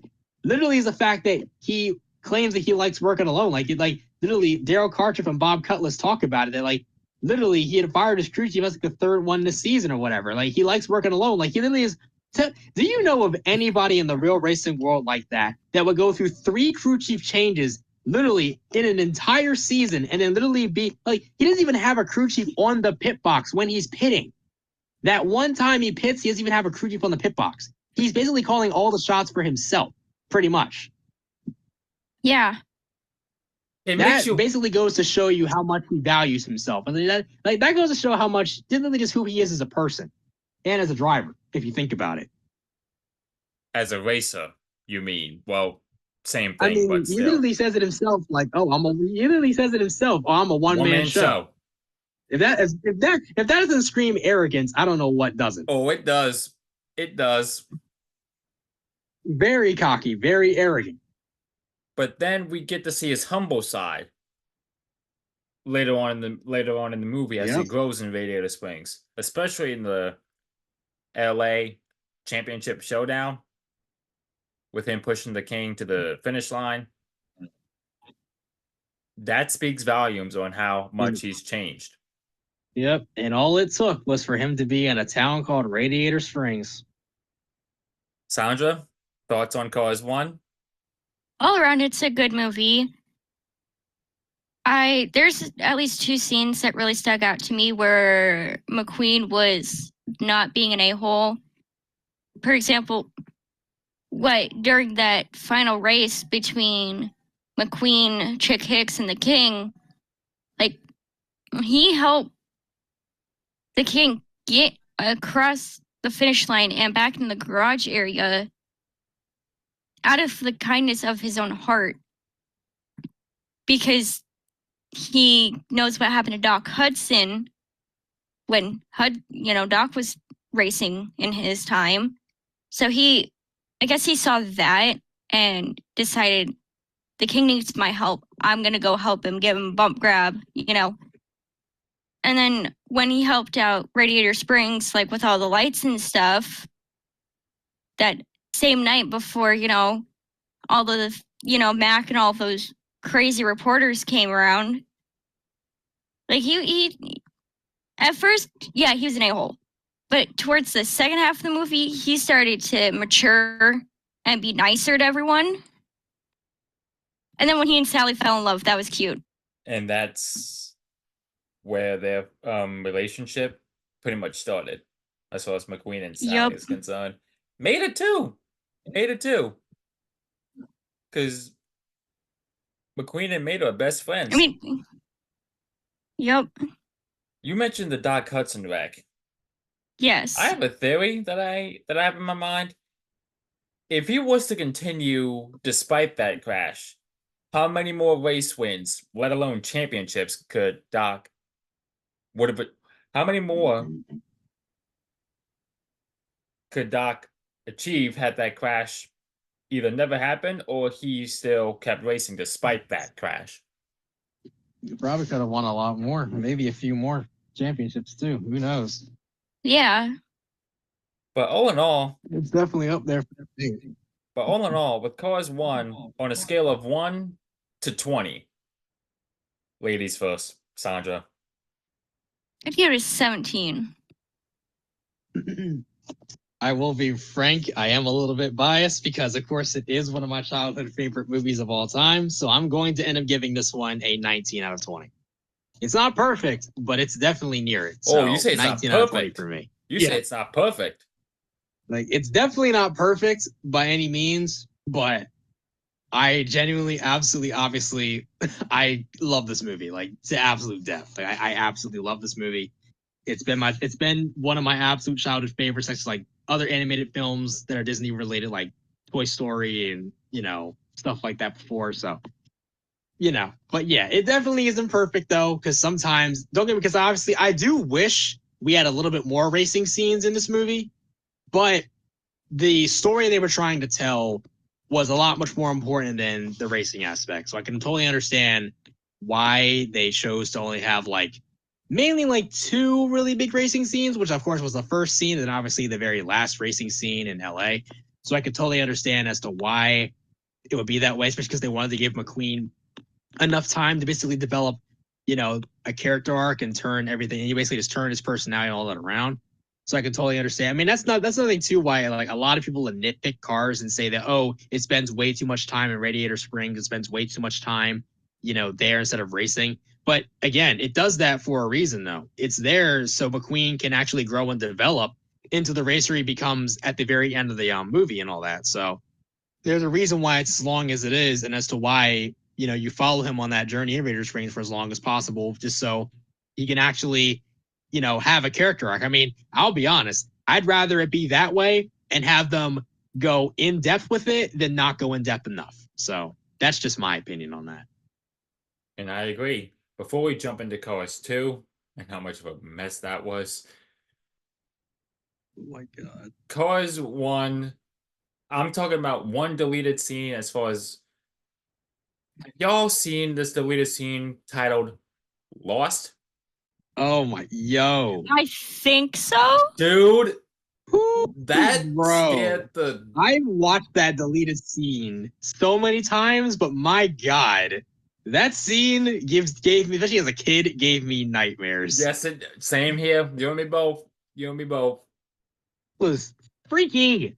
The storyboard version is one thing, but imagine if it was actually in the movie itself. If they actually put that kind of imagery that they were showing in that deleted scene in the movie, dude, could you imagine how many of us, especially that were kids then, would have had nightmares off of just the imagery alone? I am so glad that they chose to scrap. I'm so glad they chose to scrap that altogether, and they just made the Lost scene what it was. Because the fact that they at first wanted to have him go through a graveyard of old cars, no. Again, no, thank you. That's too much. A literal graveyard of old cars that are dead. It's like, no, that's too much. Way too much. Don't get me wrong. Disney and of course even Pixar, they're not shy. They've never shied away from that kind of stuff before. But just the imagery they used for that would just have been too much. Yes. Way too much. But there's also another deleted scene that I remember. The one that scared the one that did scare me from that deleted scene was the one with the car that has the tree in it. Which one? That's the one that scares me. Do you remember the car that has like a tree sticking out of it? Like this massive tree that's sticking in it? Oh, you're talking about There was like a purple car that was the tree stick, at least I call it a stick, that was growing out of the car. Yes, that's the one that scared me the most. I know which one you're referring to. That's the one that terrified me. I was like, oh no. The one that I terrified couldn't me get was the image out of my head for a while. the one that terrified me was was when McQueen escaped the graveyard and there was this one piece of the front of the car that Yeah, it he was was still carrying attached. the face, I think. It was the Yeah. face. That's the one that got me. Ew. That sounds was creepy so as shit. It sounds creepy I'm so too. glad they chose to scrap that. The fact that they even considered that at first was just no. I'm so glad that that's the deleted scene. I'm so glad they scrapped that. Me too. And you wonder why Lon McQueen is And do you number notice? 57 in the deleted Yeah, I was about to scenes? say. I mean, you notice in the deleted scenes, it's 57. I was like, wait. When I was a kid, I was like, why is this number 57? There's a reason for that. John Lasseter, I think it has something to do with is with Disney or something. John Fucking Lasseter, who Jesus. is the movie director. He was born in 1957. That's hence the number 57. Because again, John Interesting. Lasseter, movie director of Cars 1 and Cars 2, was born in 1957. So that's why they changed it to And then they 95 changed it to 95. as a reference to that's when Toy Story, when the first Toy Story came out. Yeah, Which was released it was a in reference to when Pixar 1995. got started in 90.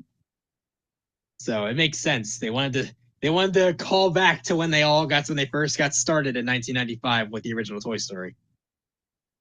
Now let me ask you this: Pretty cool. 95 or 57?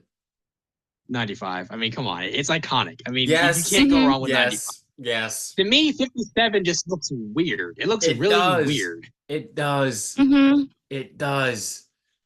Way too weird. I wasn't rocking with it. Even as a kid, I'm like, yeah, I'm not vibing with that. There's another deleted Not to mention scene. that of all the numbers you could have picked, 57? Why would you want to pick 57?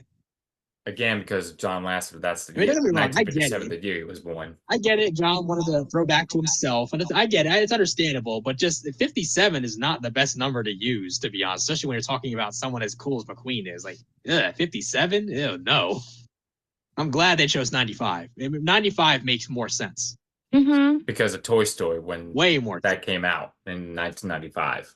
It's way more iconic than using 57. Like, you think 57 will be as iconic as 95 is? No. Not really. Not even close. No harsh feelings to John 57 would Lasseter, not have but gotten the same not feel really. 95 has.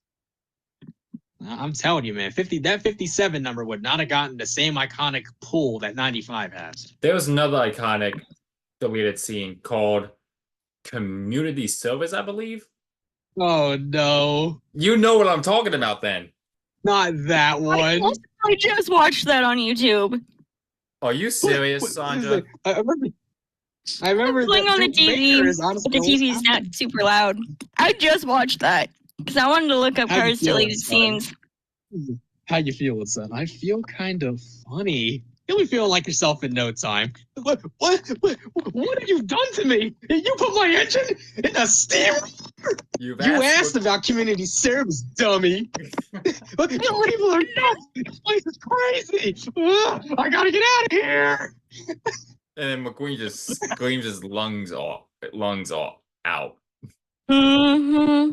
The fact that he's like, what have you done to me? You My put question is, engine how the hell in a did steamroller. My question is, how the hell did he switch bodies? That's what I'm wondering. How do they switch bodies and how do they get his engine in a steamroller? How the hell they get it out of the steamroller back into his friggin' race car body? That's what I wonder. I think. Oh, I did. Wait a minute. Did they put Maters in there? They put Yeah, Mater's no, in they Lightning put McQueen's Mater's body. engine in McQueen. Yeah, I was like, you got the wrong car. I've always wanted to be a race car. And you notice, That creeps me out. in that deleted scene, the voice for Mater is different. Way different. All the voices were different. Can I be real when I say Yeah, all this? the voices were way different. Thank- Even McQueen's voice was way different. Thank God in the final cut, they have Larry the Cable Guy voice Mater. And Owen Wilson voiced Mhm. Adam McQueen. Larry the Cable Guy and Owen Wilson are the two best options for McQueen and Mater. The original voices, the original Mater voice to me is just I'm not vibing with it. Even McQueen's voice just sounds just way too like Weird. How do I even put this? It's both weird and also just way too like a little too out there to me. Just a little bit too out there. Like Owen Wilson gets McQueen perfectly. Like Owen Wilson is the perfect version for McQueen, the perfect voice for McQueen. The other voice for McQueen just sounds, oh my gosh, just how do I put this? Not like too out there, but it just sounds like, how do I put it? Just way over the top is just how I feel about it. His voice is just way too over the top for McQueen. Way too over the top. The voice actor, I could be wrong. I think the voice actor was Keith Ferguson. I could be wrong. I think I've heard of him before. Yeah, I've heard of his name before. Keith Ferguson. I believe he voiced McQueen in the deleted scenes. Also voiced McQueen in Cars International, the video game. Cars Racerama, also a video game. Cars 1 for the PSP. That's definitely here. Something else. Oh, Cars 2, the video game. There's that too. And that's about all I can think of. Oh, wait, no. Cars Tune, Made Us Tall Tales. Those as well. Yes. And I'm coming up across the first lead scene y'all were talking about, Lost. Chill. Saundra, what is your reaction I don't right know. now? I literally just fucking, I don't know. I don't know why I'm watching this, but I chose to. Oops, Sophie. One thing's more than certain. Be grateful you're watching it in daylight hours. Oh shit, it's almost 6 o'clock for me. Even Top Down Truck Stop's another one too. I just watched that. That one was that other one that was playing just a minute ago. What? Wrong way? Wrong way! Would you rather have that or the final cut? I honestly, tell you the truth, the final cut I feel like is fine, to be honest. Because, yeah, tell you what, the final cut definitely is more fine, I guess, because it really showcases, like, McQueen's hubris and, like, it gets him on the path to, being a better character. Because literally in the deleted scene for Top Down Truck Stop, Mac just leaves him. Yeah. He doesn't even know. He doesn't even know that McQueen's not even there. But he just abandons him and thinks that he thinks that McQueen's still in the hauler. He just leaves. Exactly. He was in the car wash and then literally drove out, freaking hooked up back up to the trailer and left. Then just absolutely left. Like literally just left. He just said deuces and just dipped, leaving McQueen in the cold. It's so funny that the two Rusty's guys were there too. That was funny. Yeah. The fact that they're even there is wild. I was like, how did they get there? Rusty and Dusty. Yeah, like Rusty and Dusty. I was like, why are they even here? What are they even here for? That's exactly my question all these years later. How did they even get? Like, I'm so glad they got rid of that deleted scene, even just for that. It's like, how did they even get there? Like, what are they even here for? There was another deleted scene on how Ramon tells McQueen how Ramon and Flo fell in love. Yeah, how they got together or whatever. That's the one I'm referring to. There's another one. Would you rather have that in the final cut? Nah, it's just exposition that it really wasn't needed. So leave that. We didn't really need to know all that. So leave that in the deleted scenes files as a bonus feature then. Yeah. Just leave it as a bonus feature. We really didn't need to know that because it would just be filler at that point, really, to be honest. Just filler. Filler? Like it's like when someone says, "Oh, that's like a filler scene," that's like it's like a filler scene is literally just a scene that literally is in there just to kill time. Oh, okay.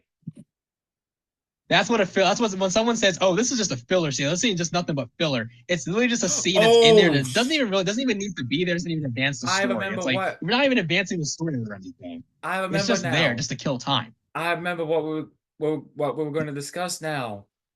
Not only the Cars franchise, not only Inside Out, with the sake of Inside Out 2 being released recently, but also, Bryce, we just talked about this, and you got me into it, and I thank you for that. Fast and Furious. I forgot about that. Yes. Hey. But we'll get with Cars for now. So we got the deleted scenes out of the way. We briefly reviewed the movie. What was the funniest part in Cars 1? God, there's plenty of funny parts, to be honest.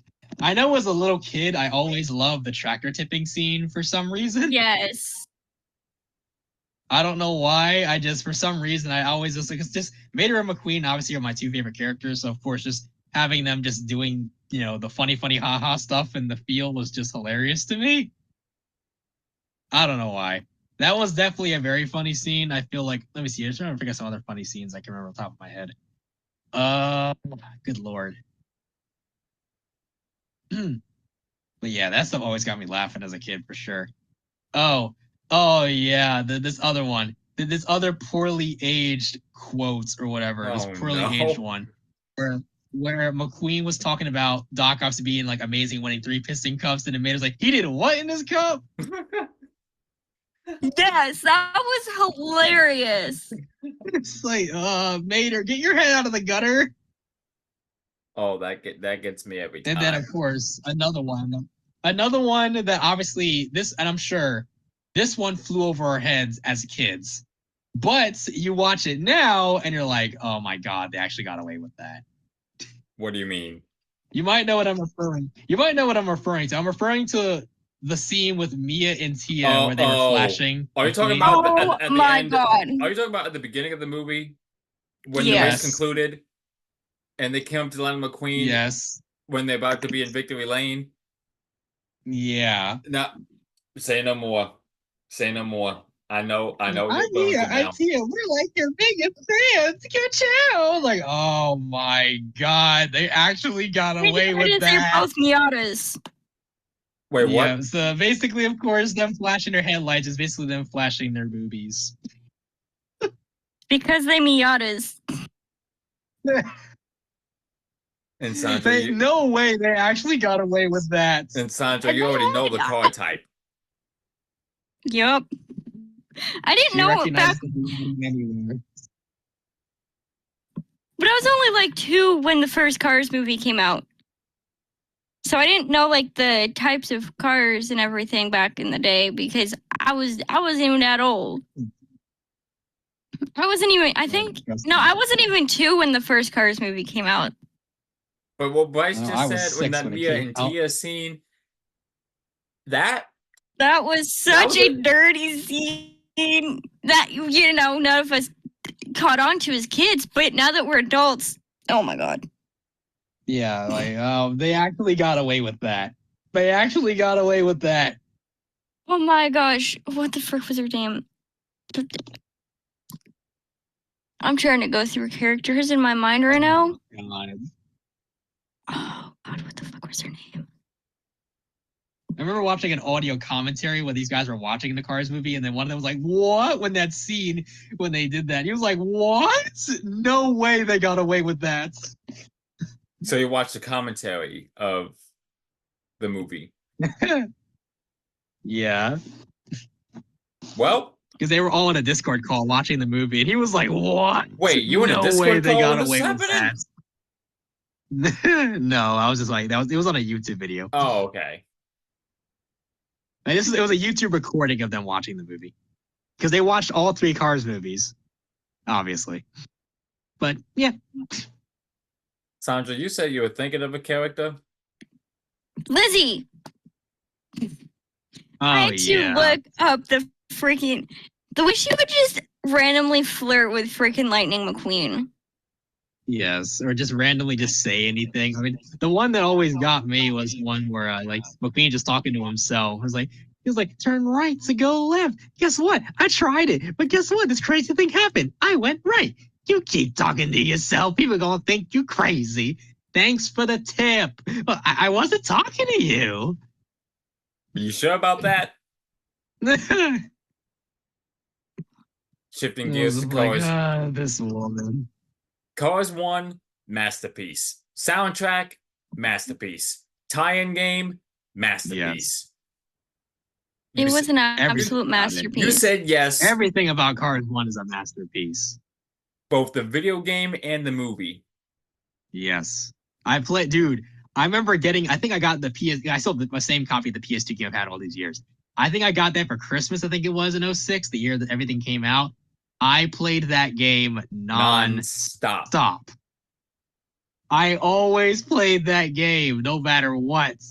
Of course, I took breaks every now and again, but that was one of the games I played non-stop. You basically binged that game, essentially. Oh, yeah, without a shadow of a doubt. I loved it. It's one of my favorite childhood games of all time. I absolutely loved it. Agreed. Same for the soundtrack, too. Well, for both the game and the movie itself. The soundtracks in that game was fire. Of course, you already know this. You already know what song I played over and over again during every race. What I want. Let me guess. Life is a Highway? No, it wasn't that one. In the video game soundtrack, the one song I played the absolute most whenever I was racing was What I Want by Autopilot Off. And I absolutely, as a kid, loved that song. You mentioned that in the last podcast recording. It was my favorite song in that soundtrack. Also next to Night Drive by the All American Rejects. That's another really good one. Free Ride. Free Ride was another good one. But those are my 3 favorite songs in that soundtrack. I absolutely love those 3 specifically, but especially Autopilot Off was the one that got me in the racing mood all the time. Why Not Go Wild is another one by Leonard Skinner. Yep. Wait, Saundra, have you even played the game? I don't think I ever did. What gaming consoles do you own? We've got an Xbox. Just an Xbox. Only an Xbox. You can play for the Xbox. An Xbox. Wait. The 360? Xbox One. I don't think it's compatible with the Xbox One. You can try, but I don't know. Again, you can try. It might be, I don't know. You know what, Bryce? These motherfuckers. Cars and 1 video fireworks. game tie-in, 1 to 20 scale. What is it? To be frank, I'm just going to give it a 19. So 19 for the movie and the game itself. Yeah. Is it biased when you rank it that high? It's like, yes, in a way, I am biased. I'll be real. Yes, I am biased. I can see why, because it's nostalgic. I can see why. It's just nostalgia for me. It was just one of my favorite childhood memories. It's just childhood for me. I absolutely love it. But of course, I can go back and watch that movie now and go back and play the game now, and I still love it just as much as I did back then. But obviously more with a little more of an open mind, but still, it's just obviously just nostalgia and just everything. And I loved it so much as a kid. I absolutely adored it so much. I say the exact same thing regarding not only the movie, but the video game itself. All right, on to the next one. It's so criminal that people think. Wait, what? It's so criminal that Cars is so underrated, because if most people knew how good this stuff was or took off the rose-tinted glasses for a minute, I'm just saying. We touched on that subject as to why that is in the last recording. Yeah. But anywho, on to the next one. Cars 2. Oh my god. Let's just get the elephant out of the room and just say how much of a mess it was. It's like, yeah, this movie sucks. Like this movie sucks. Let's just get it out the way right now. This movie is terrible. And the biggest elephant in the room, Mater. Why? Too much of him. And not to mention, now that I think about it more and more, he was very, and I mean very, annoying. I mean, am I right or am I right? In this movie. No, seriously. Literally, just extremely irritating in this movie. Bryce, Saundra, He was. Am I right or am I right? You're right. I cannot recall how many times, even just like watching it again, I cringe every time that Mater's in a scene, especially in a scene where he's just doing some cringeworthy stuff. Or saying Oh, I can't help cringeworthy but just stuff. cringe. It's just so embarrassing. Like just the character assassination, literally in Cars 2 for Mater is just so off the charts. It's like, why would you massacre my boy like this? What did you do to him? I think this proves your point in the last recording, or what's the episode 3? I don't remember, but with Disney and Pixar, well, mainly Disney's recent track record, especially recently, they, with sequels, throw in these different plots or main characters from the OG film, and then you follow it up with a sequel. They make that particular main character a laughingstock. They literally just turn them into a shell of their former selves and make them act so out of character. Now, of course, not every sequel has done this, thank God, but there have been several sequels and even several other films that just have literally made the characters just walk back, literally character traits that they literally had before. It's like you look at a certain movie that they were in previously and then look at the one that comes out after that. For some of them, it's night and day, like on how they act and behave. It's so ridiculous what they do to these characters. Do you remember that one scene in Cars 2 where Mater says, where he mentions a State Farm reference? I think so. Like a good neighbor, Mater is there. Yes. Oh yeah, Yes. yeah. I don't even know what to say to that. I cringed at that. You and me I didn't both. even think it was funny. You and me both. I did not think it was funny. Yeah, I could not help but cringe. It wasn't funny. It was. What I'm just gonna go on my record and say this now: that Cars 2 was a cringe fest. Thinking back on it, It wasn't- really was. It was an utter laughing stock. Like it wasn't even a movie that was fun. Now there were some parts that were unintentionally funny, such as Yes.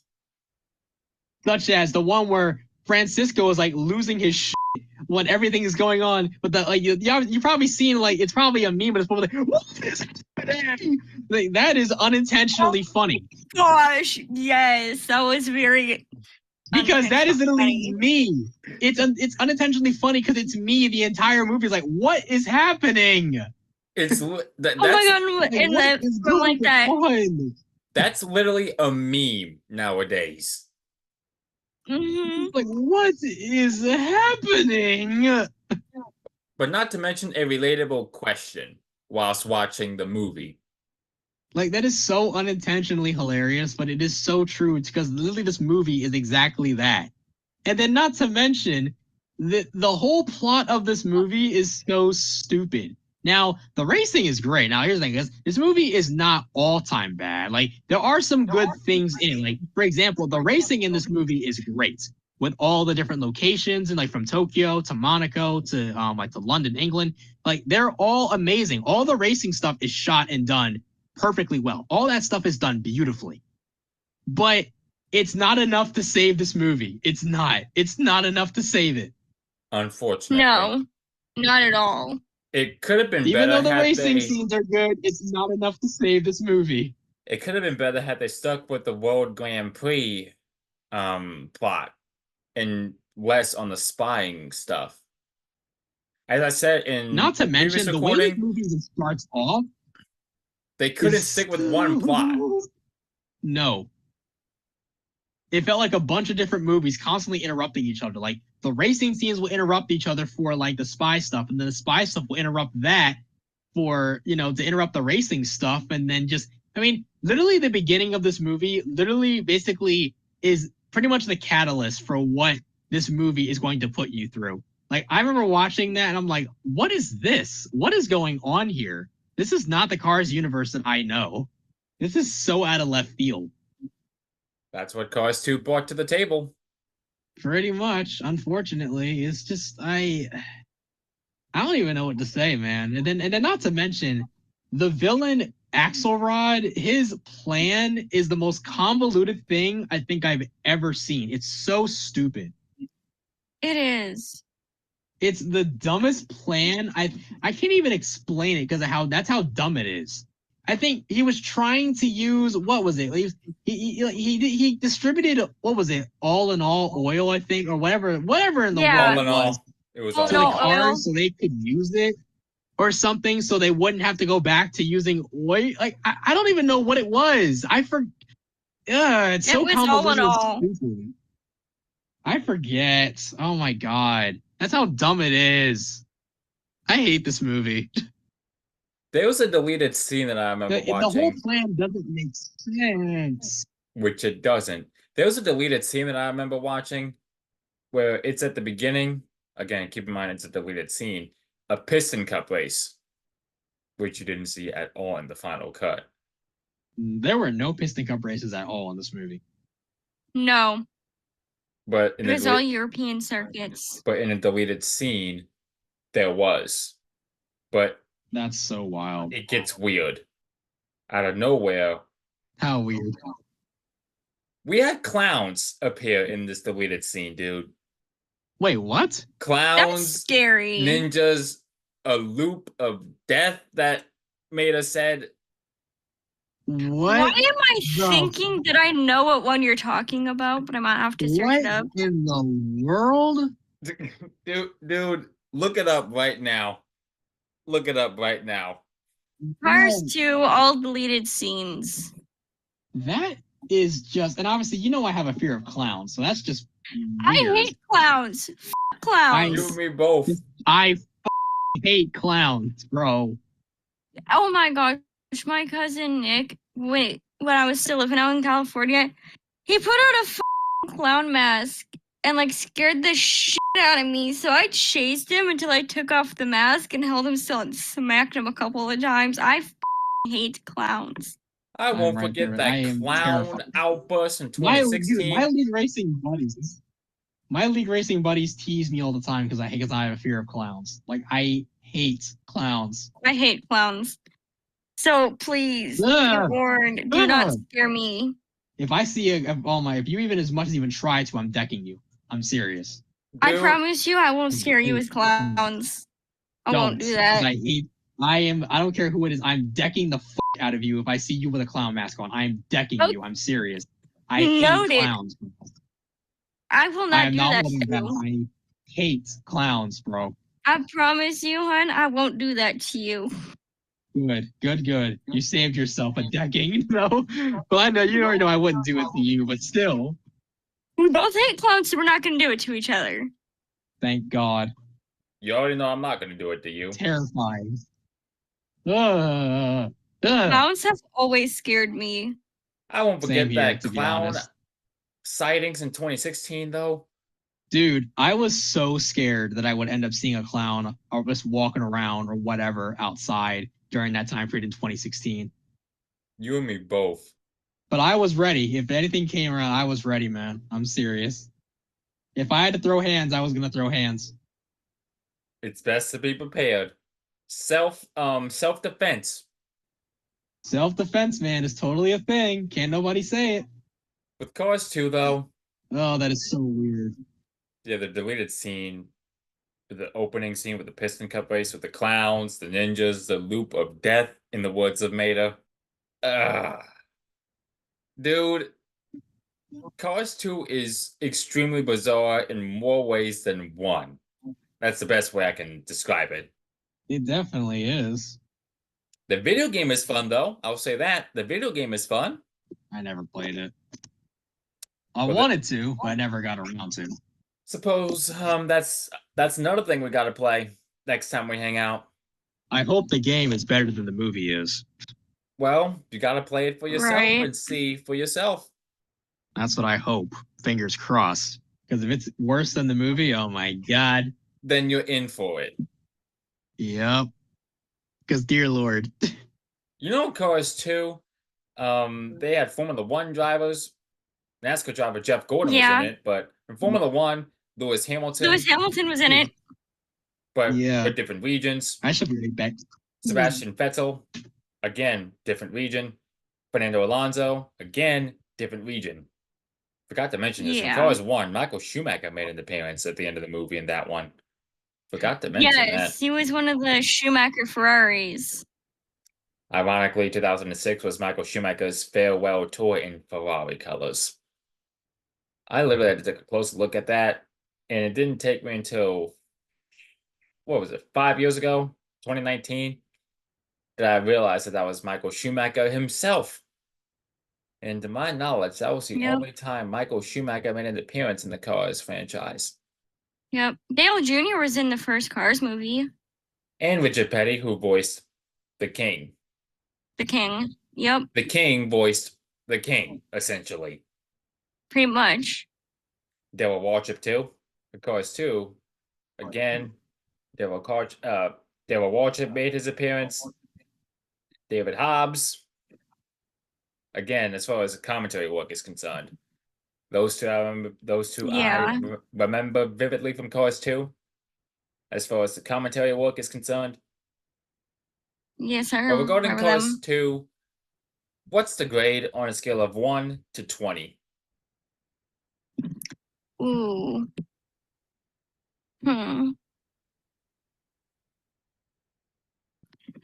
have to give that one like a 12 out of 20. It just wasn't all that great of a movie, in my opinion. I agree. This 5 hours has gone by really fast. Time flies. Time flies when you have fun.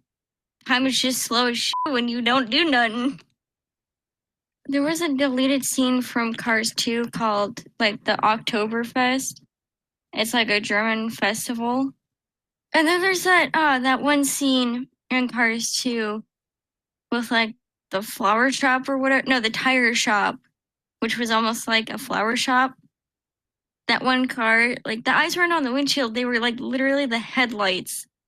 That was a little bit creepy. Oh, I know what scene you're talking about. That scene was a little bit on the creepy side. Which it was. I'm back now. Sorry. Welcome back. Cars 2 Not enough ranking. has returned. I dipped out because I needed some food. I got hungry. Cars You're 2. okay. You're good. Cars 2 ranking, Bryce, on a scale of 1 to 20.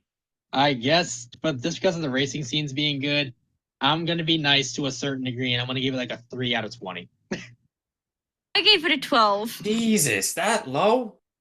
I don't like this movie, man. This movie is just not good. This movie is not it. What about the soundtrack, It was though? not What that about good. the soundtrack? The soundtrack was all right. It's okay, but trust me, it's nowhere close to how good the first Cars movie soundtrack was. This one is just all right. The only song that stands out is You Might Think. Yeah, I was just thinking about that song. That's really it. That's it. The soundtrack for me is not that memorable. It's not. Agreed. The only song you might think that's it. That's it. Oh, I need a second. You compare that to Cars 1. Oh, Real Gone, Life is a Highway, Route 66. Like there's a plethora of different songs that everyone knows and everyone remembers.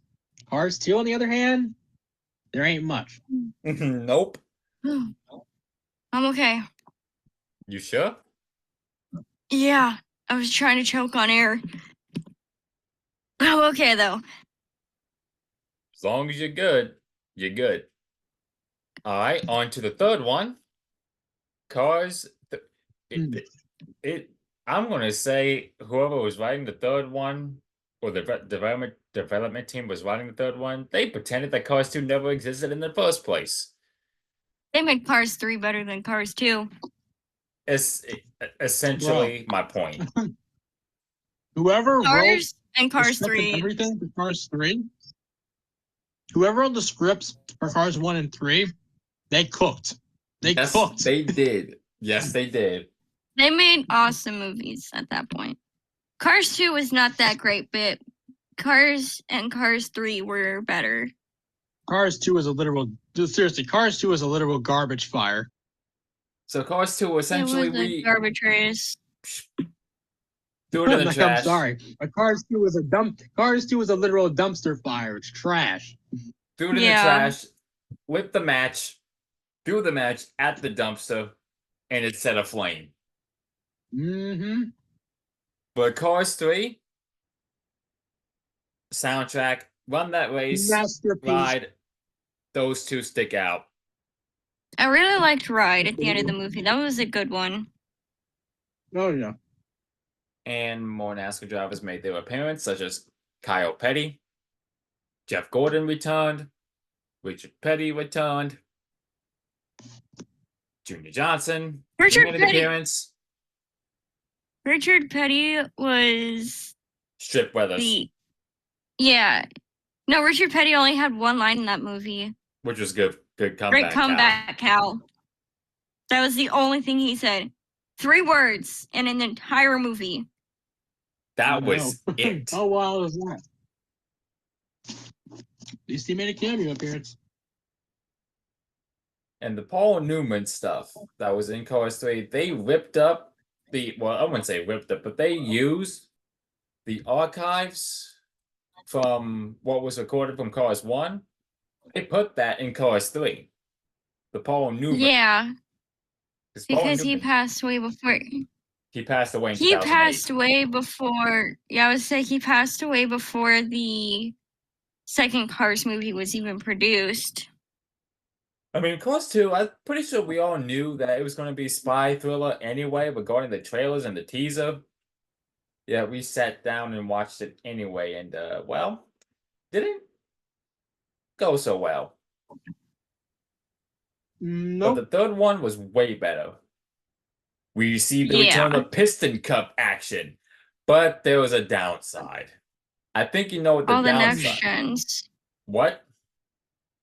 The next gens, all the newer rookies.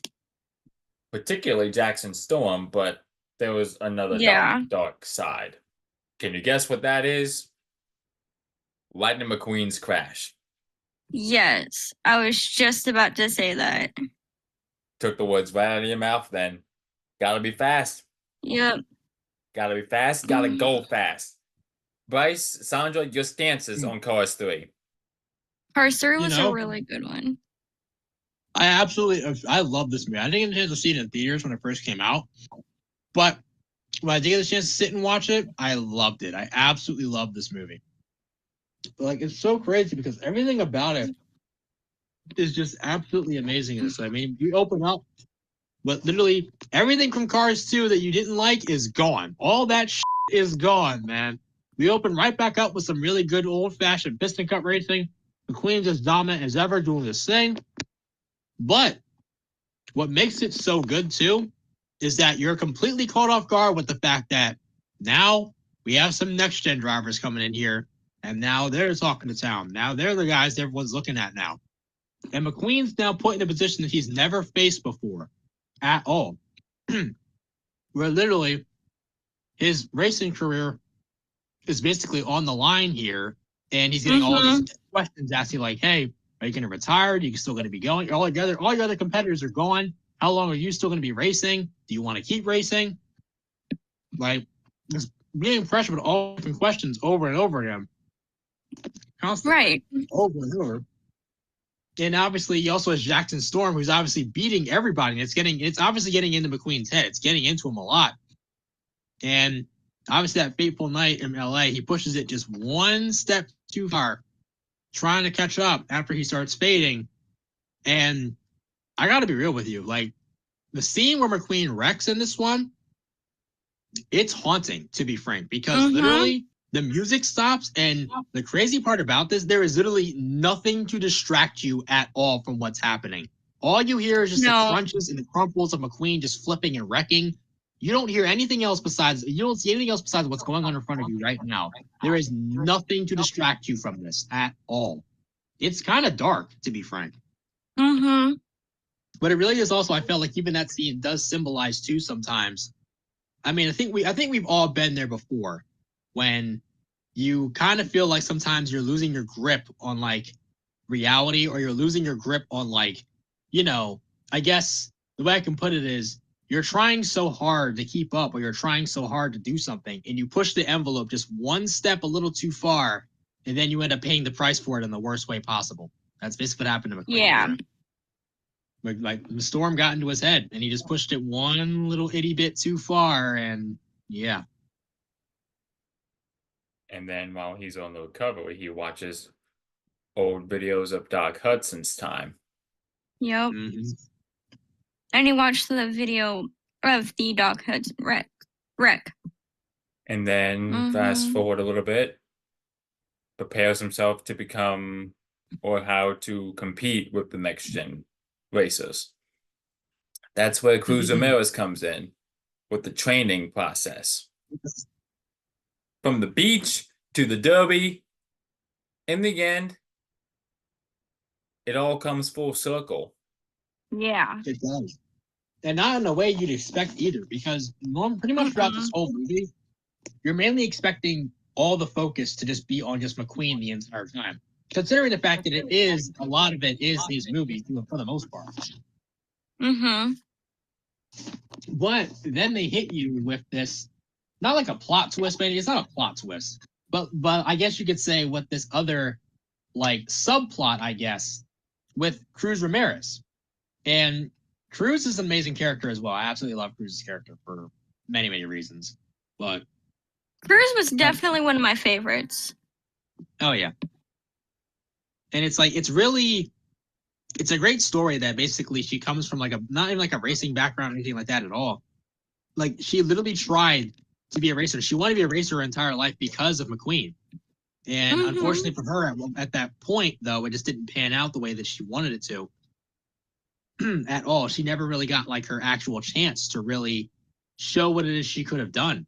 But just like Doc, in a way, she didn't get the chance to show what it is she could have done at all. Right. Like where Doc was basically shunned away after his wreck, and they moved on to the next rookie in line, and he never got a chance. So she had a lot still left in him, and never got the chance to show what it is he still had left in him. Cruz never got a shot, period, like at all. Never got a chance whatsoever to show what she could have done. So it all comes full circle in the end. And the thing is, too, I want to go on like a small, like, I guess, like a mini rant for a minute. But a lot of people have a massive problem with the way that Cars 3 ended. I've seen the discourse a lot. The discourse on Cars 3 is it's a good movie, but for a lot of people, the ending of this movie and the way that the final race plays out is very controversial, to say the least, in a lot of people. But tell you what, saying it's controversial is a very big understatement. I was about to say, that's a massive understatement, dude. It's a very big, it can't be understated that it's a very big controversy of how the race went, and also in general of just how things ended up playing out. A lot of people had a massive problem with the fact that McQueen gave Cruz her chance in this race and didn't choose to finish the race. And I also noticed that a lot of people, because I can only imagine that so many people are not NASCAR fans that probably watched this movie, and they all were so confused when McQueen was given the win along with Cruz. And obviously, of course, all three of us are NASCAR fans. Us NASCAR fans know this, that if you start a race, but then you have someone else sub in for you, that win still counts for you in the NASCAR record book. So you can literally start the race. I mean, this happens all the time too, like whether it's due to driver sickness, driver injury, whatever. You can start a race and then have someone sub in for you, run the rest of the race, and the win will still be credited to you in the NASCAR record book. For example, what was going on with the Kyle Larson trying to do the double with the Indy 500 and the Coke 600. Oh, yeah. So there's even that. But yeah, a lot of people were like, oh my God, why is McQueen given the win? He didn't even run the whole race. Like, if you were NASCAR fans, you'd understand it more. That's the first thing I want to get out of the way real quick. Because a lot of people were like really batted an eye to where they all were like, huh? Why has he got the victory too? He didn't even finish the race. Yeah, like if you're a NASCAR fan, you know. But obviously if you don't, that's going to be confusing for you. But aside from that, I understood it a little bit when I first watched it. Like, people were so up in arms over it. People were also just so pissed at the fact that McQueen didn't choose to finish the race and chose to be on top of the pit box. Even though he's like, oh, I want to keep racing. To me, the ending of this movie solidifies the fact that I think McQueen mid-race, when Sterling was berating Cruz, saying, "Oh no, you're not a racer, you're just a trainer," and McQueen obviously in that moment thought back to all those moments, not just that long conversation they had after the Thunder Hollow race or whatever, and that small little argument they had, but just off of everything that even Cruz was showing while they were training, while they were practicing, and just how much it meant to her to want to have a chance to have a shot, just get her own big break in racing. McQueen was thinking about all of that, but not only just that, he also, I think most people don't recognize or probably realize, is that he came to the realization, to me at least, there was no way he was going to beat Jackson Storm. There was no way. It wasn't going to happen. It just wasn't going to happen. There was no way he was going to win. I mean, try as he might, try as he may, it just wasn't going to happen. Like, Storm and these guys were just too fast, too quick, too advanced, and McQueen is getting up there in age. He's getting old. He's not the same racer as he used to be. And he just realized at that moment, there's no way I'm going to be able to pull this off. Not on my own. I'm not going to be able to win this. Because not to mention, when you also factor into that this whole thing was riding also on McQueen's career. Like, remember the bet he made with Sterling that, hey, if I win, I get to keep racing. But if I lose and I don't win, then I'll do the whole marketing shtick and retire from full-time racing altogether or whatever. Yeah. So then obviously gave Cruz a big break. Cruz gets the win and proves to everybody that, hey, I deserve to be here. I should be here. And then I guess some people, I think it also went over their heads too when McQueen says, oh, yeah, I'm going to keep racing. Like, what McQueen meant by that, I want to keep racing, is I'm going to stay within the racing business, but I'm basically going to be like Cruz's mentor, basically, is what he meant by that. Mentoring, coaching, and all that. He'd be her mentor, just like Doc did for him. He now has chosen to take on the mantle of being still in the racing business while being Cruz's mentor, just like Doc did for him. That's what he meant by that. I think a lot of those things I just discussed here, a lot of that went over people's heads very, very quickly. I think some people just got so wrapped up in the whole thing of, oh, McQueen wants to keep racing, and finish his story kind of thing. They got so wrapped up in that they also forgot some of the other things that transpired in the film, prior to this last race. Just my opinion, though. But that's just my little breakdown of just, I guess, to try to get people to understand a little bit more as to why things played out the way they did. But to me, the ending is perfect. I mean, it's not, it's not overly perfect. There definitely are some things probably could have been done a little bit better. But I like the ending for what it is. I like it. I think it's a perfect ending for the series. Apparently, I'm hearing there might be a Cars 4. I don't know. But there's been rumors about them having that happen. But I still haven't seen anything from Pixar or any of the people who originally made Cars, so I'd only hope there's not a Cars 4, to be honest. I don't think we need it. We don't need it. And we didn't really... they're thinking about making... Cars on the road. And they're thinking of making a Toy Story 5. Like, what the hell? And like I said before with Toy Story, you already know where I stand on Toy Story. All I can say about Toy Story 5, we all know it's a cash grab. As long as they just don't make it worse than Toy Story 4, that's all I can say about it. Just please, please, please walk back the damage you did in Toy Story 4, please. And do not have Josh Cooley direct this movie. Please, I swear. Toy Story 4 was not a good movie, in my opinion. No, this movie sucked. It is one of the worst movies I've ever seen in my entire life. It is one of my most hated animated movies I've ever had the chance to sit down and watch. I hate this movie. I hate it. And I remember you saying that Toy Story 4 is dead to you. It is. It was a hopeless movie from day one that should not have been made under any circumstances at all. It should not have been. You're right. Like, it shouldn't have been made. Like, the fact that not to mention, in hindsight, it literally is just a movie that literally is only there for cash grab reasons and only just there just for no reason. It's like nothing new is really told in this story. Like, it's basically almost kind of walking back the same crap that Woody has been through since the first freaking movie, dude. Like, I don't understand it. Like, why are we walking back this stuff? It doesn't make any sense. Exactly. Like Toy Story 3, like I've said this before to Calvin and anybody else that has known this, Toy Story 3, in my humble opinion, was the perfect ending for this series. The perfect ending. And they ruined it by making a fourth film. They ruined it. That ending is freaking ruined now. I had one of my friends tell me that the Toy Story franchise should have ended with the third one, period. And it should have. It was supposed to stop there, but they wouldn't let the franchise stop there. It's like, at some point, you have to understand, franchises cannot last forever. Now, I don't mind seeing like shorts and like TV specials. That stuff is great, obviously. I love seeing that stuff. But as far as like movies are concerned, at some point, you have to pull the plug, man. You got to know when to stop. If you don't have any new ideas to plug in, don't add anything. In other words, switch off the ignition and pretty much turn in the keys. Yep. Literally. Pack it up, put it on the hauler, and send it to the junkyard. As Toy Story 4 was a effing travesty.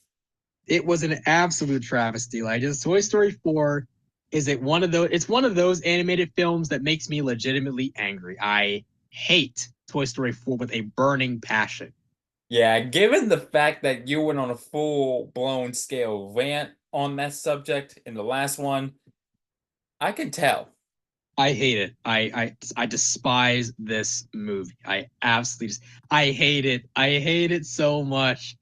And I hate several scenes. I hate a lot of scenes in this movie. I hate the ending scene the absolute most. The ending scene is the most disgraceful thing I've ever seen. I hate the stupid I hate the stupid second act breakup scene where you have Bo and these morons berating Woody and all this stuff, and you're just clinging on to all this stuff. Like, let go. Like, shut up.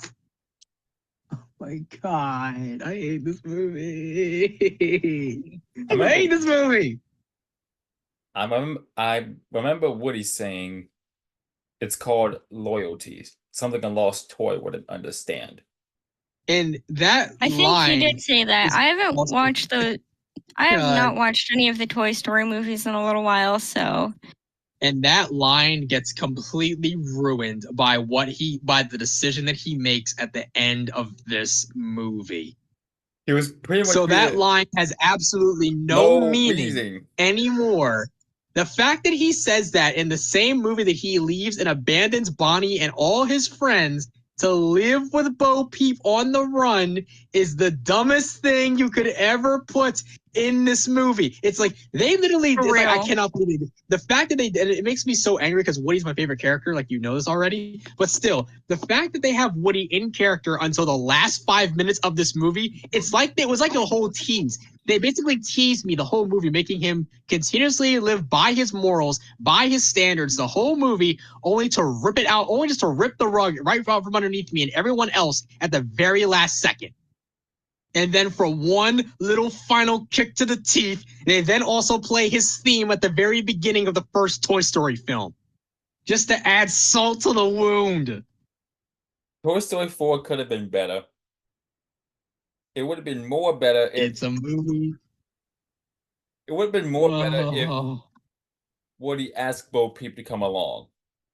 That's what I'm saying. And it would have been so much better if it wasn't just resonated to having everyone else from Jesse on backwards sitting in a stupid ass RV the entire movie, and the only ones that get the most screen time are Woody, Buzz, and Bo Peep, and all these stupid side characters that no one cares about at all, that are only there, that have all these celebrities voicing them that are only there for their namesake, and that is it.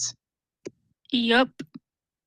A complete and utter cop-out. Everyone else gets stuck in an RV with nothing else to do, but everybody else that we don't care about and three guys that we do care about, while one is completely assassinated. Well, they're all assassinated, to be frank. But still, my point still stands. This movie. Well, let's just hope the fifth one is better than the fourth one and repair the damage that it has done to the franchise. Please! Yes. You sound desperate Please. in that sense. That's all I'm Toy say. Story 4 is one of the movies I wish was like never made. Oh God! He's like, you sound desperate. Yes, I am desperate. Please. I think we're all desperate for a better Toy Story movie than Toy Story 4. Please.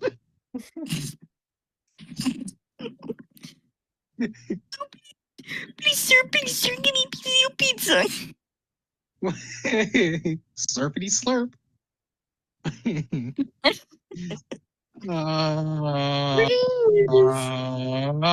Please. But I'm away from the On bars. My insides hurt. as far as Cars 3 is concerned, back on that subject, you know the drill. Yes, please. Scale of 1 to 20. 19 and a half. I give the same as I give like the others, 19 and a half. Higher than Cars 1. First Cars movie is a classic, but Cars 3, Cars 3 was an incredible movie in my opinion. Now this Between the is three. cinema. No. EA Sports, it's in the game.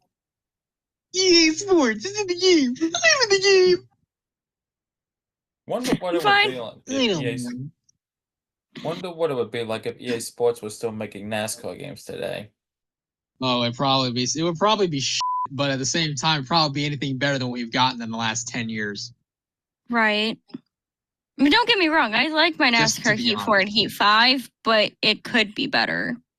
But trust me, there was no greater thing than back in the day, booting up that PS2 or whatever, and hearing those amazing words. God bless America, God bless our troops and gentlemen. Start your engines. Hoorah! I'm okay. I don't know, but still.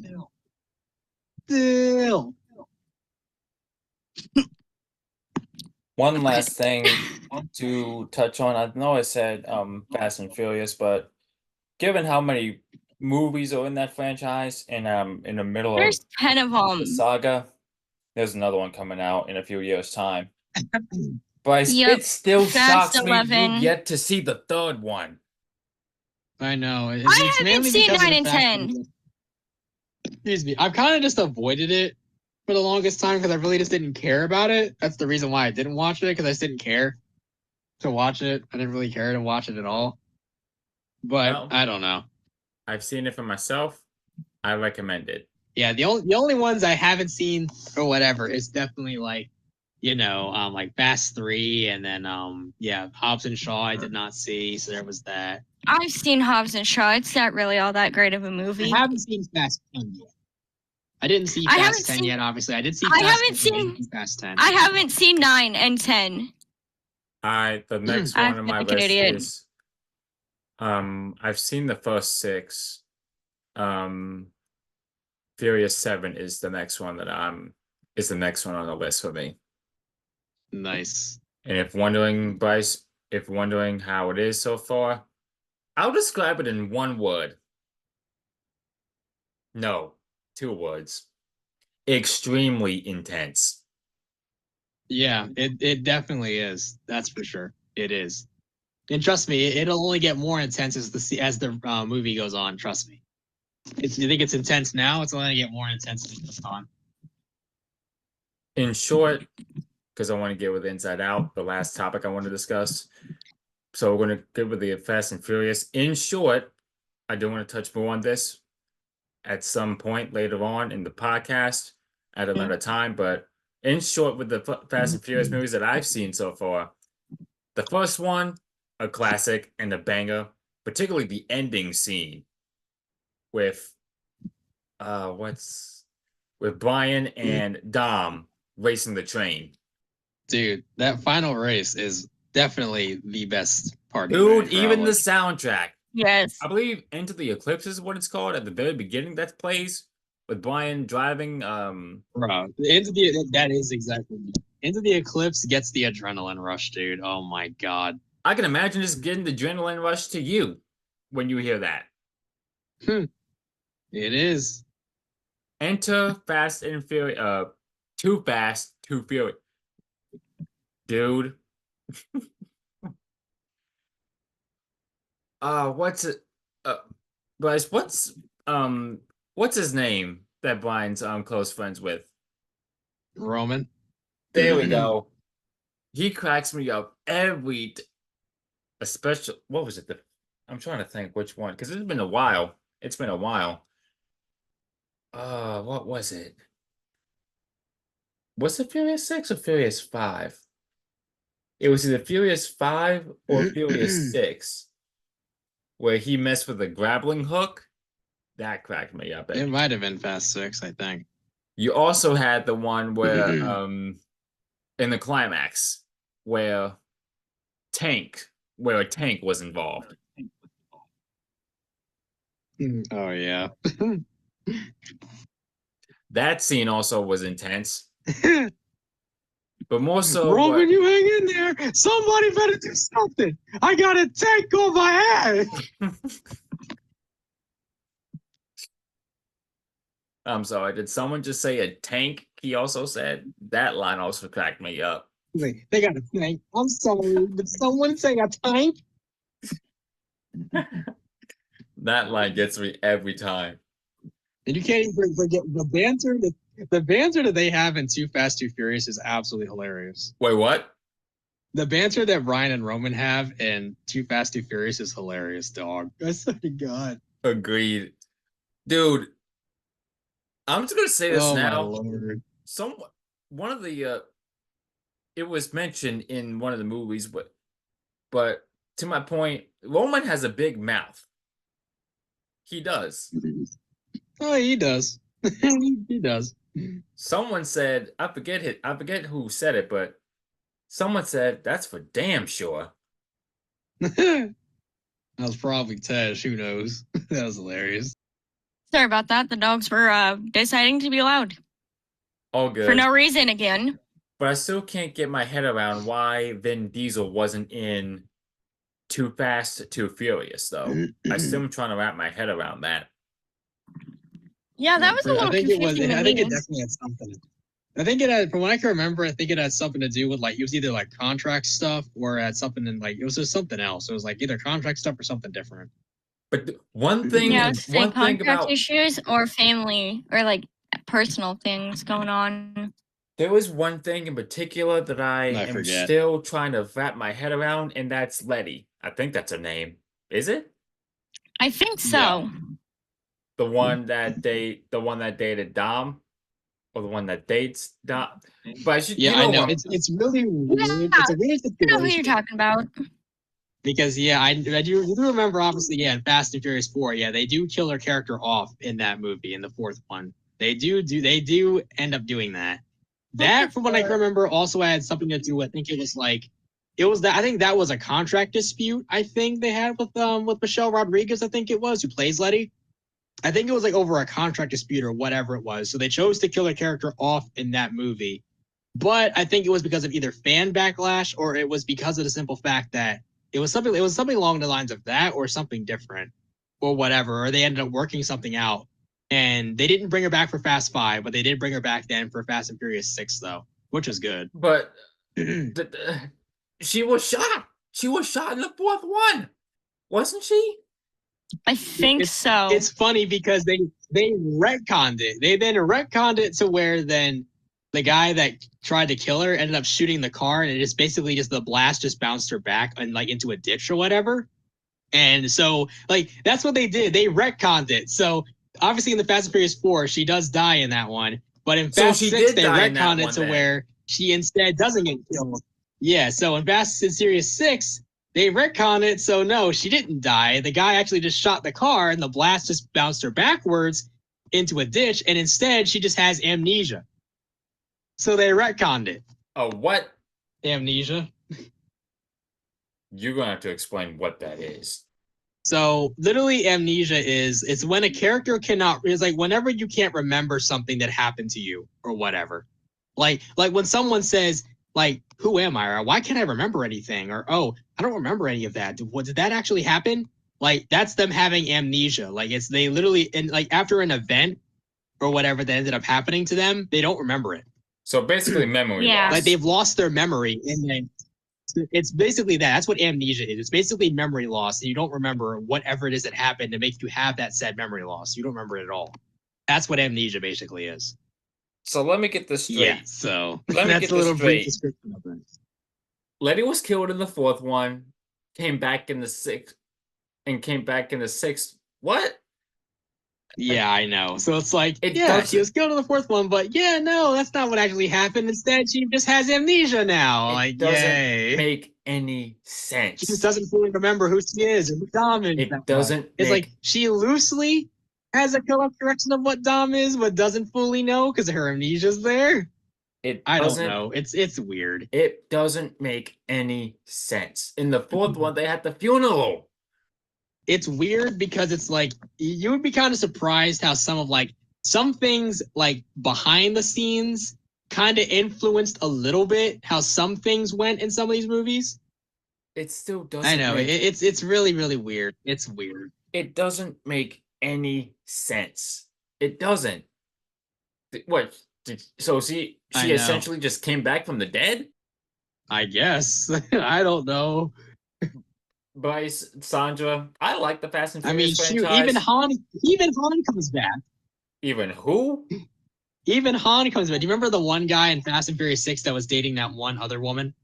Or whatever. They were talking about, hey, we can go back to Japan or whatever they were talking about. Oh, That one I know other who you're Asian talking dude about or now. whatever. I know who you're talking Even about he now. comes back. He dies at the end of Tokyo Drift from what I've seen and everything. So you And have seen they that clip. retcon that too and bring him back. But Yeah. but They retcon that as well and bring him back for, I think it was Fast and Furious 8 or Fast 9. Yeah, they brought him back too, because why not? what? Well, What? There goes a spoiler because I haven't seen 7 and 8 just It's yet. like, bro, nobody stays dead in these movies, bro. So I'm gonna yeet my headphones so I don't have to hear any spoilers about Fast 9 and 10. So Han also Well, came that's back. not really much of a spoiler. I mean, that's just a character thing. But other than that, I don't know. I'm not saying anything else story wise or whatever. It's just a character that comes back. It's not much of a spoiler. So Han came back from the dead, apparently. Well, that Pretty is much. It's just I interesting. don't know. I don't even know. He died in the. No, it's like, dude, I swear, man. Why is Fast and Furious Bro, confusing? it's like how it is for me with the Kingdom Hearts franchise. Bro, it's like how it is over here for me with the Kingdom Hearts gaming franchise. Nobody in Kingdom Hearts stays dead, dog. Nobody stays dead. Why? Oh my god. So not only Fast and Furious is confusing, but also Kingdom Hearts. Bro, you would be surprised how many people say Kingdom Hearts is convoluted or is confusing. I mean, I understand what it is and how the story goes and everything, but a lot of other people are like, "Oh my god, it's so convoluted. So much is happening. Oh my god." It's wild, bro. It's wild. It Well- really is. Well, you know because you played. I'm sure you played every single Kingdom Hearts game at this point. Dude, I've played pretty much every single game, so I know exactly what happens in each game. You basically binged. It's my favorite gaming franchise of all time, so of course I would. I remember you Yes, saying I that you binge these. I am a diehard fan, and I'm going to live by it. you binged the 3rd one, if I recall. Dude, I literally finished it within less than 2 days. How? Of course, I took breaks in between, obviously, but still. I was that excited. Like, dude, yeah, I remember saying, literally when I said it, I was like, dude, this game is a day one. This game is a day one. I got it the day it came out, and I played that until I completed it. When was the last time you played KH3 is my question. I haven't played it in 2 months, so it's been just about a month or two. Very recently. So yes, I've been playing it again recently. Well, regarding Fast and Furious, the first one, classic, banger. The second one, also classic. The third one, pretty good, I'll say. Same for the fourth one. Basically, from what I've seen so far, 1, 2, 3, 4, 5, 6, and 7. Well, I haven't seen 7 just yet. 1, 2, 3, 4, 5, 6. All of them pretty good. if I say so myself. The best one, a tie between the first one and the sixth one, despite the confusion of Letty coming back from the dead. That's wild. So hey, I've gotten you into two different franchises: the Fast and Furious franchise and also the Harry Potter franchise. Yay! Which I want to touch on. Trying Harry to Potter start getting into Harry Potter. And I thank you for that. Trust me, you will love it. Trust and believe, you will love it. I used to be somewhat into it, but I kind of lost interest in it. Even the Harry Potter franchise is confusing, yo. But luckily, I have you to back me up. I remember you were telling me that. You're like, oh my god, this is so confusing. But Wait, obviously, of course, you already know me. I'm a diehard Potterhead, so of course, you already know me. I obviously, of course, have been able to try to explain absolutely everything I could explain the best way possible. You may have to do that again in another podcast episode, if you don't mind. Probably, but obviously, you know me. I'm a diehard Potterhead, so of course, I'm going to explain everything. And I expect that. Same for the. I have been a Harry Potter fan since I was very little. So, I mean, the Harry Potter franchise was a big family tradition of mine. So, I mean, of course, I was very into it at a very young age. I will and say I've loved this it since the very beginning. I will say this short thing about it. You probably agree with me what I'm about to say. You probably still agree with me what I'm about to say, Bryce. Harry and Hermione, they should have been a couple. Yes, dude. I am going to say that Harry and Hermione should have been a couple forever till the day that I die, dog. I am not going to lament on that. I am going to say it forever. They just fit. Don't get me wrong. Again, I do like Harry and Ginny too. I'm not going to sit here and say that I don't. Harry and Ginny fit too. I'm not saying they don't, but just Harry and Hermione to me now, as I'm older, just makes way more sense to me. Which it does. I mean, damn. It just for me makes way more sense. What was it? The first part of Deathly Hallows? Hermione literally clings onto Harry. Like, bro, do you know, like, all the subtle moments in almost every other movie, like, Hermione will always either cling to Harry's arm or will literally be overly affectionate with him or just look out for him all the time or just be worrying about him constantly or is, like, the one that literally, I mean, Jesus Christ, I even mentioned it before. Literally, Hermione, outside of Hagrid, was the only one to believe that Harry didn't put his name on the Goblet of Fire in the fourth one. Well, everybody else was, and even Ron, of course, because Ron's going to be Ron, like, oh, no, you did it. Hermione and Hagrid were like, no, there's no way that he did that. He didn't do it. There's no way. Like, I'm just saying, and, like, not to mention, like, there's been so many times where Harry and Hermione, they just click and they bounce ideas off of each other so very well. They get along very well. They spend a lot of time together. Like, I'm just saying, man. That's another controversial topic. I mean, Harry even and Hermione being a couple. Moments. I mean, my God, there's so many subtle moments. Like, there's times where, like, even Harry will, like, hold Hermione's hand or whatever. I mean, there's even one little subtle. You might have missed it. You might have missed it in the tent scene before the first task. Literally, as after Hermione hugs Harry or whatever, it's a blink and you'll miss it little detail. As Dumbledore walks in, Hermione literally holds Harry's hand, dude. Which movie is that? That's in the Goblet of Fire. That's in the fourth one. Like, it's a little blink and you'll miss a detail, but she literally has her arm around him and literally holds his hand. I'm like, yo, why?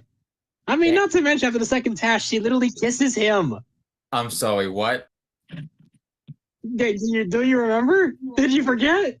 Yes, I forgot. Dude, it's been over a year since I've last seen that. Yeah, but still, after the second task, he was like, I finished last, Hermione. And then Hermione literally pulls him in and kisses him on the forehead. If that isn't a sign that Harry and Hermione were the perfect couple, I don't know what is. Like, bro, you can't sit there and tell me that they can't be a couple or they don't deserve to be, or that they couldn't work after the fact that she literally pulls him in for a kiss. Like, are you kidding me? Exactly my point. She didn't have to, and she didn't have to do that. She could have just hugged him and said, nah, you're all right. No, she literally leans in and kisses him. Again, if that doesn't tell you that Harry and Hermione could have been a perfect couple, I don't know what is. Bro, that gets me hyped every time. I'm just like, yes. There's oh my God. There's one scene in one movie in particular that pisses me off, though. Oh, boy. You know where I'm going with this. It's the second one.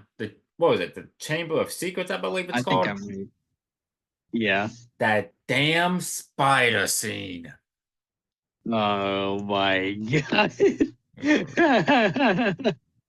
You know what I'm going. You know Oh, I'm going with this. God. I hate that scene. Aragog. Why? I'm petrified of spiders, believe it or not. I'm petrified. Oh my. So seeing that Spiders just scene creep is me out. me and spiders don't get along. Just simply put. Like, Mood. you and Brock basically share the same fear because even he hates that scene. Like he said it. I think he even said it before when you were here. He hates that scene. Me and Blackwell, we looked away from the screen simultaneously. Yeah, like he cannot watch that scene without getting the heebie-jeebies. I'm the exact same way. Like, oh my god. Wasn't it in? I think it was in the Half Blood Prince where this big ass tarantula. I think it's a tarantula. I don't know, but it's a big spider that is deceased. Didn't you tell me Yeah, that it's Brock's Aragog. reaction Yeah. was good? Stay dead. Yes. Oh no. I was like, good, stay dead. I say the exact same thing. Oh my god, I laughed my ass off at that one. Oh my god. Well, I'll definitely have to sit down and watch these movies. You won't Definitely, because they are amazing. Actually, when you get to the scene in the Chamber of Secrets and they have blood prints, you may want to look away. Just so you know. Blood doesn't bother me. What?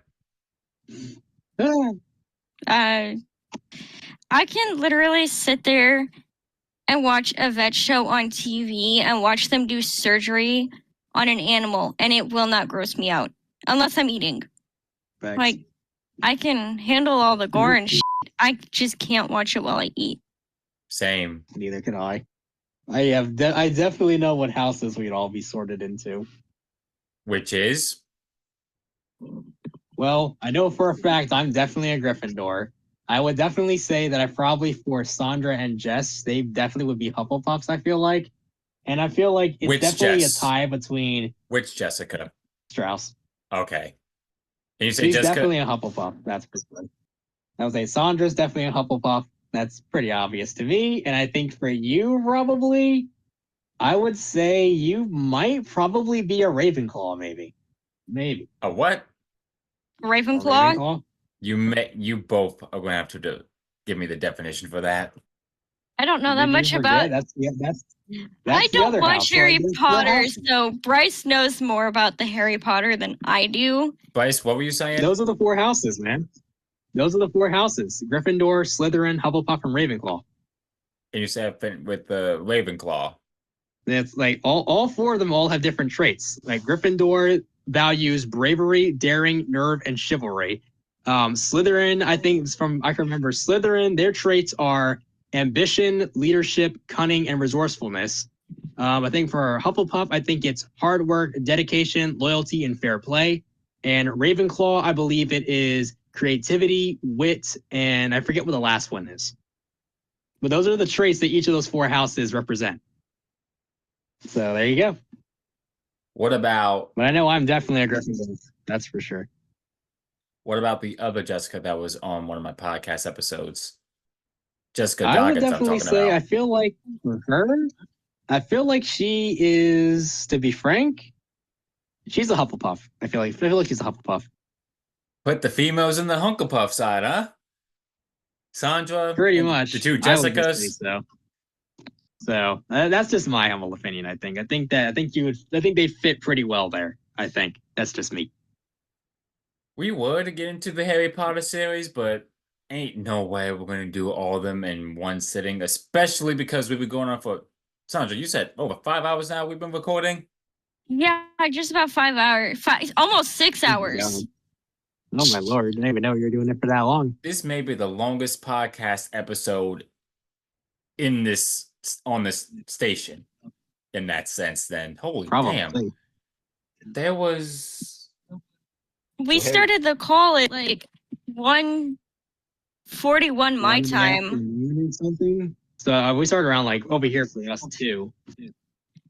So yeah, it's been almost 5 hours. God Pretty damn. much. 6. Sorry, almost 6 hours. Harry Potter, we'll get to that another time. Because again, how far we've been recording at this stage. And also because of the fact that I'm hungry for food. So there's that.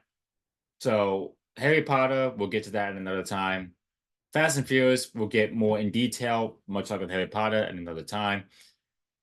One last thing I want to touch on, and that is Inside Out.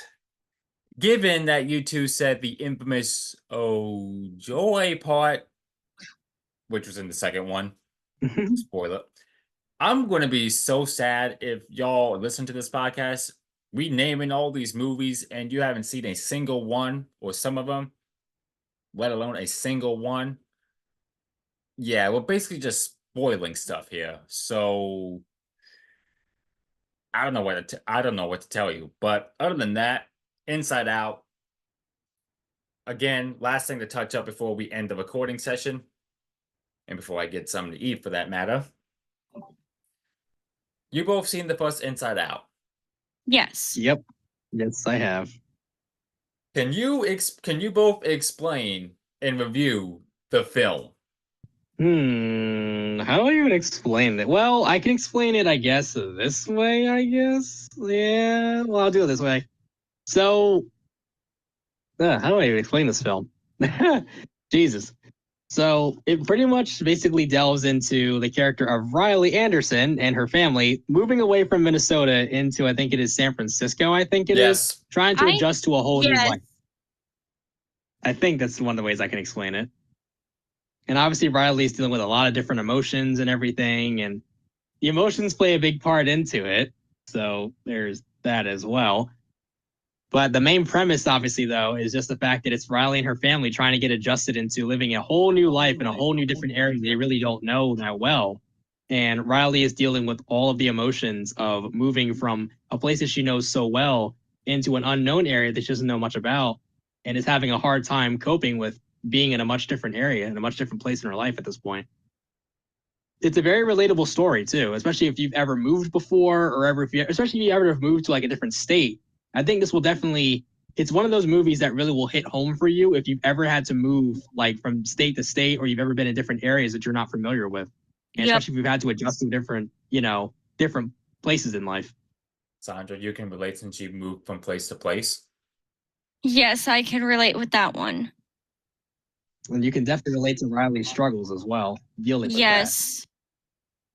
Because you leave all your friends behind from one place, and you're expected to make new friends in another place when you really want to still be around the friends you originally made back home. Exactly. Oh, yes. A place where you call home. Mm-hmm. Yeah, for Riley, that was Minnesota. Until she moved to California and San Francisco. Yep, pretty much. Now, Bryce, you haven't moved not one time, I don't think. No, I've never moved at all. So I don't know what that's like.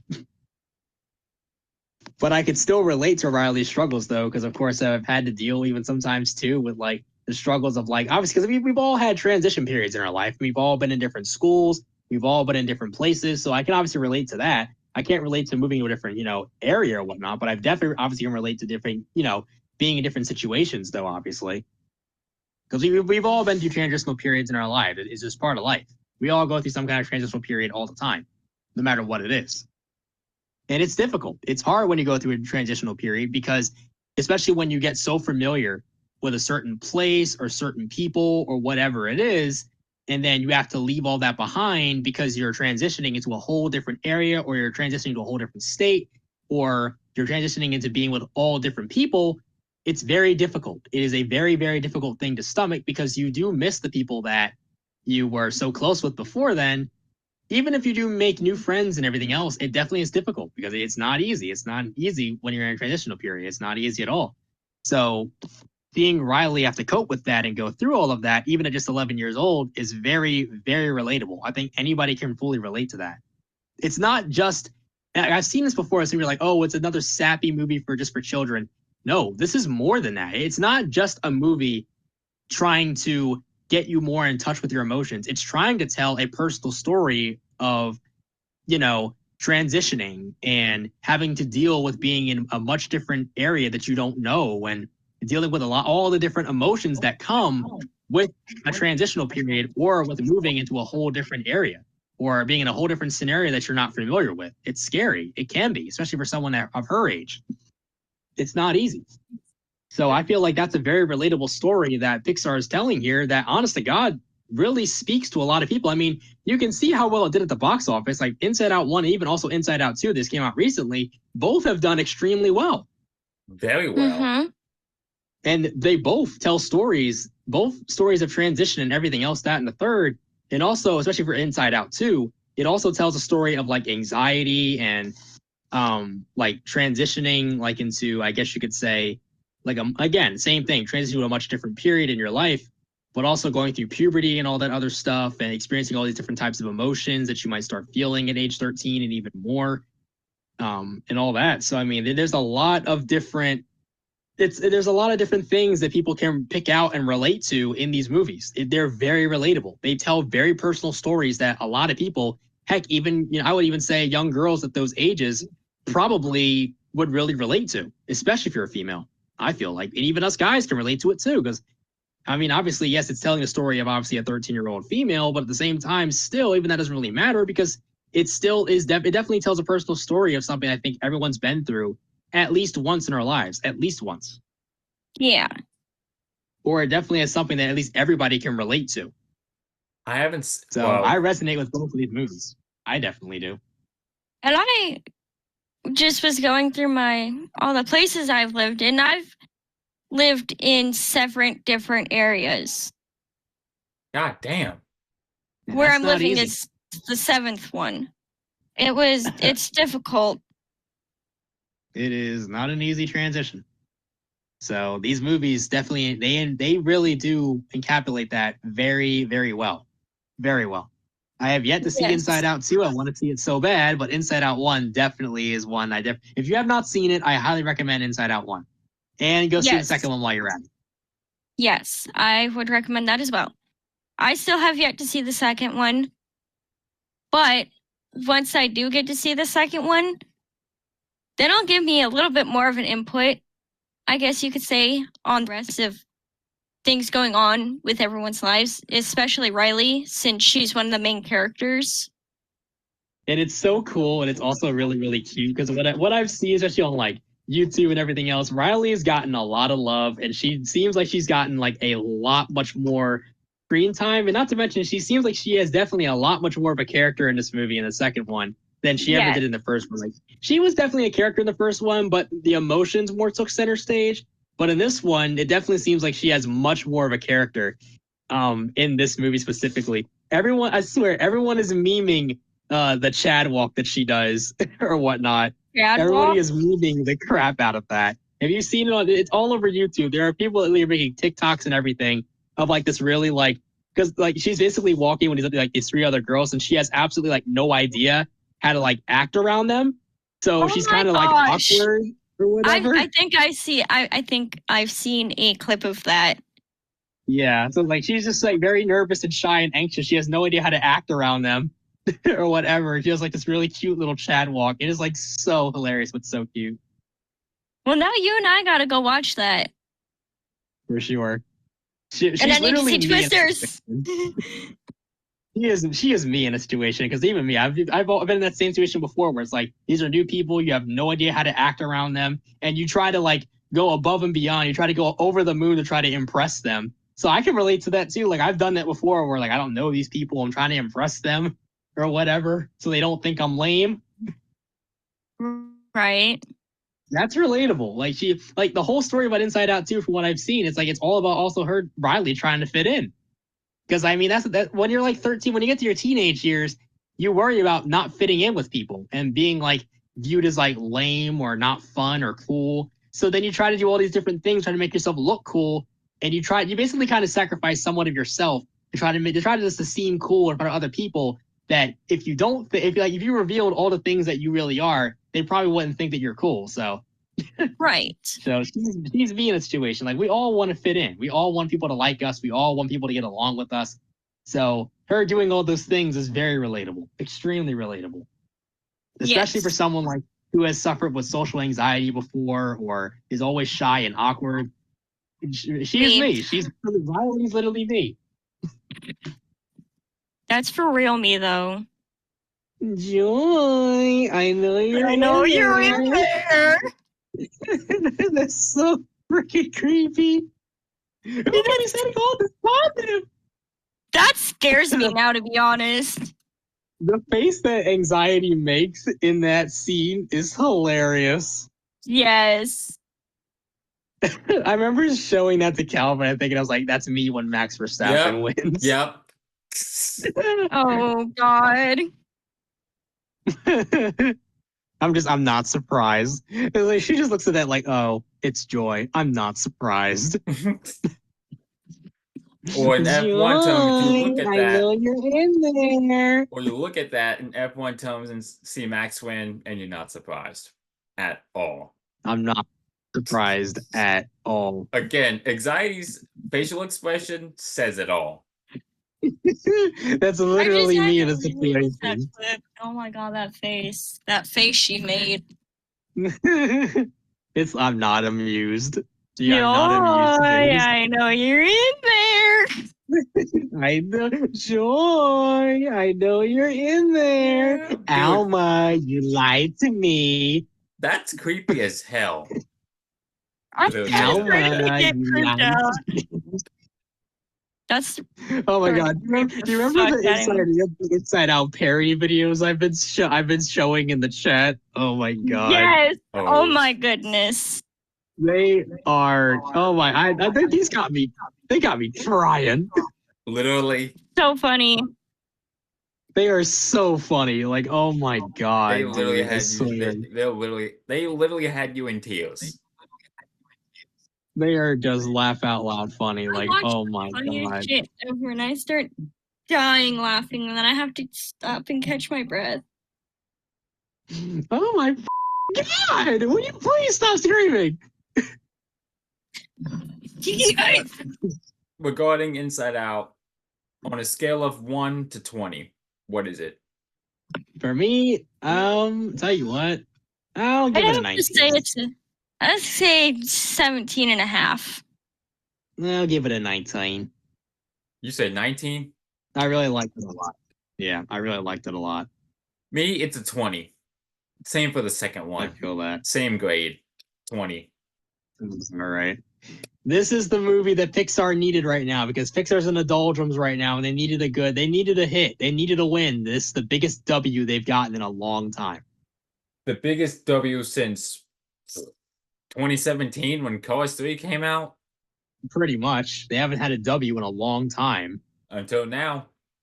So this was a win that they desperately needed. So, yeah, they finally got themselves one. Because I've seen a lot of discourse and a lot of people love this movie. A lot of people that I've seen on social media, they love Inside Out too. It's the talk of the town. They love it. #1 in the box office, by the way. Yeah, like I think it's after this point right now. I think it's the #1 animated movie in this year in 2024 so far up to this point. Wait, are you serious? Which is great. I'm glad to see them. Yeah, from what I've seen, from what I've heard, it's the #1 best animated movie in the box office right now for 2024. Well, I'll be damned. I think it's grossed over. I think it's grossed over. I think it's like over $1 billion up to this point so far. I think. Jesus Christ. That's insane. It's made a lot of money. Not to mention its opening weekend was very well done too. So it's made a lot of money, not just from its opening weekend. From its opening weekend alone, it's made a lot of money, which is great. Yeah, people really love this movie. They love it a lot. I'm happy to see that. I'm so happy to see that. Pixar needed that. Especially because of how given their track because the way Pixar has been recently and the way that Pixar has been as of recently, they've needed something as good as this. So I'm happy to see that. Pixar needed a win so bad. They needed to prove that they can still make good movies, and yeah, they've proven that with this one. Excuse me. So I can't help but wonder if we're going to get a third Inside Out, though. in a way, I do kind of hope so. It would be nice. It seems like they could do a trilogy. I feel like they could. I feel like they should. But don't make it a fourth. Just do a trilogy and be done. Yes. Don't make a fourth. Please. Yes. For sure. Just leave it at 3. You know what I say? Leave it at 3 and that be You know what it. I say? I don't want to see a fourth one after that. You know what I say? The first one, we have Riley in her younger years. Second one, you do know Riley's age, right? Obviously, 13, she's 13. right? Yes. She's 13 in this one. So she's just turned 13. The second one, teenage years. The third one, adult years. Yes. At least that's my theory. You know what? They should do it like that, in my opinion. It makes sense. Right? It like literally gives a sense of her growing up and maturing. Mm-hmm. I mean, even like the third one, I could pitch an idea. You could literally have her basically graduating high school, heading into college. In the third one, maybe. That's a good idea, if they make a third one. If they do make a third one, I feel like that could be a good idea. Just like I did with Toy Story 3 with Andy going off to college, you could do the same thing here. Riley's starting to graduate high school and she heads off. He's starting now to transition again, heading off to college. I don't know. I think that'd be a pretty solid idea. Yeah. Or if you don't want to do that, then if you don't want to, even if you want to go to the high school route, you can even do that too. I don't know. Then in that sense, make a fourth one in the college life / adult life. No. What? No. You say that because of how bad Toy Story 4 was? Now, here's the thing. I know for me personally, I'm not opposed to making a fourth movie. It's just a simple fact that for most movie franchises, some of them, if they've already told a good enough story, it really depends on the story and what you've basically been telling and building up to throughout your entire trilogy or whatever. If your story is good enough to be bookended after a third film, you don't need a fourth one. Like that's just my opinion. If your third movie is good enough on its own to end, basically just to bookend the trilogy right then and there, there's no need for a fourth one. There's no need, especially if you're going to run out of ideas.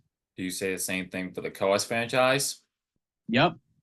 Like to be honest, that's how I feel about every franchise. If you have no other good ideas to add to an IP, then don't add anything. Just bookend it there. Because there's no need to keep a franchise going just because it's popular if you don't have any good ideas to keep it running. Because then because you're going to have another Toy Story 4 situation where the only reason people are going to go see it is because it's a popular IP. It's popular, everybody loves it, and that's the only thing you have going for it. It's not because it's telling a meaningful story or it's progressing the story in a way that is new and authentic and it gives people something new to talk about or think about. It's just another cash grab at that point, you know? There's no point. And we've seen so many cash grabs throughout the years. Most recently, and I also just feel that way track too. Record. And I just feel that way too because the last thing I want to see in Inside Out 4, if they ever do make one or whatever, doesn't matter what franchise it is, I don't want it to go any further where then the writers just have to completely just assassinate the characters and make them act and talk so much differently than how they've been before in previous films. I hate that. I hate that way of writing. It's so stupid. And we've seen it so often nowadays. It's ridiculous. It's like such a freaking stupid trend nowadays that literally writers are writing old characters that have been well established from the very beginning and all of that. They then completely write them to be absolute shells of their former selves or just act and talk and everything so much differently than how they were in the previous films, only just to make room for new characters who are just new and different and whatever, because they want you to like the new characters. So they make the old characters look incompetent and stupid just to make you like the new characters. But guess what, guys? It doesn't work that way. Like, please stop writing characters like this. It doesn't frickin' work this way. Let alone doesn't make any sense. No, like, it doesn't work like this. People will not take kindly to your movies or whatever if you write their favorite characters like shells to their former selves. The ones who obviously know it will call it out and they'll see it. But the ones who are so encapsulated by all the nostalgia and everything else, they won't. But the ones like me and everybody else, oh no, we'll call it out. Trust me. We don't like it. And I know I hate it. Write my characters the way that I like. Write my favorite characters the way that I know them, please. Don't make them different just so you can prop up some stupid new characters that no one cares about. Unfortunately, that's what Toy Story 4 brought to the table. Sorry to bring it back up, but... Yep. Unfortunately, in the worst way possible. and you say Toy Story 4 is dead to you and doesn't exist. And well, for your sake, let's pretend it never exists. Yes. So, Yeah, Saundra, you please. it say the doesn't same exist, thing. and I will always make sure, and I will always say it doesn't exist. That Toy that Story movie 3 is was a true just ending. crap. It was garbage. Toy Story 3 is a true ending, and I don't want to hear it. Yep. It should be the only the first Toy Story 2 and the third one, those ones were really good. And then you give us a fourth movie. Like, what the hell? It doesn't make any sense. And it makes them walk back everything they've ever said to each other in this movie. This fourth movie literally makes the characters walk back everything they've ever said and ever stood for in this movie. Telling you, cash grab. That's all it is. All it is. And the fifth one is no different. And with It's no different. Not to mention is that, and also the writing too, which is inconsistent as well. The writing's horrible. It's so terrible. It's so bad. It's What? like, you know, your movie is bad when you have to rely on contrivance and you have to rely basically on just characters just getting anything and everything with like literally no sense of struggle at all. They just get everything handed to them. Like, things just happen arbitrarily. Things will just happen just because they happen. Like, there's no explanation. They just happen just because. Like, do you remember that? Like, literally, there's just one scene where, like, in Toy Story 4, where this, I swear, this will be the last thing I say about Toy Story 4. I swear to God. Please. But literally, this is the last thing I'll say. The last thing I'm going to say here is one stupid scene in Toy Story 4 where, like, they're trying to get the key to open up, like, this safe or whatever. They're trying like, to open up, like, this cabinet so they can get Forky out of it. And Buzz and, like, these stupid stuffed animals... These dumbass stuffed animals are like, oh, how are we gonna get this key?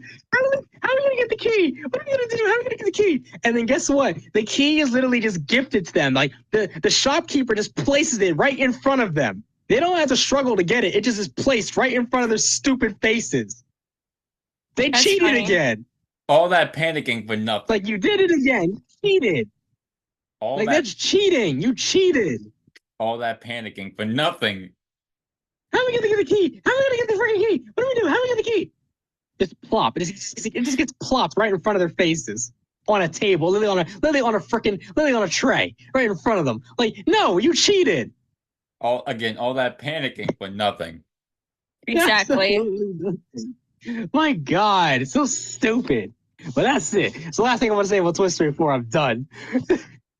That I hate movie is this dead movie. to me. It does not exist. I hate this movie. I hate it. I hate it. I hate it. I hate it. I hate it. I hate it. I hate it. I hate it. I hate it. We talk But anyway, about Toy Story 4. Inside Out 1 is amazing. Inside Out 1 is amazing, and I can't wait to see the Yes. second one. Agreed. Agreed. Joy, I know you're in there. Joy, I know you're in there. Seriously, that's creepy as hell. It's the face she makes while she's looking for Joy is just weird. And It's so creepy. weird. Oh, it's funny but creepy at the same time. Her smile is funny, but it's so creepy. Yes. I can imagine you both watching it in the Joy, same theater simultaneously, laughing your butts off. Yes. Joy, I know you're in there. Joy, I know you're in there. Oh my God. Oh, goodness me. Oh dear God. This is probably the longest podcast recording in this podcast station that we've ever done. This is the longest podcast I've ever been a part of. Yay! Was this your first one, or have you been in Yay. other ones, Saundra? Yeah. This is my first one, like, ever being in a podcast. And this is, but I don't remember how many podcasts you've been in, Bryce. I've definitely been in a good couple up to this point. Let alone video projects. Probably that you about, were I in. guess, maybe about like 3 or 4, maybe even like 5. I don't know. And of course, I've been in obviously every other project you've ever done up to this point. Well, almost all of them, because you missed out on the 2001 Pepsi 400 documentary, though. That is true. I did miss out on that one, unfortunately.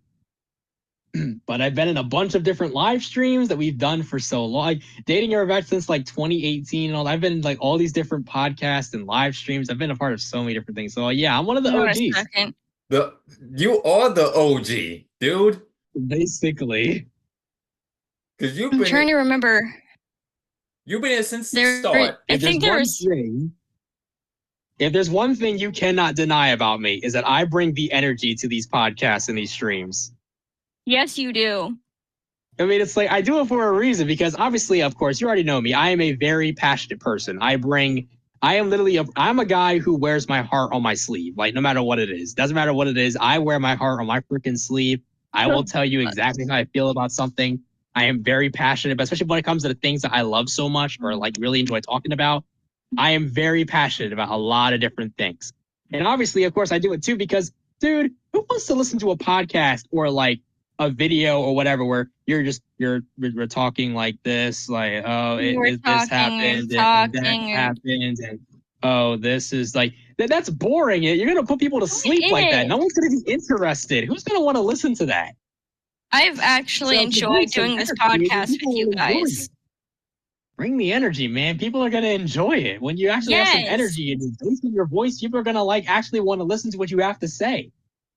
And I have actually enjoyed doing this with you both. I'm glad. Especially for your first. I might have to do this more often with y'all. Definitely. Trust me, we are very open. We always have open spots for literally anybody that wants to join these. So if you ever want to join again, by all means, just say so. We always include I would everybody. like that. We include everyone. I've really enjoyed doing it tonight with you guys, and I think this might be something I do more often with you. Yes. Do it. We welcome it. You don't think, just do. We do. Just do it. I just scared the shit out of one of the dogs when I did that. Damn.